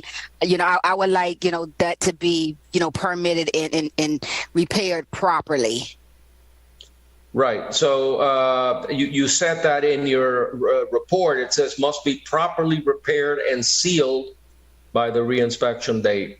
So it's more than just doing it. This is not a do-it-yourself job. This requires permitting and a city inspector, correct? Well, I'll let the building official determine that. It's not a commercial property, so I wouldn't necessarily require permits. If he wants to just, take a look at it and go by there and see, and give his expertise on it. He definitely works with me with a lot of these properties. A lot of the cracks are are throughout the structure, which I don't believe would need a permit, but definitely along that porch area, he might want to take a look at that. Well, as far as we're concerned, there's some cracks that are still there. So on the issue of the cracks, Mr. Parker, how much time do you need to make those revisions? Oh my God. Okay. If you guys can give me 2 months is what I've been witnessing you giving everybody. Within 2 months, I can have everything into compliance. It's like she said, we started doing the work. However, I got a tenant there who has a vagrant living in the back of the property, and I'm currently in the process of evicting them. I have all my records here to show proof that that's going on, the eviction, and that's the only thing that slowed us down and stopped us. I was trying to get it into compliance, but the guy who's living back there, he's a relative and he's a vagrant. So he has an illegal structure back there where he's made like some sort of tent, and I'm in the process right now. I have a case number I can tell you, whereas I'm evicting them. But if she wants me to go ahead and continue with the renovation, it's not no major renovation. It's just like she says, it's some small cracks there that I can stucco and patch. We are prepared with the paint. I went to the building department. They approved the paint that I brought them. I brought them a little squash from a Home Depot, and they said, yes, that's a color I could use. So it's just a matter of, what you guys would like me to do. So all I would need is 2 months to answer your question. All right. So what we're going to do is we're going to kill two birds with one stone. Case number 43 is the cracks, and case number 44 is the property needs to be painted in the right color. Apparently, the color that you were using is a prohibited color. Zoning will not approve it. So as to both issues, I'm going to give you until July 20th to get everything, cured and done properly. And hopefully by then we'll be done. So you requested a couple months. I'm going to give you a little extra because I know you got a tenant back there who's a vagrant, and you may need to go to court to get him out so that you can do your work. So based on this testimony and what I've heard from the city's code compliance officer and the photographs, showing that the violations are still there, and notice obviously has been given because you're attending, I find in favor of the city enter an adjudication and set a compliance date of July 20th.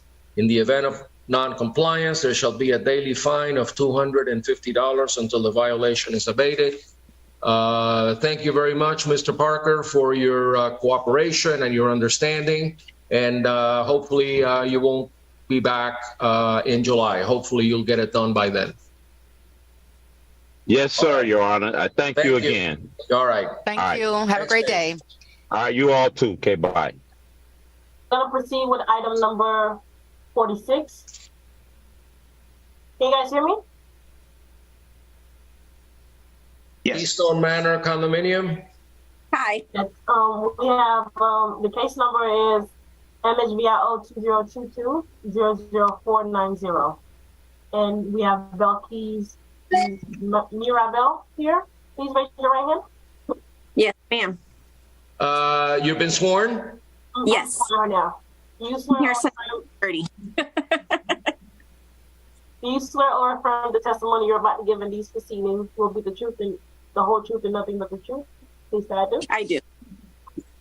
How do you pronounce your last name? Mirabal? Mirabal. All right. You're not in San Francisco, are you? No. Okay. Tell me where you live. Miami, Florida. Okay. And you are involved in one way or another with case number 46, Keystone Manor Condominium Association. What is your relationship to the owner, to the condominium? Yes, Your Honor. I am the property manager. My name is Balkis Mirabal. I work for Avantage Property Management. And we did receive this violation back in August of 2022. And there was a total of 17 violations, and we're just missing one as of to date. We've been keeping touch with Inspector Perez. Okay, let me hear from Inspector Perez. Good afternoon. Jose Perez, Director for the City of Miami's Code Compliance Department. We're hearing the case as it relates to 2225 Northeast 123rd Street. This case is specifically related to the business tax receipt for the property managed company and or the HOA. As Belkis has mentioned, she has been in communication with us as it relates to obtaining the licensure and compliance with other violations that were going at the property. They have successfully eliminated most of the violations. This is one of the remaining violations. So at this point in time, the city is just seeking an adjudication and will allow them more time to adequately obtain that license. How much time do you need, Belkis? Safely, I'd say 90 days, just because there is a painting permit that the painter kind of walked away from, which we're trying to correct before we move on with the BTR. Has all the work been substantially completed? There's just some loose ends that you just need to fix? No, everything is completely done in the building. The only thing we're waiting for is for city to approve the BTR, which we provided the application by email, but the inspector got back to us and stated that it needed to be brought in person. So that'll be taken down next week. Well, I'm not going to give you 90 days to walk over to the courthouse or to the... Well, I don't know the procedure within the department of how long it takes, but I assume one of the issues is because that one permit is open. Mr. Perez, how much time do you think they need? Realistically, as they do need to close out a permit, I think 60 days would be ample time. In the case that they need more than 60 days, we could always revisit it at the 60 days. All right, let's give them compliance date. Let's give them a compliance date of July 20th. Based on the unrebutted testimony of the city's code compliance officer and the evidence presented depicting that the violation still exists, proper notice has been given. I find in favor of the city entering adjudication and set a compliance date of July 20th. The event of non-compliance, there shall be a daily fine of $250 until the violation is abated. That's more than enough time to get a BTR in any city. I don't care how bad it is. It's more than enough time, unless you got code issues, unless you got other problems. A BTR you could probably get in 24 hours. So not a big deal. Your Honor, and thank you, Inspector and clerks. Okay. All right. Have a good one. You too. Bye-bye.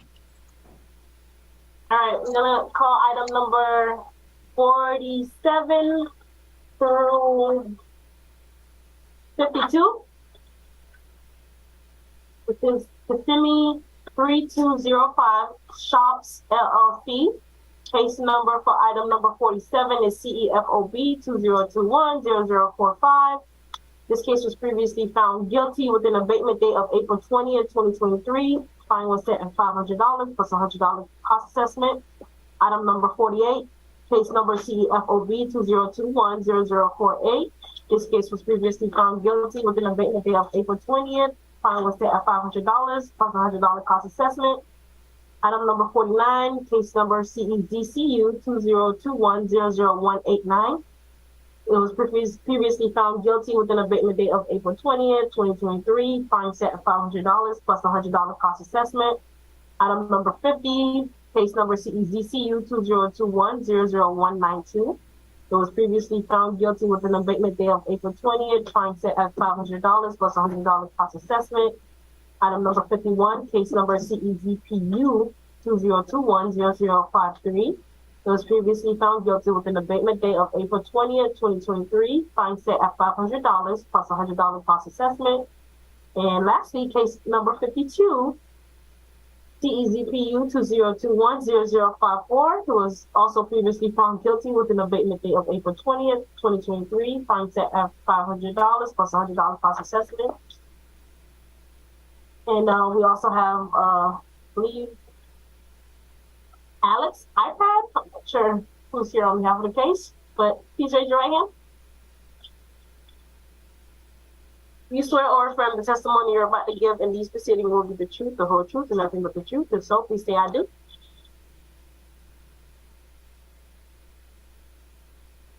All right. Please tell us your full name and address for the record. Alex Rodriguez. The address is 696 Northeast 125th Street, North Miami. And the property address is 130-2535. I'm sorry, started in the wrong case, but they all deal with the same issue pretty much, right? Yes. Okay, it starts with case number 49, which I previously adjudicated back in March 2nd of 2023.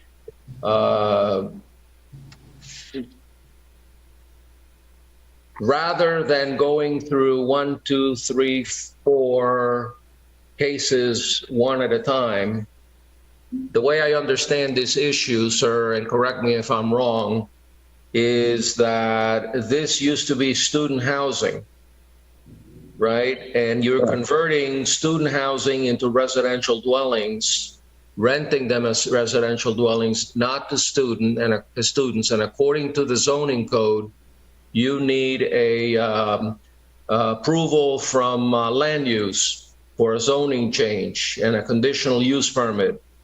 So where are we in regards to that? So we've been in several meetings with the city and Debbie Love, the Community and Planning and Development. They have voted to change the zoning, and she is telling us that by the end of July, the zoning will be changed, and we'll go ahead and apply for our CU and BTR immediately afterwards. Okay. Are you currently renting to lessees, residents? Are you currently are under rental? Yes, the property is rented. Okay, and you're the manager? I'm a vice president. Yes, I work for the management company. Okay, so you speak on their behalf, and you're familiar with the process of converting the use from student housing to residential, and you're involved with that, okay? And you need, how much time do you need? Mrs. Love is telling us that the zoning will go through by the end of July, end of July. So, and I forwarded an email that she stated that. So if that happens, we'll submit the next month within 30 days. Is there anybody here from zoning? Anybody from zoning that can speak to that? We had someone here from zoning. I believe they are no longer on the call. Okay, Jose, I assume you've been through the Planning and Zoning Board, or are you still in that process? Actually, our department doesn't get involved when it comes to... No, I understand that. I'm asking the property owner. Have you been through Planning and Zoning? So we tried. We were told when we purchased the property that the city was going to zone it. Then they told us that no, we had to request the rezoning. Now they changed and said no, they're going to handle the zoning. So the city is dealing with it directly. They're rezoning. All right. So this is a city-directed application filed by the Planning and Zoning or the city manager to ask the commission to rezone the property. Is that the way it's being done? That is correct. Okay, and it's your property pretty much that's being rezoned, no other properties? I believe they're rezoning a large section of the old Johnson and Wales property. Okay. Yeah, it's not just ours. I know that it's not an easy process, but Mr. Perez, is anybody dragging their feet? Does everybody feel like this is the right process? And are you okay with giving them until July 20th to comply with whatever zoning the city issues on these properties? The city has no objections. However, I will state that to this date, there has not been any communication with our department as it relates to any status updates or the progress. However, so we will request and have Alex here provide us some progress reports as things progress. That is one requirement that we're asking because, as previously mentioned, this has been adjudicated. Nobody attended that hearing, as well as any progress updates as the matter. Yeah, I don't like when property owners do not appear, and that's why the fine is a little higher than than I normally impose. But this magistrate wants to be involved. This is a major piece of real estate within the city, and if you're renting units without proper zoning, that is a slap in the face to the code officers and this magistrate, especially when you don't show up to tell us about it. So I would require, as part of any ruling that I make, that you communicate in writing with code officers, with the code officer, Mr. Perez, and that you advise, where are you in the process? If the planning officials, the planning director is not following up, if the city commission, has a problem with it and they want to put it off until next year or whatever, whatever it is, you need to tell us. Don't blame the city. Don't blame the city if the process, it doesn't go through, because I can also see the city saying, well, we may zone this part, but not this part, or we may have another college coming by, who knows what issues could come up. But I will provide you an abatement date, if you will, even though you've already received an abatement date. But I want you to come back at not the next meeting, but the one following that, and tell me what's going on. Because if you're not zoned correctly, I'm either going to fine you or stop you from renting. And you're not going to like that. But, we need to know what's going on. You were going to say something. I'm sorry, I interrupted you. No, I wanted to apologize. I wasn't aware of the last meeting, and I would have been on here if I was made aware. But we've been very frustrated with the process as well, because the city has basically told us, stop. We're going to zone it. Don't do anything. So we really don't want to be in this position at all. We would love for it to be rezoned and well, I'm sure you would, but you did rent out units that were not zoned for the purposes that you rented them. Right. So that in itself is subject to a fine. So whether the city takes a month or a year, it doesn't take away from the fact that you started the problem in the first place by renting them before having them rezoned. And if the city doesn't, they change their minds and they don't want to redo the zoning, then you certainly have the right to apply as a property owner and get sometimes you got to do what you got to do. You do it yourself. You don't let the city do it, because the city may take forever. So, I know what the process is. I've been through this before. I've done this kind of work before. And I understand that, that sometimes things take time and sometimes, it's expensive. And, but, you guys are big boys. You know what the deal is. Get us moving in the right direction. I'm sure the code will work with you and give you an extension, but nobody should drag their feet or depend on the city to do anything. You may have to do it yourself, or you may have to file a joint application. Who knows? Speak with planning, get up to speed, and then let code know what's going on. So based on, as to all of these cases, because they're all the same, based on the testimony of the city's code compliance officer and the evidence presented, depicting that the violations still exist, proper notice has been given, I find in favor of the city. I'm sorry, I take that back. You've already been found guilty. And so, there is an adjudication, there is a compliance date. The compliance date was April the 20th. I will extend the compliance date to July the 20th. So as to all these cases, you're still guilty, and I still reserve the right to ratify the fines. But by the way, somebody needs to learn how to spell April, because in every one of these cases, the month of April is misspelled.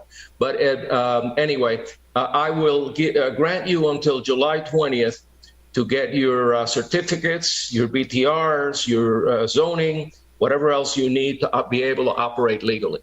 So right? community and planning is telling us that the properties will be rezoned by the end of July. So we'll submit right after they're rezoned. And we'll keep Mr. Perez in contact. All right. And if you need to come back, you bring me whatever, whatever from the city shows that the city is going to be voting on this zoning change. Okay. They voted already twice and approved it. It just needs to take effect. Okay. Well, so they need 3 votes. She says it's been voted the first time in January, the second time just recently, and then it takes 31 days or so to take effect. All right. Okay. We're done. Just to confirm, are you tabling the cases? I'm sorry? Are you tabling the cases?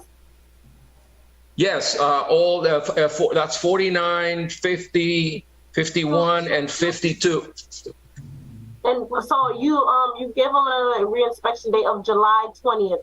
July 20th is the abatement date, yes. And that brings him to your next hearing of September 7th, if you want it to come before you. Right. I want to amend the prior abatement date from April the 20th to July 20th.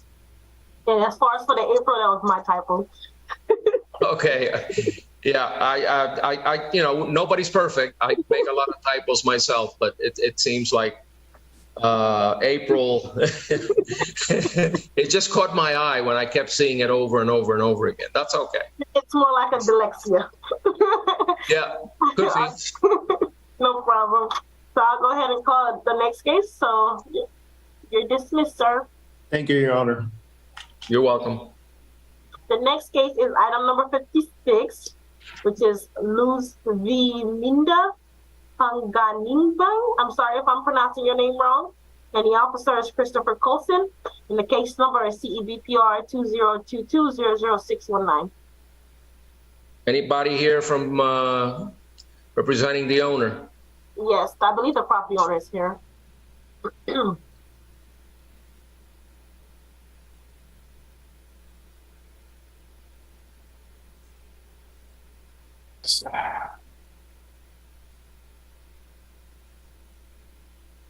I see Officer Colson here. I see Luzminda Panganiban. Mm-hmm. Okay, ma'am, you're going to have to remove your mute button. Yes. Please unmute. I'm giving you access to unmute. Okay. Mute. Can you hear us? Yes. Yes, Your Majesty. Okay, thank you. Tell me, I hear a baby. Is that a baby in the back?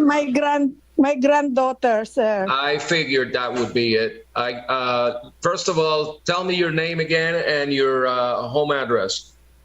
Luz Biminda Panganiban, 595 Northwest 132nd District, North Miami, Florida 33168.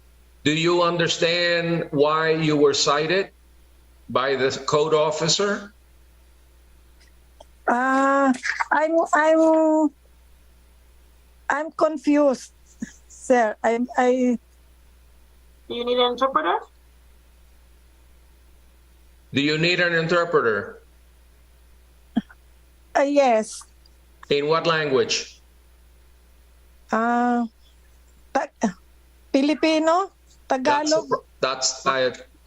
Can Spanish help? ¿Usted habla español? No. No. Well, we're not going to have a Philippine interpreter. Is there someone with you that speaks English? No, I'm alone because my husband is at work. Okay, ma'am, I can't see your face. Okay, that's better. It says the violation is the fence installed without permit. Exactly, you hit it right on the point. How much time do you need to get a permit? I don't know why. I have already when I told the contractor, the one who made the fence, he made everything. I give him the money, so he will be the one to file the the permit. Okay. While doing the work, I saw a letter that's it says violation, and it says there is a number and a person. Call that person, and then we called them, and then they told us to have this, and so I pay something. I pay 550 to make this it says the map of boundary survey. Okay.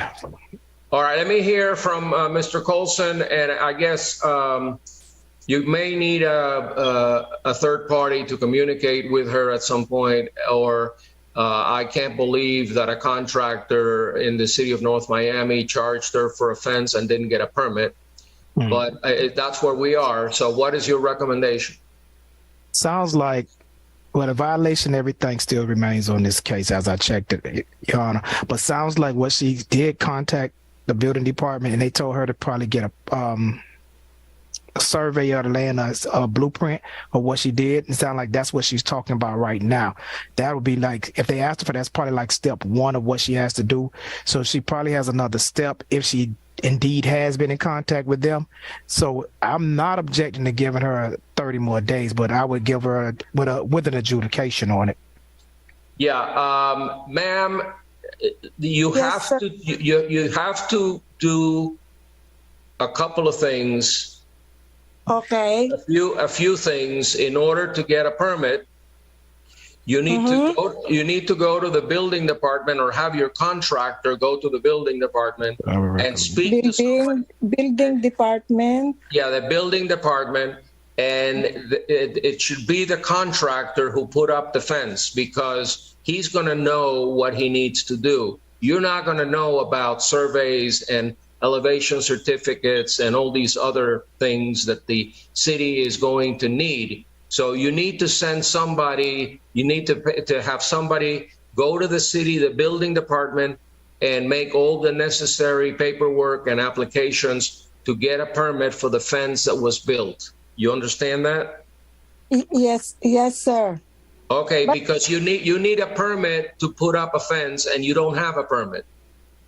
That's sorry, sir. That's I don't know that because before we have already the fence. The one that they put at the back is the continuation. I thought that the permit for that is already for the continuation. We stopped making the fence 2 years way back how many years ago, because because of the financial so we stopped, and then now we have last time we have the money. I told him to finish it, and I didn't know that we still have to go to the permit. But when they said take the permit, I told him I give him the money to do it. I don't want, ma'am, I don't want you to get in trouble. I don't want to get you in trouble. But you need to talk to somebody that knows what to do. It could be your daughter. You have a daughter? A son? Yes, sir. Okay, they speak English? Yes. Okay, so you need them to help you get the permit from the city. So you need to go with either your son or your daughter or your contractor to the building department, explain that you need to get a permit, and then they'll tell you how to do it. I'm going to give you plenty of time to do it, but you've got to do it. If you don't do it, you're going to get a big fine. Okay, we'll do it, sir. Okay, so based on the unrebutted testimony of the city's code compliance officer, the photographs that I've reviewed, and the evidence presented depicting that the cited violation still exists, that proper notice has been given, I find in favor of the city enter an adjudication and set a compliance date of July 20th. In the event of non-compliance, there shall be a daily fine of $250 until the violation is abated. Ma'am, you've got 3 months to do it. Okay. Get somebody to help you. You can't do it yourself. You need somebody, number one, that speaks English, number two, that understands how to get a permit in the city. So you need to come to City Hall and speak to the building department. Okay. Okay? Thank you very much. Okay, thank you. Have a good afternoon. Next. Okay, good afternoon, sir. Thank you. Item number 61, we have Merlin Jordan, case number CEZCU 2022-008484, and the officer Jonathan Lemestre. What are we doing with number 60? Number 60. 60, Merlin Jordan. Oh, sorry. Yeah, so it's 60 and 61. So for item number 60. Same property. Yes, case number CEFLR 2022-00243. We're going to hear both together to expedite things. So read 61 also. Yes, and 61 is case number CEZCU 2022-0084884. All right, who's here on behalf of Merlin Jordan? Merlin Jordan is logged on.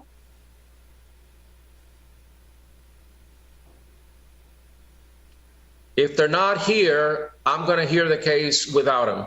No, the person is logged on. I'm giving them access to Okay. Merlin Jordan and wife. Merlin Jordan, I'm giving you access. Can you please accept the invitation? All right, going once. You want to move on to the next person that's here, which is item number 67. No, we're going to stick with number 60. If they're here, I'm going to give them 30 seconds to get on it, or I'm going to hear it without them. That means they have their hand up. Merlin, I just promoted you to panelists. Please accept the invitation.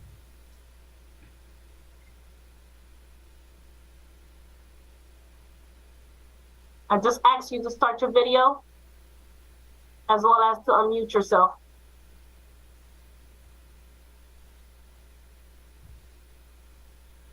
All right, we're getting there. Hello, this is Merlin. Hey Merlin, can you enable your video? We can hear you, but we cannot. Hello. We can't see you. Do you need an interpreter?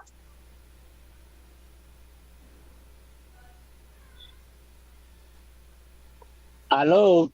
Yes, we hear you, but we can't see you.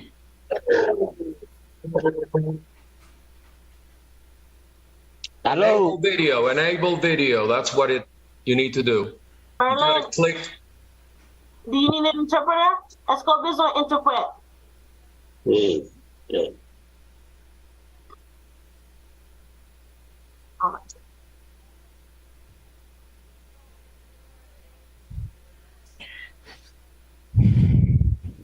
Do you want to proceed?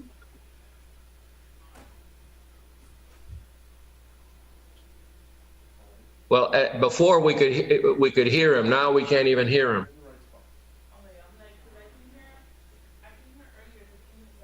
Merlin, can you hear us?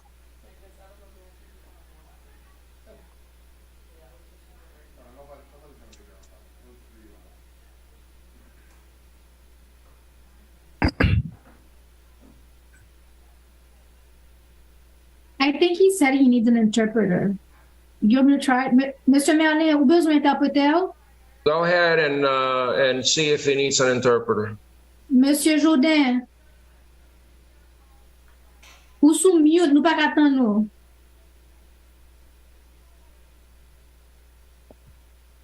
Can you unmute him yourself, clerk? The request to unmute. Hello. Ou besoin interpréteur, Monsieur Jourdain?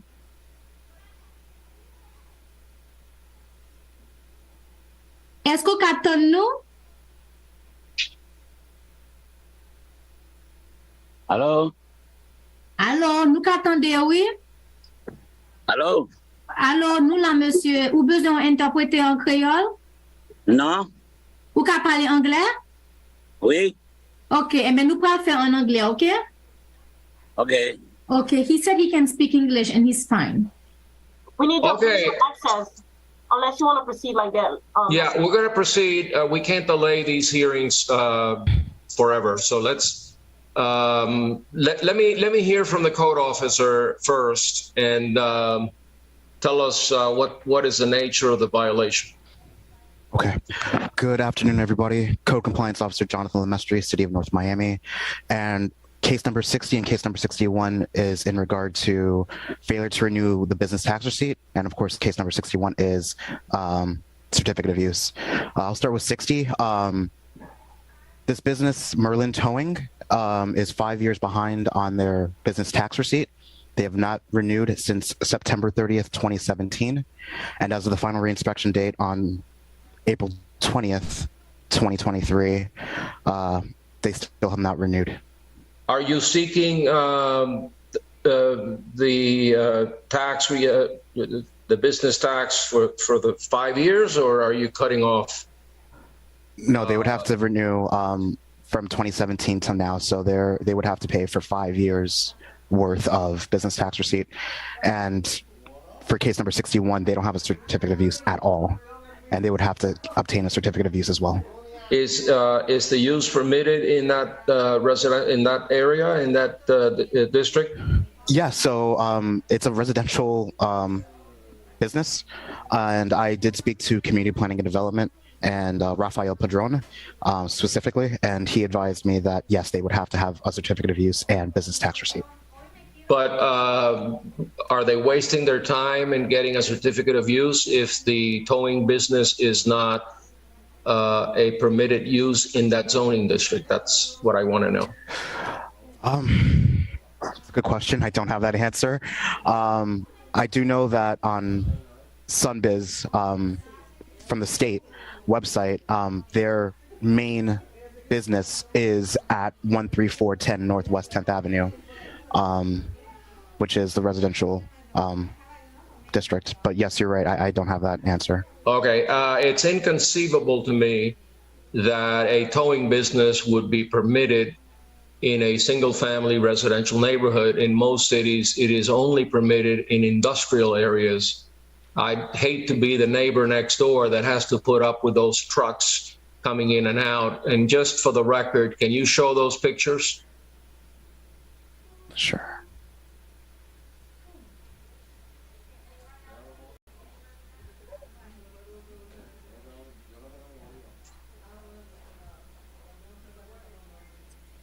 Postman Bosa Bala. Relève moi s'il vous plaît. Non meeting là.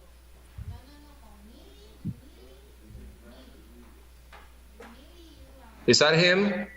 Yes, I believe that's yes, I had a conversation with him. That is Mr. Jourdain. Hello? Yeah. Mr. Jourdain, I'm going to give you time to speak, but you're going to have to let the officer finish first. Okay, thank you. Yes, Mr. And can you show me what the neighborhood looks like? Those are the only pictures that I have. So I don't have any other pictures of the neighborhood. Okay. All right. Mr. Jourdain, you don't have a certificate of use and you don't have a business tax receipt. You understand that? He needs to be sworn in. All right. Let him be sworn first. Okay. So Jordan, even though I cannot see you, I'm going to go ahead and swear you in. Do you Okay. swear or affirm the testimony you're about to give in these proceedings will be the truth, the whole truth, and nothing but the truth? If so, Yes. say I do. I do.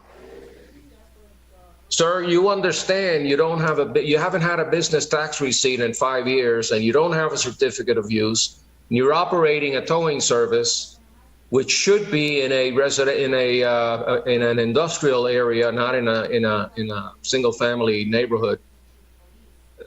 Why are you operating without a permit?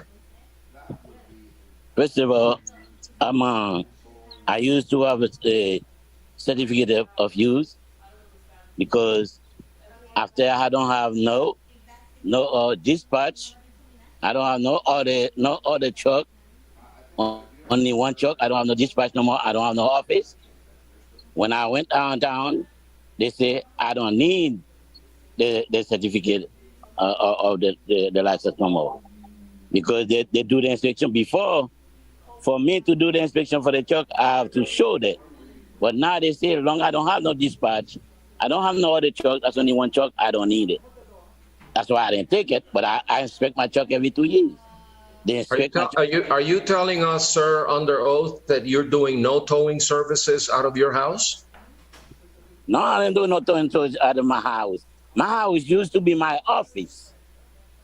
But I don't have no office no more. That's when I used to have dispatch. I don't have no dispatch no more. I didn't use no house for the office no more. So you don't tow vehicles anymore? I tow vehicle, but I don't have no dispatch no more. When you have dispatch, that's when you have somebody sit in their office to receive the call, to call you when you was out, tell you, go someplace, pick up some car. But that's when you have dispatch, you got an office. But I don't have no office. I got only one single truck now. I don't have no dispatch, nothing. So when somebody, where is the dispatch?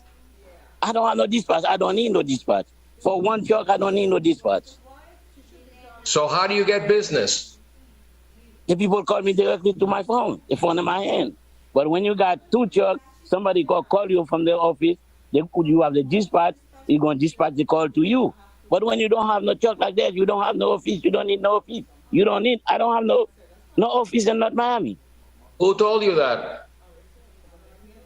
The city of Miami tell me that because that's the one they inspect my truck every 2 years or every year. This is not the city of Miami. Because I have my tax ID and everything. I have a certificate of all the I pay tax every year. Do you have a tax? Do you have a business tax receipt in any city? Yes, I have. Where? I have a business tax from city of Metro-Dade downtown. The way I inspect my truck every year.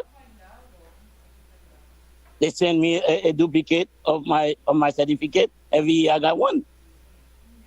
So you have one already, but in another city? Yes, I have one in the city of Miami. City of Miami. City of Miami. You have a business tax receipt and a certificate of use in the city of Miami? Yes, I have a tax receipt. And why do you have one in Miami? Why I have one in North Miami? Because they say if I have an office in North Miami, I need one. But I don't have no office in North Miami. So your office is in Miami? No, I don't have no office in North Miami. But do you have an office in Miami? No, I don't have no office nowhere. I have the truck going everywhere with a license from downtown, from the Metro-Dade. So if you have a business tax receipt from the city of Miami and Metro-Dade, why not with the city of North Miami? What's the difference? Because the difference, they say, if you have an office in any city, you have to pay the tax in that city. But you don't have an office anywhere. So why do you need a permit in Miami? I don't know. You need a permit, Miami, because you have to inspect the truck. I have to go downtown to get the truck inspected. I have to pay the tax to pay this. I just pay $900 and some dollars to inspect the truck for me. All right, I understand, and I understand what you're saying. I want to hear from the code officer. Does he or does he not need, based on what you just heard, that he doesn't have an office. He just gets a phone call from John Doe. Hey, I got into an accident on Biscayne and 125th Street. I need you to come and pick my car up. He gets a call at home, and then he goes out with his truck and he tows within the city of North Miami. Okay? And I have a consent business, not consent business. I have a consent business. I don't understand what that means. The consent means someone calling you. You don't go pick up a car without no consent. Someone calling you. That's consent. Well, whether they call you or they don't, everybody calls. Whenever somebody is in an accident or they need their car towed or the city needs a tow, they contact the towing company. The towing company doesn't contact the city. No, the owner, the body shop, the mechanic shop, the people want to go to the garage, all of them call Magistrate Smith. Yes. One last question. Do you tow in the city of North Miami? I tow everywhere. Okay, you answered my question. Mr. Code Officer, does he need a permit or not? Yes, he does. He's registered with the state, Merlin Towing LLC. He's registered with the state. My guess is when he says that he's registered with the city of Miami, I'm guessing he's registered with Miami-Dade County. But he doesn't have a business tax receipt for the city of North Miami. On the state's website, it has the principal address of Merlin Towing LLC at 13410 Northwest 10th Avenue, his home address. Well, okay. Sir, whether you agree with it or not. That's exactly what I just said. That's when I used to use my house for the office. Sir, when I used to use my house for the office, I get the permit. Sir, but when I have no office, you have your business registered in the city of North Miami and you tow in North Miami. You need a business tax receipt and you need a certificate of use. Whether you agree with it or not, that's going to be my ruling. And if you don't like my ruling, you go to a judge and you have the judge tell me that I'm wrong. Okay? Because there's one thing I do know about is permitting for towing companies, because I've dealt with towing companies throughout my legal career. Okay? And I know how they operate and I know what they do and I know how they get called in. So, you know, I don't want this BS that you don't do business in North Miami, you do business in Miami, but you have a tax. Let me finish. Everywhere. You know you have a permit in Miami-Dade County and Miami, and you don't have a permit in North Miami. I don't understand why you refuse to go to North Miami and get a permit. I just don't understand. If your address in your registration with Sunbiz is North Miami, you're doing business in North Miami. Your trucks are in North Miami. Your signs are in North Miami. You park your vehicles in North Miami. I don't have no sign. I don't have no office. I don't have nothing. You don't have signs on the trucks? I have sign in my truck. The truck go everywhere. Yeah, and your truck sits on your driveway everywhere, and it also sits on the city swale. And so you are in the city of North Miami. That's where you park your vehicles. So I'm going to stop right here, and I'm going to make an order. And please be quiet, or we're going to have to disconnect you. Okay? I don't want to play games with you. Okay? You seem like you want to find a loophole, and there's no loophole. You are doing business in North Miami. Okay? That's my finding, based on the testimony of the city's code compliance officer, the photographs and the evidence presented depicting that the cited violations still exist. Proper notice has been given. I find in favor of the city. Enter an adjudication and set a compliance date of June 15th. In the event of non-compliance, there shall be a daily fine of $500 until the violation is abated. Next case.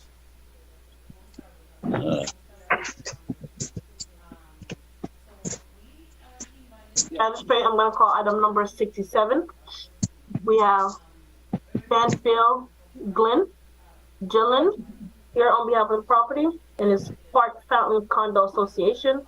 Case number is MSB at 02022-00538.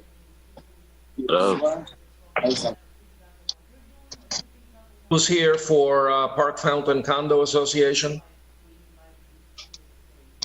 La compañía quiere cancelar a mí.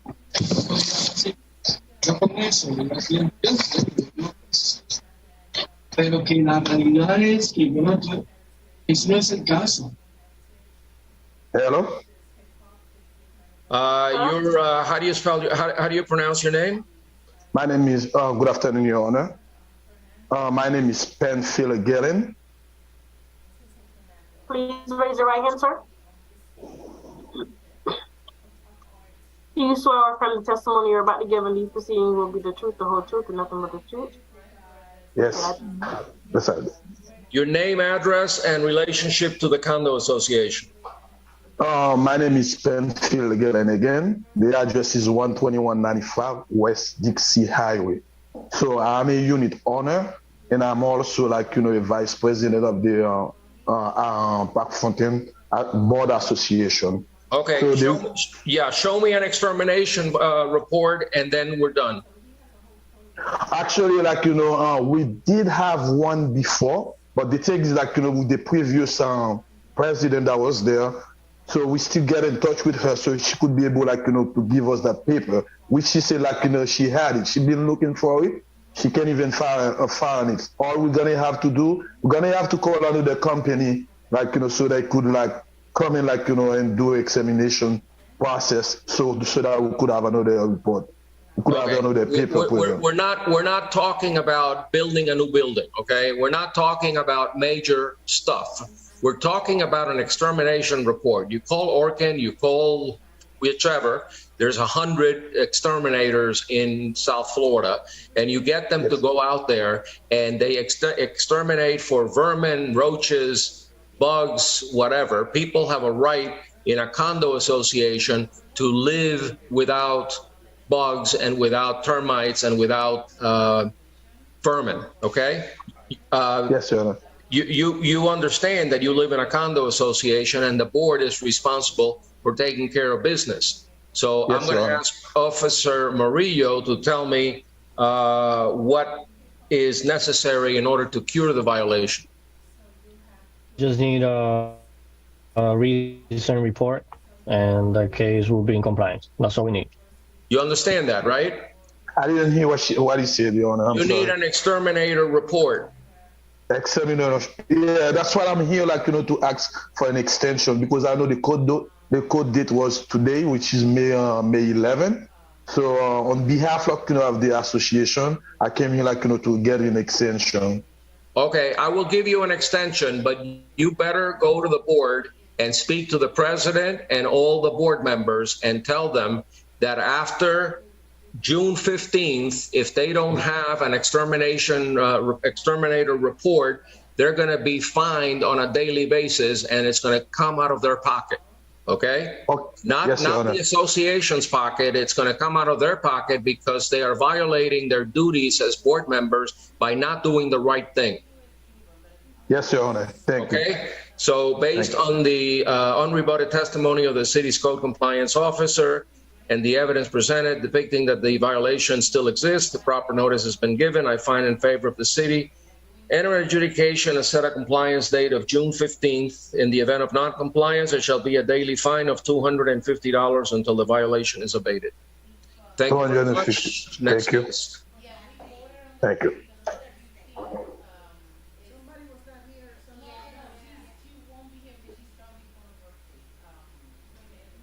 Magistrate, the next item is item number 77 through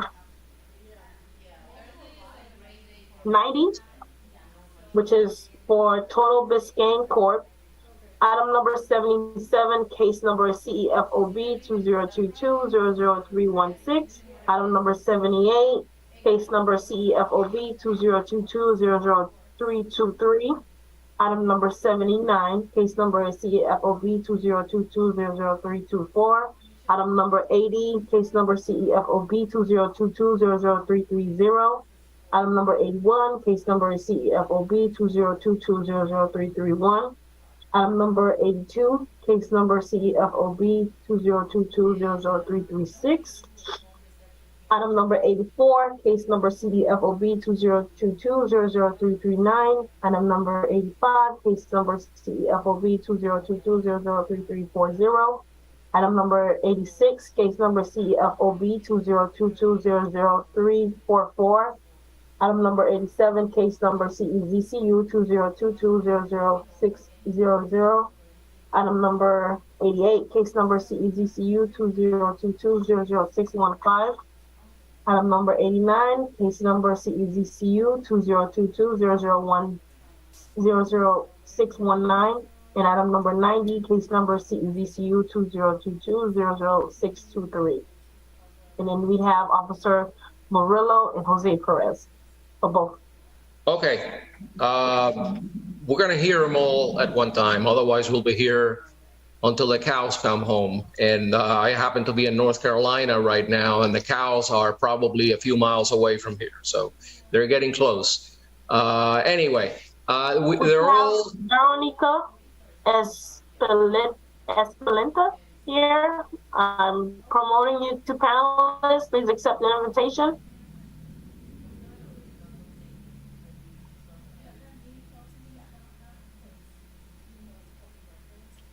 Go.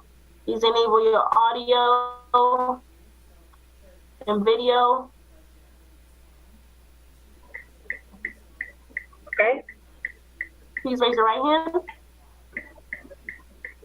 Do you swear or affirm the testimony you're about to give in these proceedings will be the truth, the whole truth, and nothing but the truth? If so, please say I do.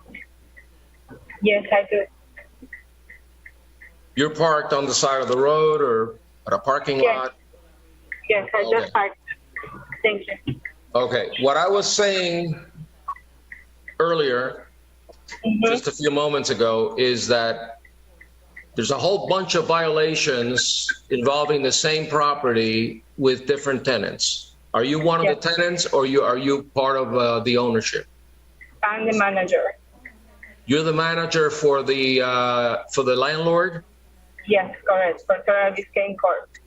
Okay, you're being cited because many of your tenants do not have a certificate of use or a business tax receipt. You understand that? Yes, I do. Okay, do you know why? They already on the process. Most of them already have the certificate of use for the Miami-Dade. They have provided me with the proof of that. Unfortunately, I just was aware that there was a order to submit documentation, and I did this morning before the hearing. I understand that we might have to make a payment. I will meet in Mr. Rafael tomorrow with a check at the City of North Miami to continue with the process. We are almost there. Everyone is about to comply. Just wanted to request this to be possible a little more time.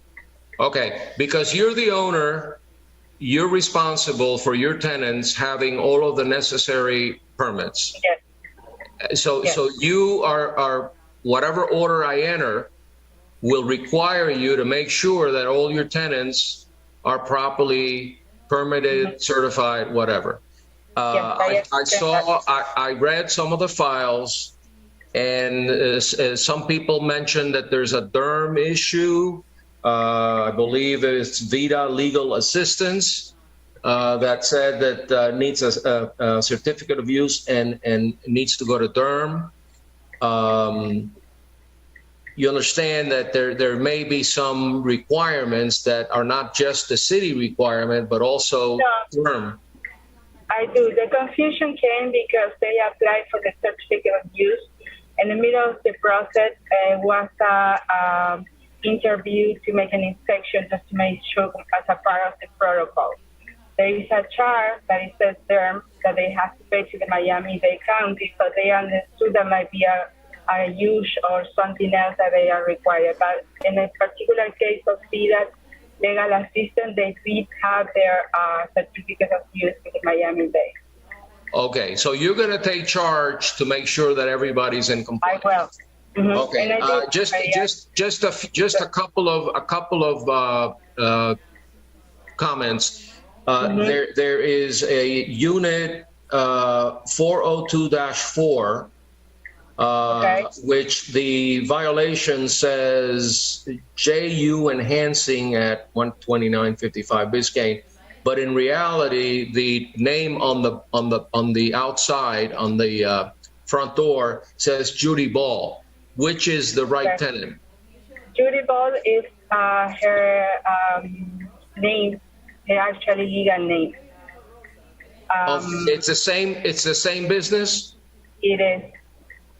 What about Shapula Jenkins at Unit 402-5? There's a different name on the door. What's going on there? Shapula's personal name is that one. She's the one that I haven't provided me with the proof that I require all of them by email. Eventually, probably we have to terminate her lease if she didn't comply on time. Okay, and you got a lawyer named Linda Smith. She should know what to do, right? Yeah, I think so, yes. Okay, so that shouldn't be a problem. So if I give you until June 15th to get all of these papers in order, certificates of use and business tax receipts, is that reasonable or do you need more time? I will ask you a little bit more. I'm going to be out of the country next week, and I would like to personally oversee all of this to make sure that everyone is in compliance, and I don't want to miss anything. Okay, you as a landlord are required by your lease, well, the tenant is required by the lease to comply with all laws and regulations, etc. So if you have a tenant who's not doing that, you can evict them.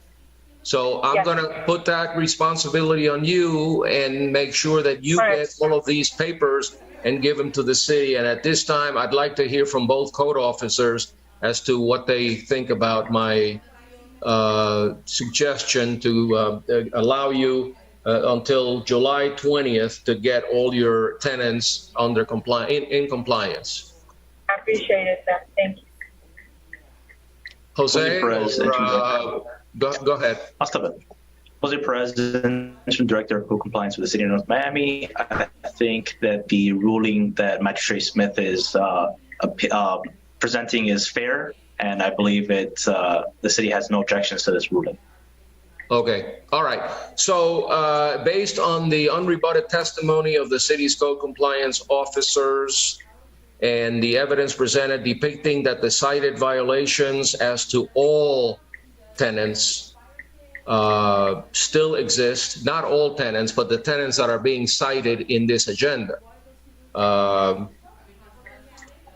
don't know how many we have. Madam Clerk? There's quite a few, about 10, I think.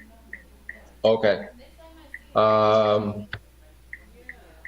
Anyway, as to all those tenants, I find in favor of the city enter an adjudication and set a compliance date of July 20th. In the event of non-compliance, there shall be a daily fine of $250 until the violations are abated. So either they pay you or they leave, stop doing business. You throw them out. If they don't do what they're supposed to do under the lease, then you as a landlord can kick them out with a 3-day notice. Yes. Okay. Thank you very much. You have until July 20th. Thank you. And hopefully everything will be done by then. Next case. All right. Thank you. All right, that's right. There are no more attendees in the chat.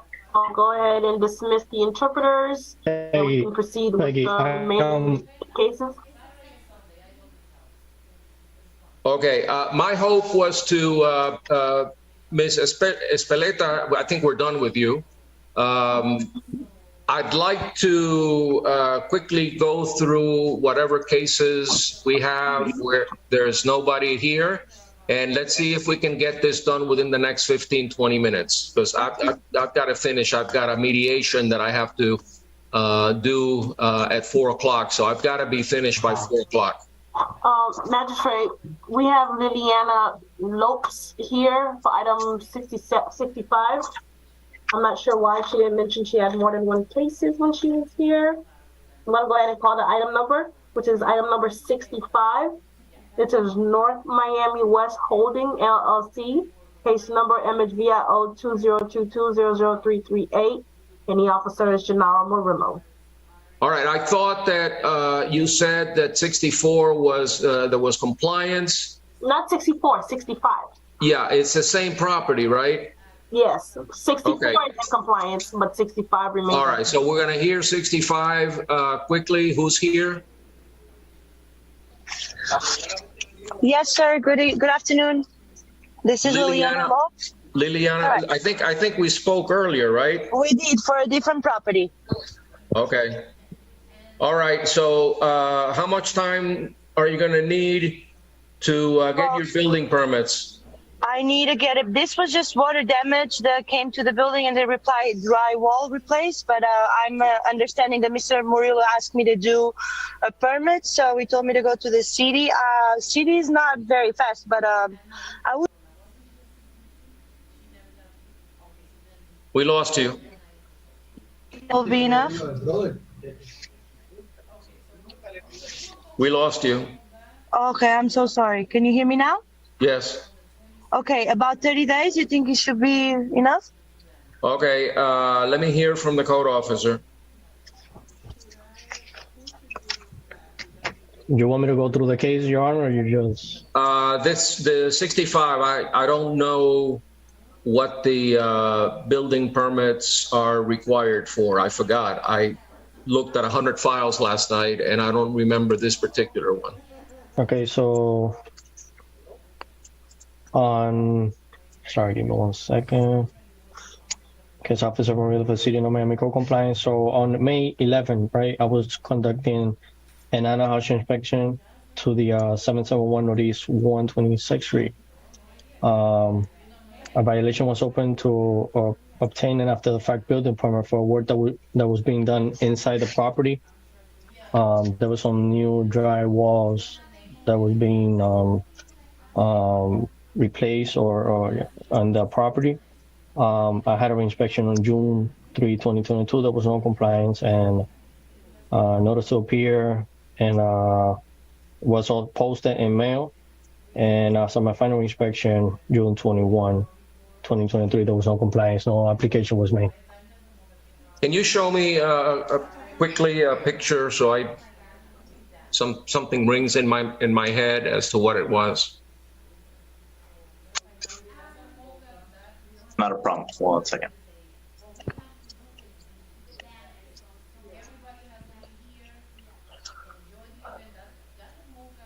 So we have the posting here.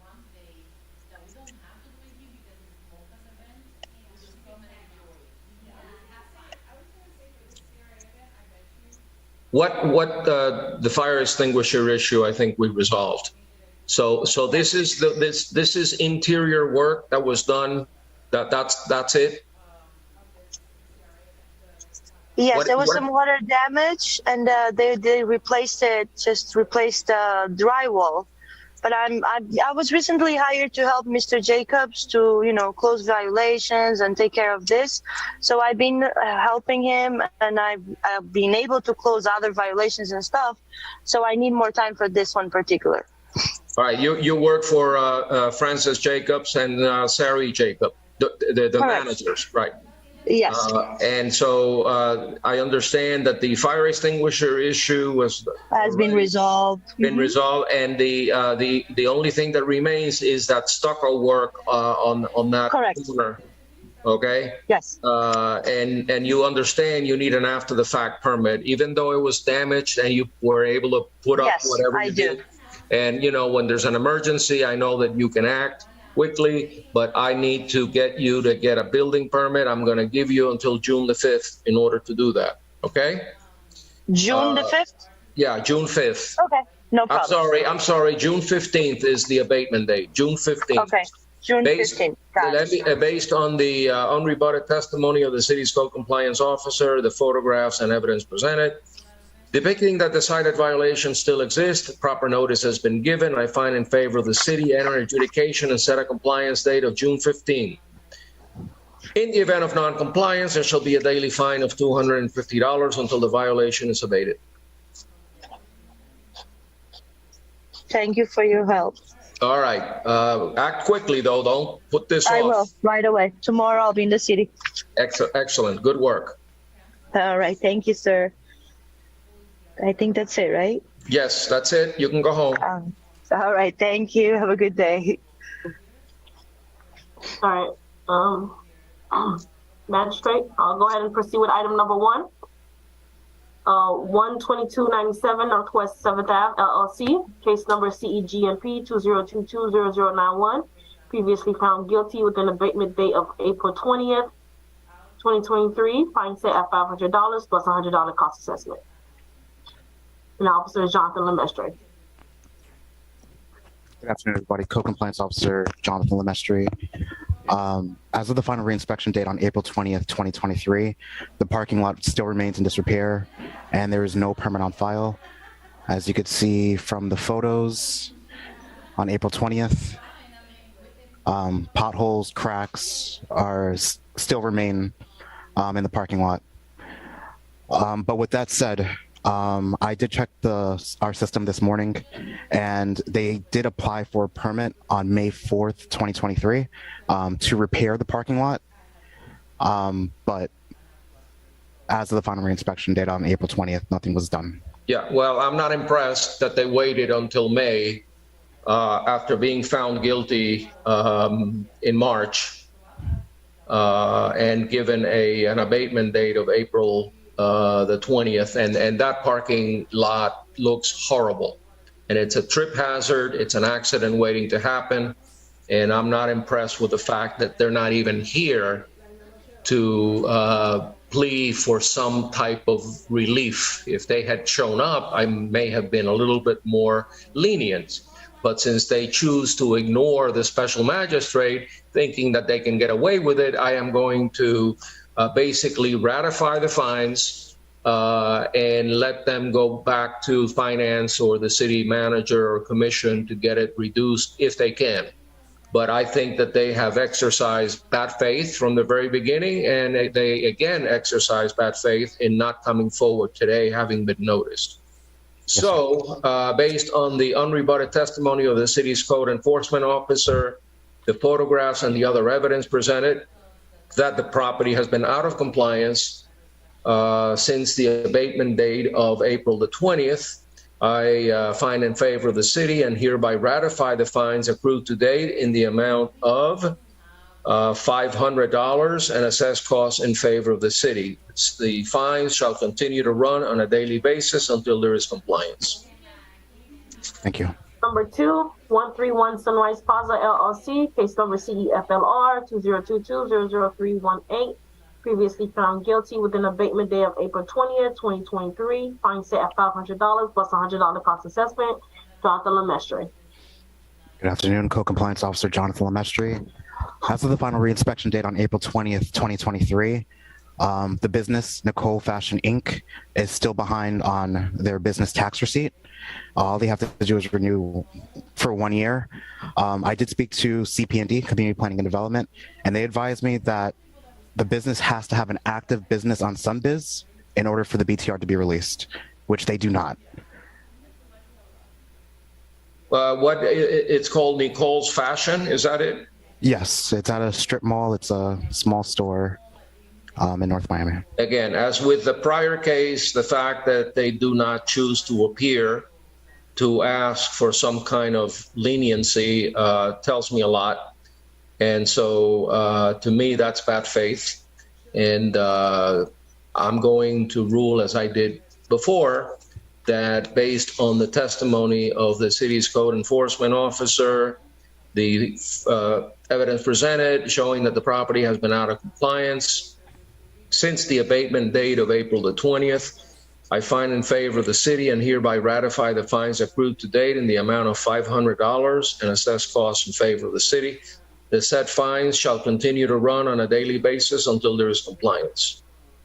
Item number 4 and 3 is 14355 Northeast 6th Avenue LLC, case number CEMHS 2022-00462, and item number 4, case number is CEMHS 2022-00464.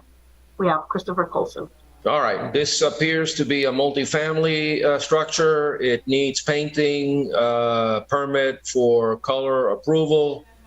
The second one, the next case is an extermination report. Tell me what is the where are we today? Today, they were contacting me, but then they stopped. They haven't done anything to paint the building, pressure wash the building, as you can see, and I still haven't been provided extermination report. So as of they were properly mailed and noticed, and as of my final inspection on 4/20 regarding both cases, there has been no compliance or no contact. Okay, there hasn't been a prior adjudication, right? No prior adjudication. Okay, so based on the unrebutted testimony of the city's code compliance officer, the photographs and the evidence presented, depicting that the cited violations still exist, that proper notice has been given, I find in favor of the city, enter an adjudication and set a compliance date of June 15th. In the event of non-compliance, there shall be a daily fine of $500 until the violations are abated. And that's as to both 3 and 4. Item number 5 and 6, 1470 Northeast 130th Street. Case number is CEFOB 2022-00367. And item number 6, case number is CEZCU 2022-00665 in Shanna Sanders. Shanna Sanders, City of North Miami Code Compliance Officer. Both cases are for property address 1478 Northeast 130th Street. Both of them kind of go, coincide. Wait, I don't have 1478. I have 1470. Well, it's dealing with 5 and 6? Yes, sir. It's a plaza. So I'm going to say it is 1400, but the actual bay is 1478 where this business occupies. Okay. So the address is 1478 Northeast 130th. The corporate name is 1470 Northeast 130th. That's correct. Okay, got it. Yes. The first one, number 5, is BTR. The second one is CU. That's correct. Both of them kind of go, hand in hand. You can't obtain one without the other. I initially inspected the property on July 2nd, 2022, whereas I received a complaint from actually community planning about a business being ran without a license. Upon inspecting the property, I did have a conversation with a gentleman, brought it to his attention that he needed to obtain both the certificate and a document for the business tax receipt. As of my last reinspection, spoke with the same gentleman and spoke with the secretary. They had started the process with at least submitting an application to Durham, but no applications have been submitted to the city at that time. I am showing proper service was given. I actually hand delivered the notice to appear to the business owner on April 8th of 2023. Re-inspected the property again when I had the conversation. No compliance has been met at this time. What's the name? What's the name of the business owner? The gentleman's name, I don't recall his name, but the actual business is Prestige Group. It's the Prestige Group. Okay. I'm looking at my notes to see if I saw his name somewhere. Sunbiz shows an Atela Metzias as the registered agent and director. There may be others, but that's the name that I wrote down. So I think you need to advise not just the businesses, but the owner of the property, right? I did speak with the the owner of the plaza as well, because I didn't just receive a complaint about this business. It was 3 businesses that I had. So I spoke with him in general about all of them, but this one was the only one that hadn't complied. So he's very much aware of what's going on at his property. So which one complied and which one didn't? Well, the ones that complied, they're not on the agenda because, again, it was 3 different businesses at this plaza altogether. Only the one at 1478 didn't comply. That's why, it's on the docket. Okay, gotcha. So based on the unrebutted testimony of the city's code compliance officer, the the evidence presented depicting that the cited violations still exist, proper notice has been given. I find in favor of the city entering adjudication and set a compliance date of June 15th. In the event of non-compliance, there shall be a daily fine of $500 until the violation is abated. again, folks out there that hear this, if you don't come to your own hearing and you don't explain or give me reasons and to be lenient, then I'm going to hit you with a big fine, which is not going to help you. It's not going to help your business. So be reminded. Okay. Item number 18, 930 Northeast 133rd Road, 133rd Street, LLC. Case number MHVI 0202200516. Any officer is Janelle Murillo. Okay, go ahead. Good afternoon, Officer Murillo for the City of Miami Code Compliance. On August 10, 2022, a violation was opened to the property address 930 Northeast 123rd Street while conducting an annual housing inspection. I asked to remove the temporary storage container from the parking lot. Out of inspection on September 12, 2022, there was no compliance. A notice to appear was posted on May 11, 2023. I was also mailed on May 11, 2023, a final inspection on April 26, 2023. There was no compliance. The trailer remains in the parking lot. Give me the case number again. The what number is it on the calendar? Item number 18. 18. Okay, got it. I'm sorry. The notice to appear was posted on April 8, 2023, and was mailed on April 13, 2023. I gave the wrong date. Okay, so here we're dealing with a temporary storage container. It's a prohibited use in the zoning district. We have Clear Title Services as the registered agent. Have you served them? Yes, sir. You have? Yes, sir. I'm showing Abraham Ebenstein as a manager. That was a manager, yes. Stock as a manager. Samuel Edward Ebenstein as a manager. My suggestion is that you serve all of them, and whatever else is on Sunbiz that, you know, I guess Sunbiz would show the title company. What kind of a business is this? Do you know? That's a multifamily, sir. Okay. All right. I just want to make sure that everybody's aware that I am entering an order and that, you know, they're served, everybody's properly served, and maybe it'll shake them up a little bit. Okay. Based on the unrebutted testimony of the city's code compliance officer, the photographs and the evidence presented depicting that the cited violations still exist, that proper notice has been given, I find in favor of the city, enter an adjudication and set a compliance date of June 15th. In the event of non-compliance, there shall be a daily fine of $500 until the violation is abated. And if there's a prohibited use, separate from the storage issue, I would like to know a little bit more about that at the next meeting if they don't comply. I want to know what the zoning issue is. Is it just a storage container, or is there more to it than that?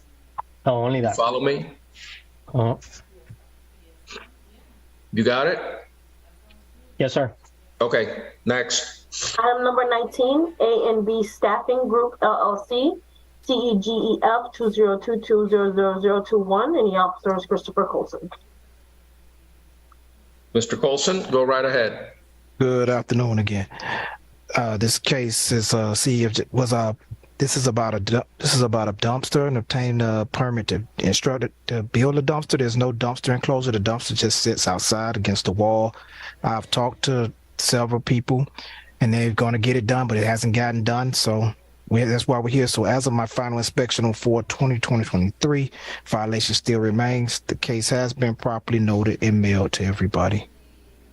Okay, I'm showing Daniel McGanner, manager, and Jared Lendon, manager, who happened to be in South Carolina, and Joey Feinberg is a registered agent.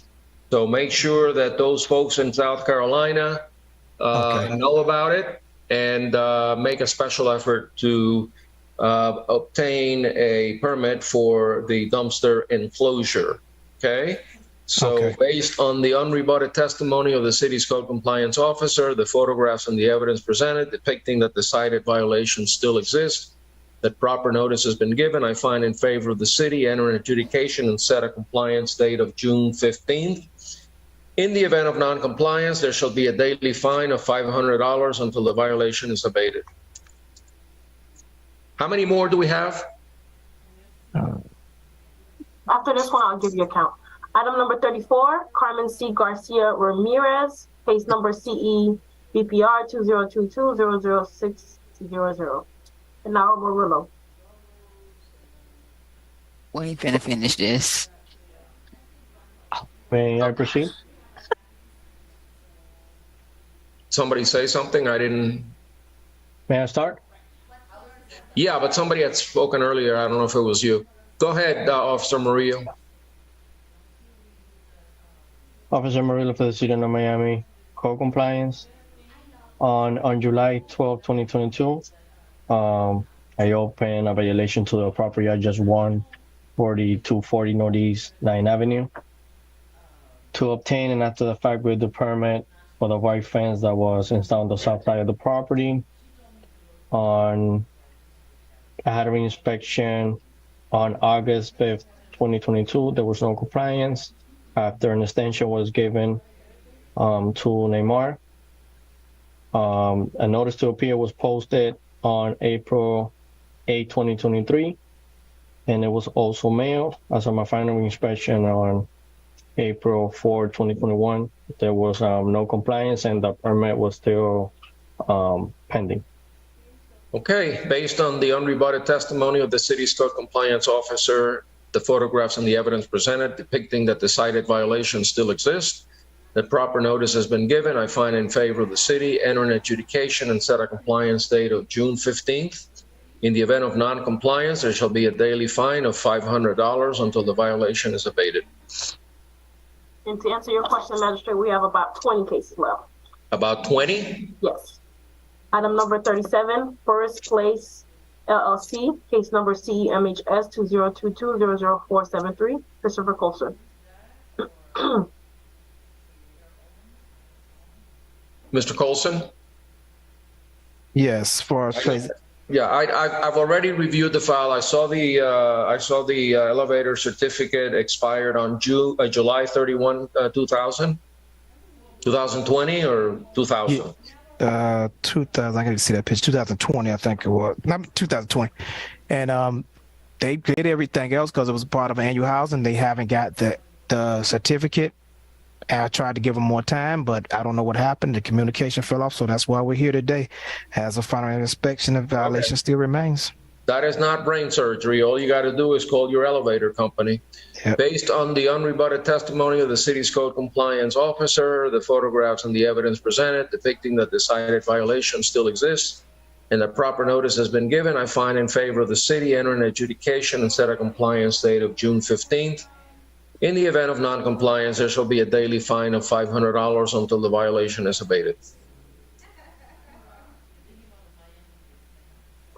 Next. Item number 45, John Lazell and wife Celia B, case number CFOB 2022-00191, previously found guilty with an abatement date of April 20th, 2023, fine set at $500 plus $100 cost assessment, Jose Perez. All right, As a means to expedite, where are we on this? As a means to expedite, I just received an email today, just a couple minutes ago, saying that they obtained their licensure. So we're going to go ahead and close that case out. Great, and I'm glad that we can expedite. Let's see if we can do the same with the others. All right, great. They have $100 court cost to pay, Jose. Yes, there is a $100 cost assessment, and they're lucky because I was going to ratify the fines and they would have been heavy. Okay, so let's go. Next one. Item number 53, Lordy Burnett, case number CEBPR 2022-00608, Shannon Sanders. Ms. Sanders? One moment. What address was that? 215 Northwest 125th Street. It's a shed, detached structure.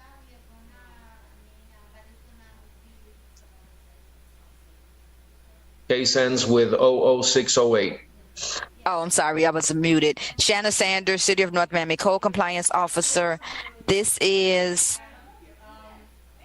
a new case. I'm trying to look really quick. This is a new case for property address 215 Northwest 121st Street for a shed that was installed in the rear of the property. Received a complaint from someone in the area stating that, the shed was installed over the weekend.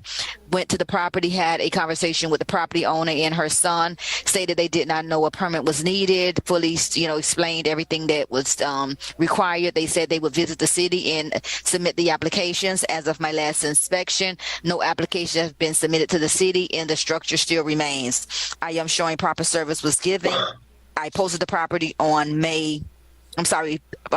April 11, 2023, re-inspected on the 20th. And again, the violation still remains as of my last inspection. Based on the unrebutted testimony of the city's code compliance officer, the photographs and the evidence presented depicting that the cited violation still exists, proper notice has been given. I find in favor of the city, enter an adjudication and set a compliance date of June 15th. In the event of non-compliance, there shall be a daily fine of $500 until the violation is abated. Item number 54 and 55. 54 is LT Florida 1101 Trust. Case number is CEBPR 2022-000605. And item number 55, LT Florida 1101 Trust. Case number is CSTA 2022-0054. This one was previously found guilty with an abatement date of March 16, 2023, fined at $500 plus $100 cost assessment. Jose Perez. 55 was previously adjudicated, not 54, correct? Correct. All right, let's hear 54 first.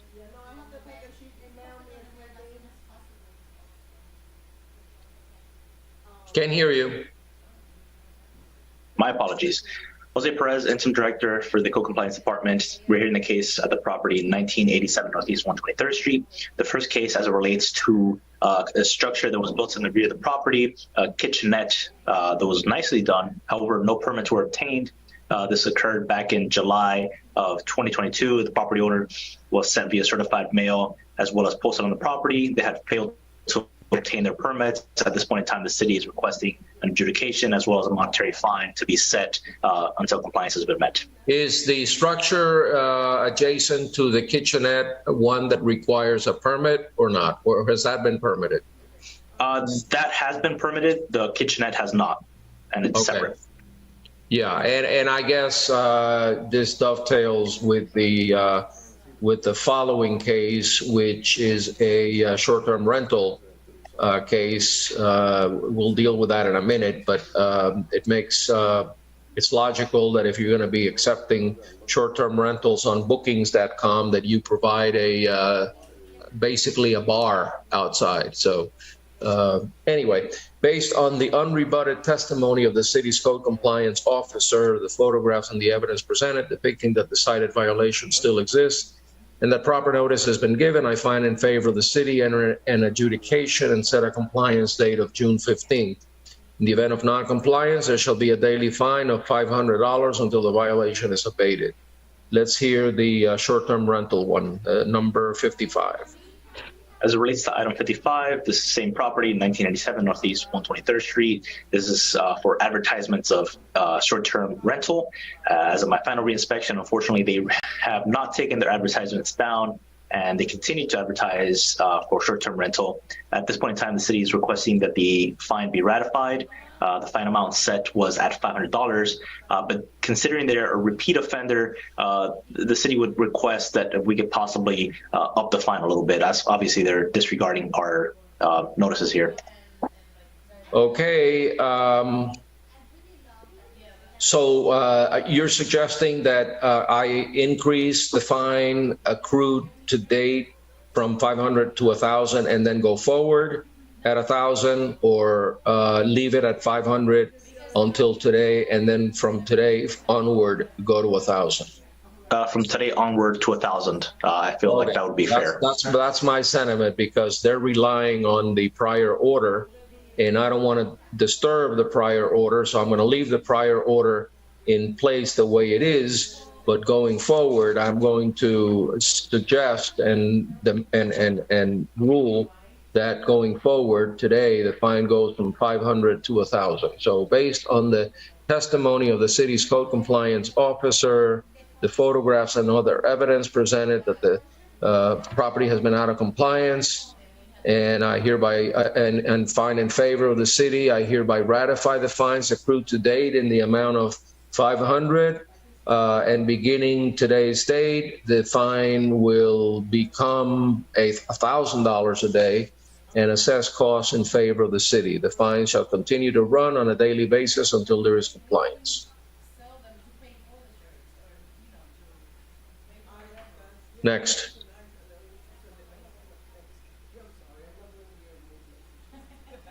Item number 57, Maria Alicia Baltazar, case number CEFAW 20220073. The officer is Janelle Murillo. Okay, Mr. Murillo, I have seen pictures of the fence. I know that it is damaged, not terribly, but in certain areas, it does show that the poles, the frames or whatever are not, perfectly straight. I've seen the pictures. What's new? I'm sorry, what was your question? My question is, what is new today that was not reflected in the file that I reviewed last night? I mean, the fence is in the same condition. They are just holding with wires. When was your last inspection? This was on April 21. Okay, and the fence was still the same? The same condition. Okay, and would they need a permit to repair the fence? Yes, sir.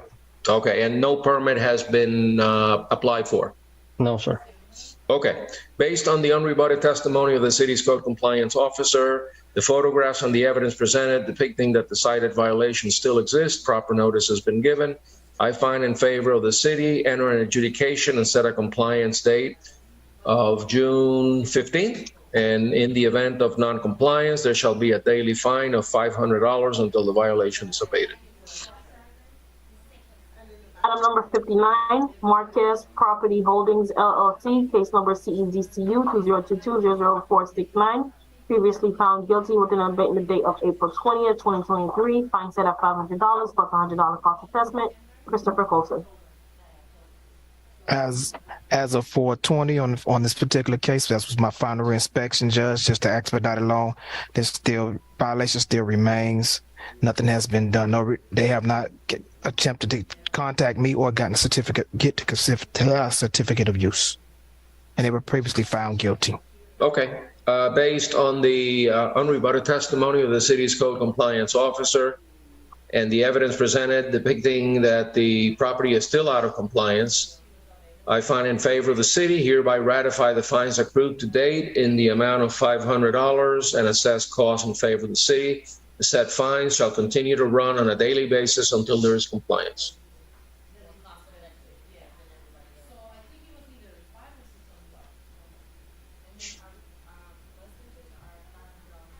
Ready to hear the next one.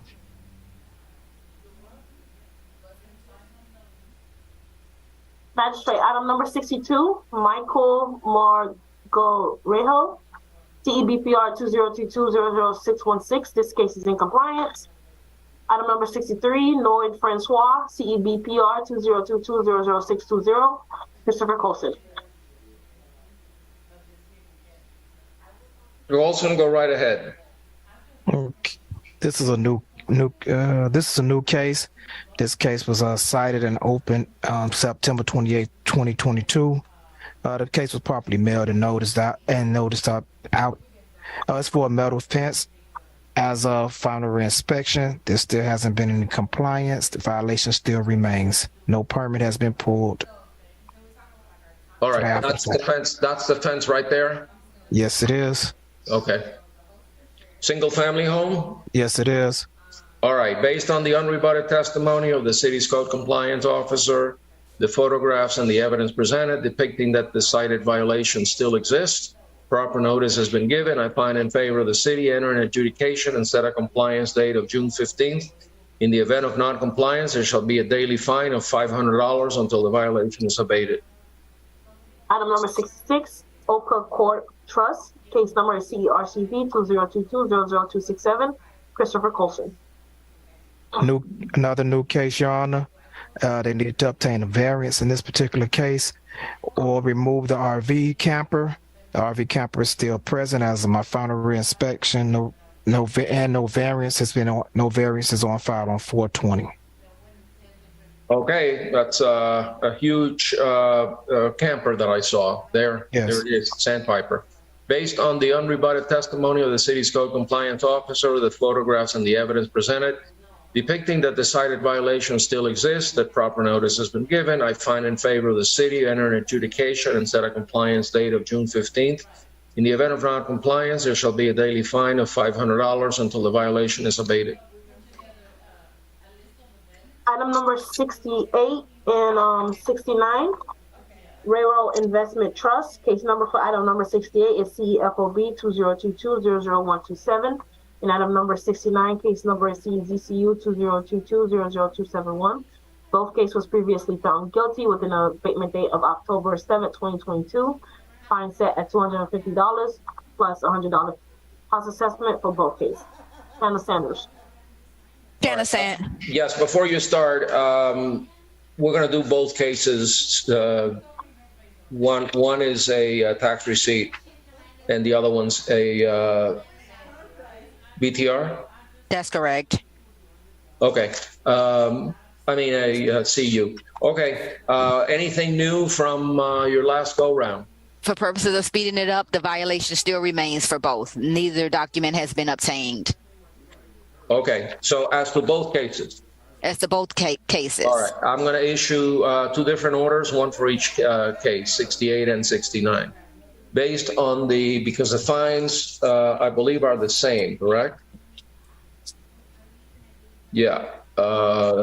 Guilty fine of $250.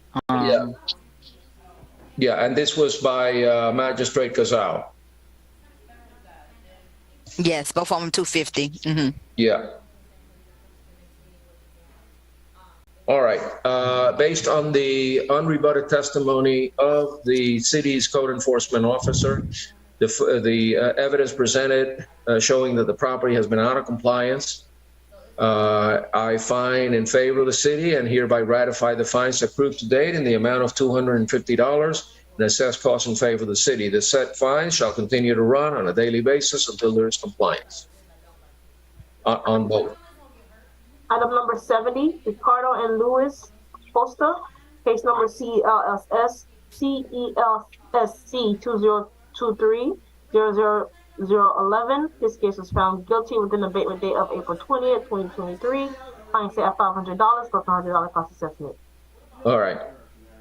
Is this the case where we had a neighbor that testified on behalf of the city? Yes. Okay. And I remember it well. Has the violation been corrected?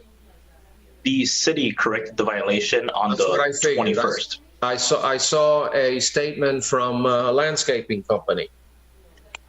Correct, yes. So the city's requesting adjudication and, not adjudication, sorry, ratification of the fine for the 1 day they were not in compliance. So in this case, they were not in compliance for 1 day before the city stepped in. We're requesting that 1 day fine.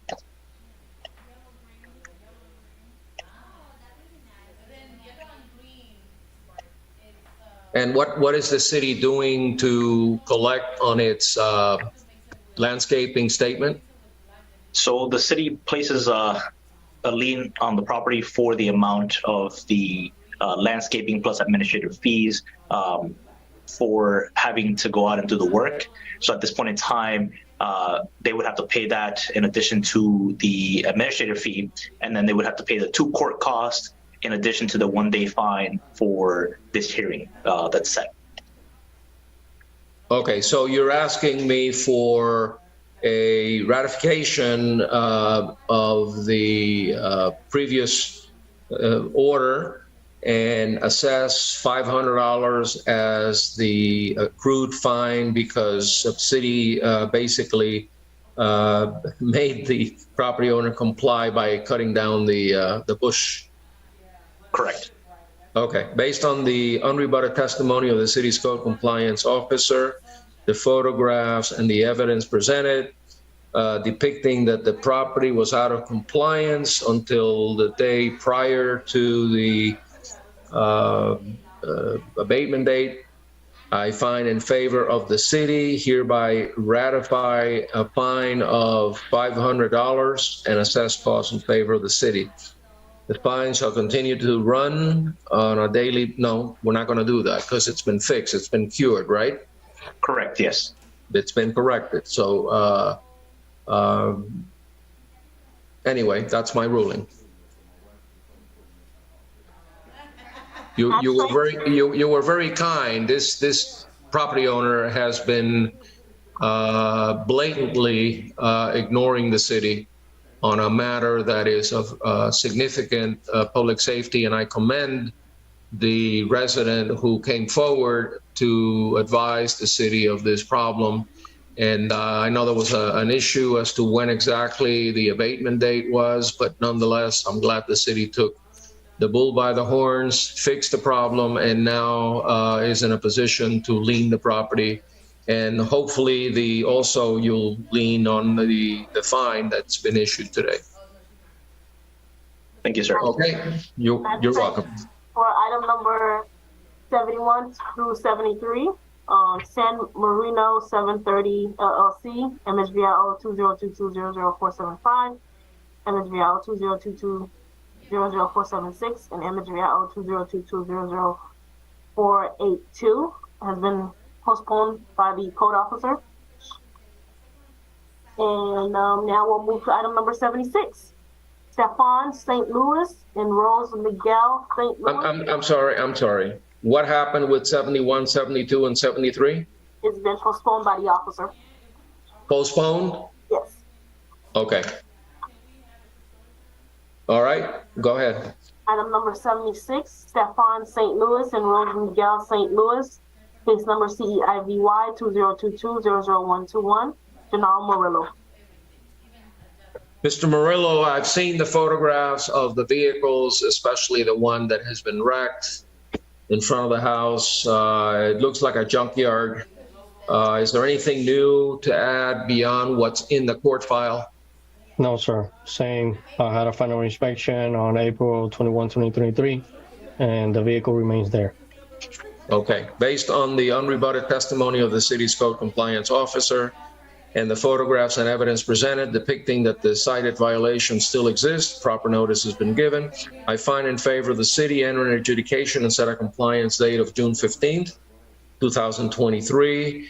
In the event of non-compliance, there shall be a daily fine of $500 until the violation is abated.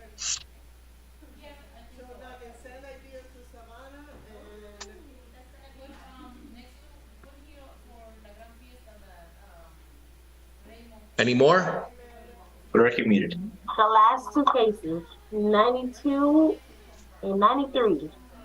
Excellent. Windsor Estate Condo, case number MSVIO 2022-00468, and item number 93, case number MSVIO 2022-00469, Jose Perez. Okay, Mr. Perez, I've reviewed both the file on both cases. One has to do with the dumpster, which needs to be enclosed. The other one is that there is storage in the electrical meter room, which is not permitted. If you could just basically remind me what those pictures look like and bring me up to date.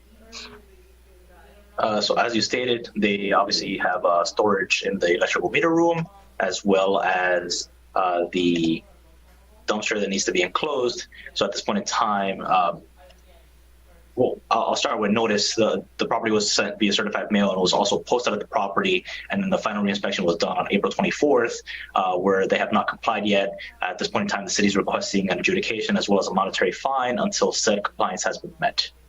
Okay, as to both cases, the dumpster and the electric meter room violation, the storage, my ruling as to both is that based on the testimony of the city's code compliance officer, the photographs and the evidence presented, depicting that the cited violation still exists, that proper notice has been given, I find in favor of the city and an adjudication to set a compliance date of June 15th. In the event of non-compliance, there shall be a daily fine of $500 until the violation is abated. Thank you, sir. And magistrate, that concludes the agenda. Are we done? Yes, we are. Okay, thank you everybody for your hard work. You're very well versed, very competent. I'm glad that I'm able to work with you. Madam Clerk, at times it was a little challenging, but we got it done. So thank everybody and have a great weekend and see you next time. Likewise. Bye, everybody. Bye. Thank you.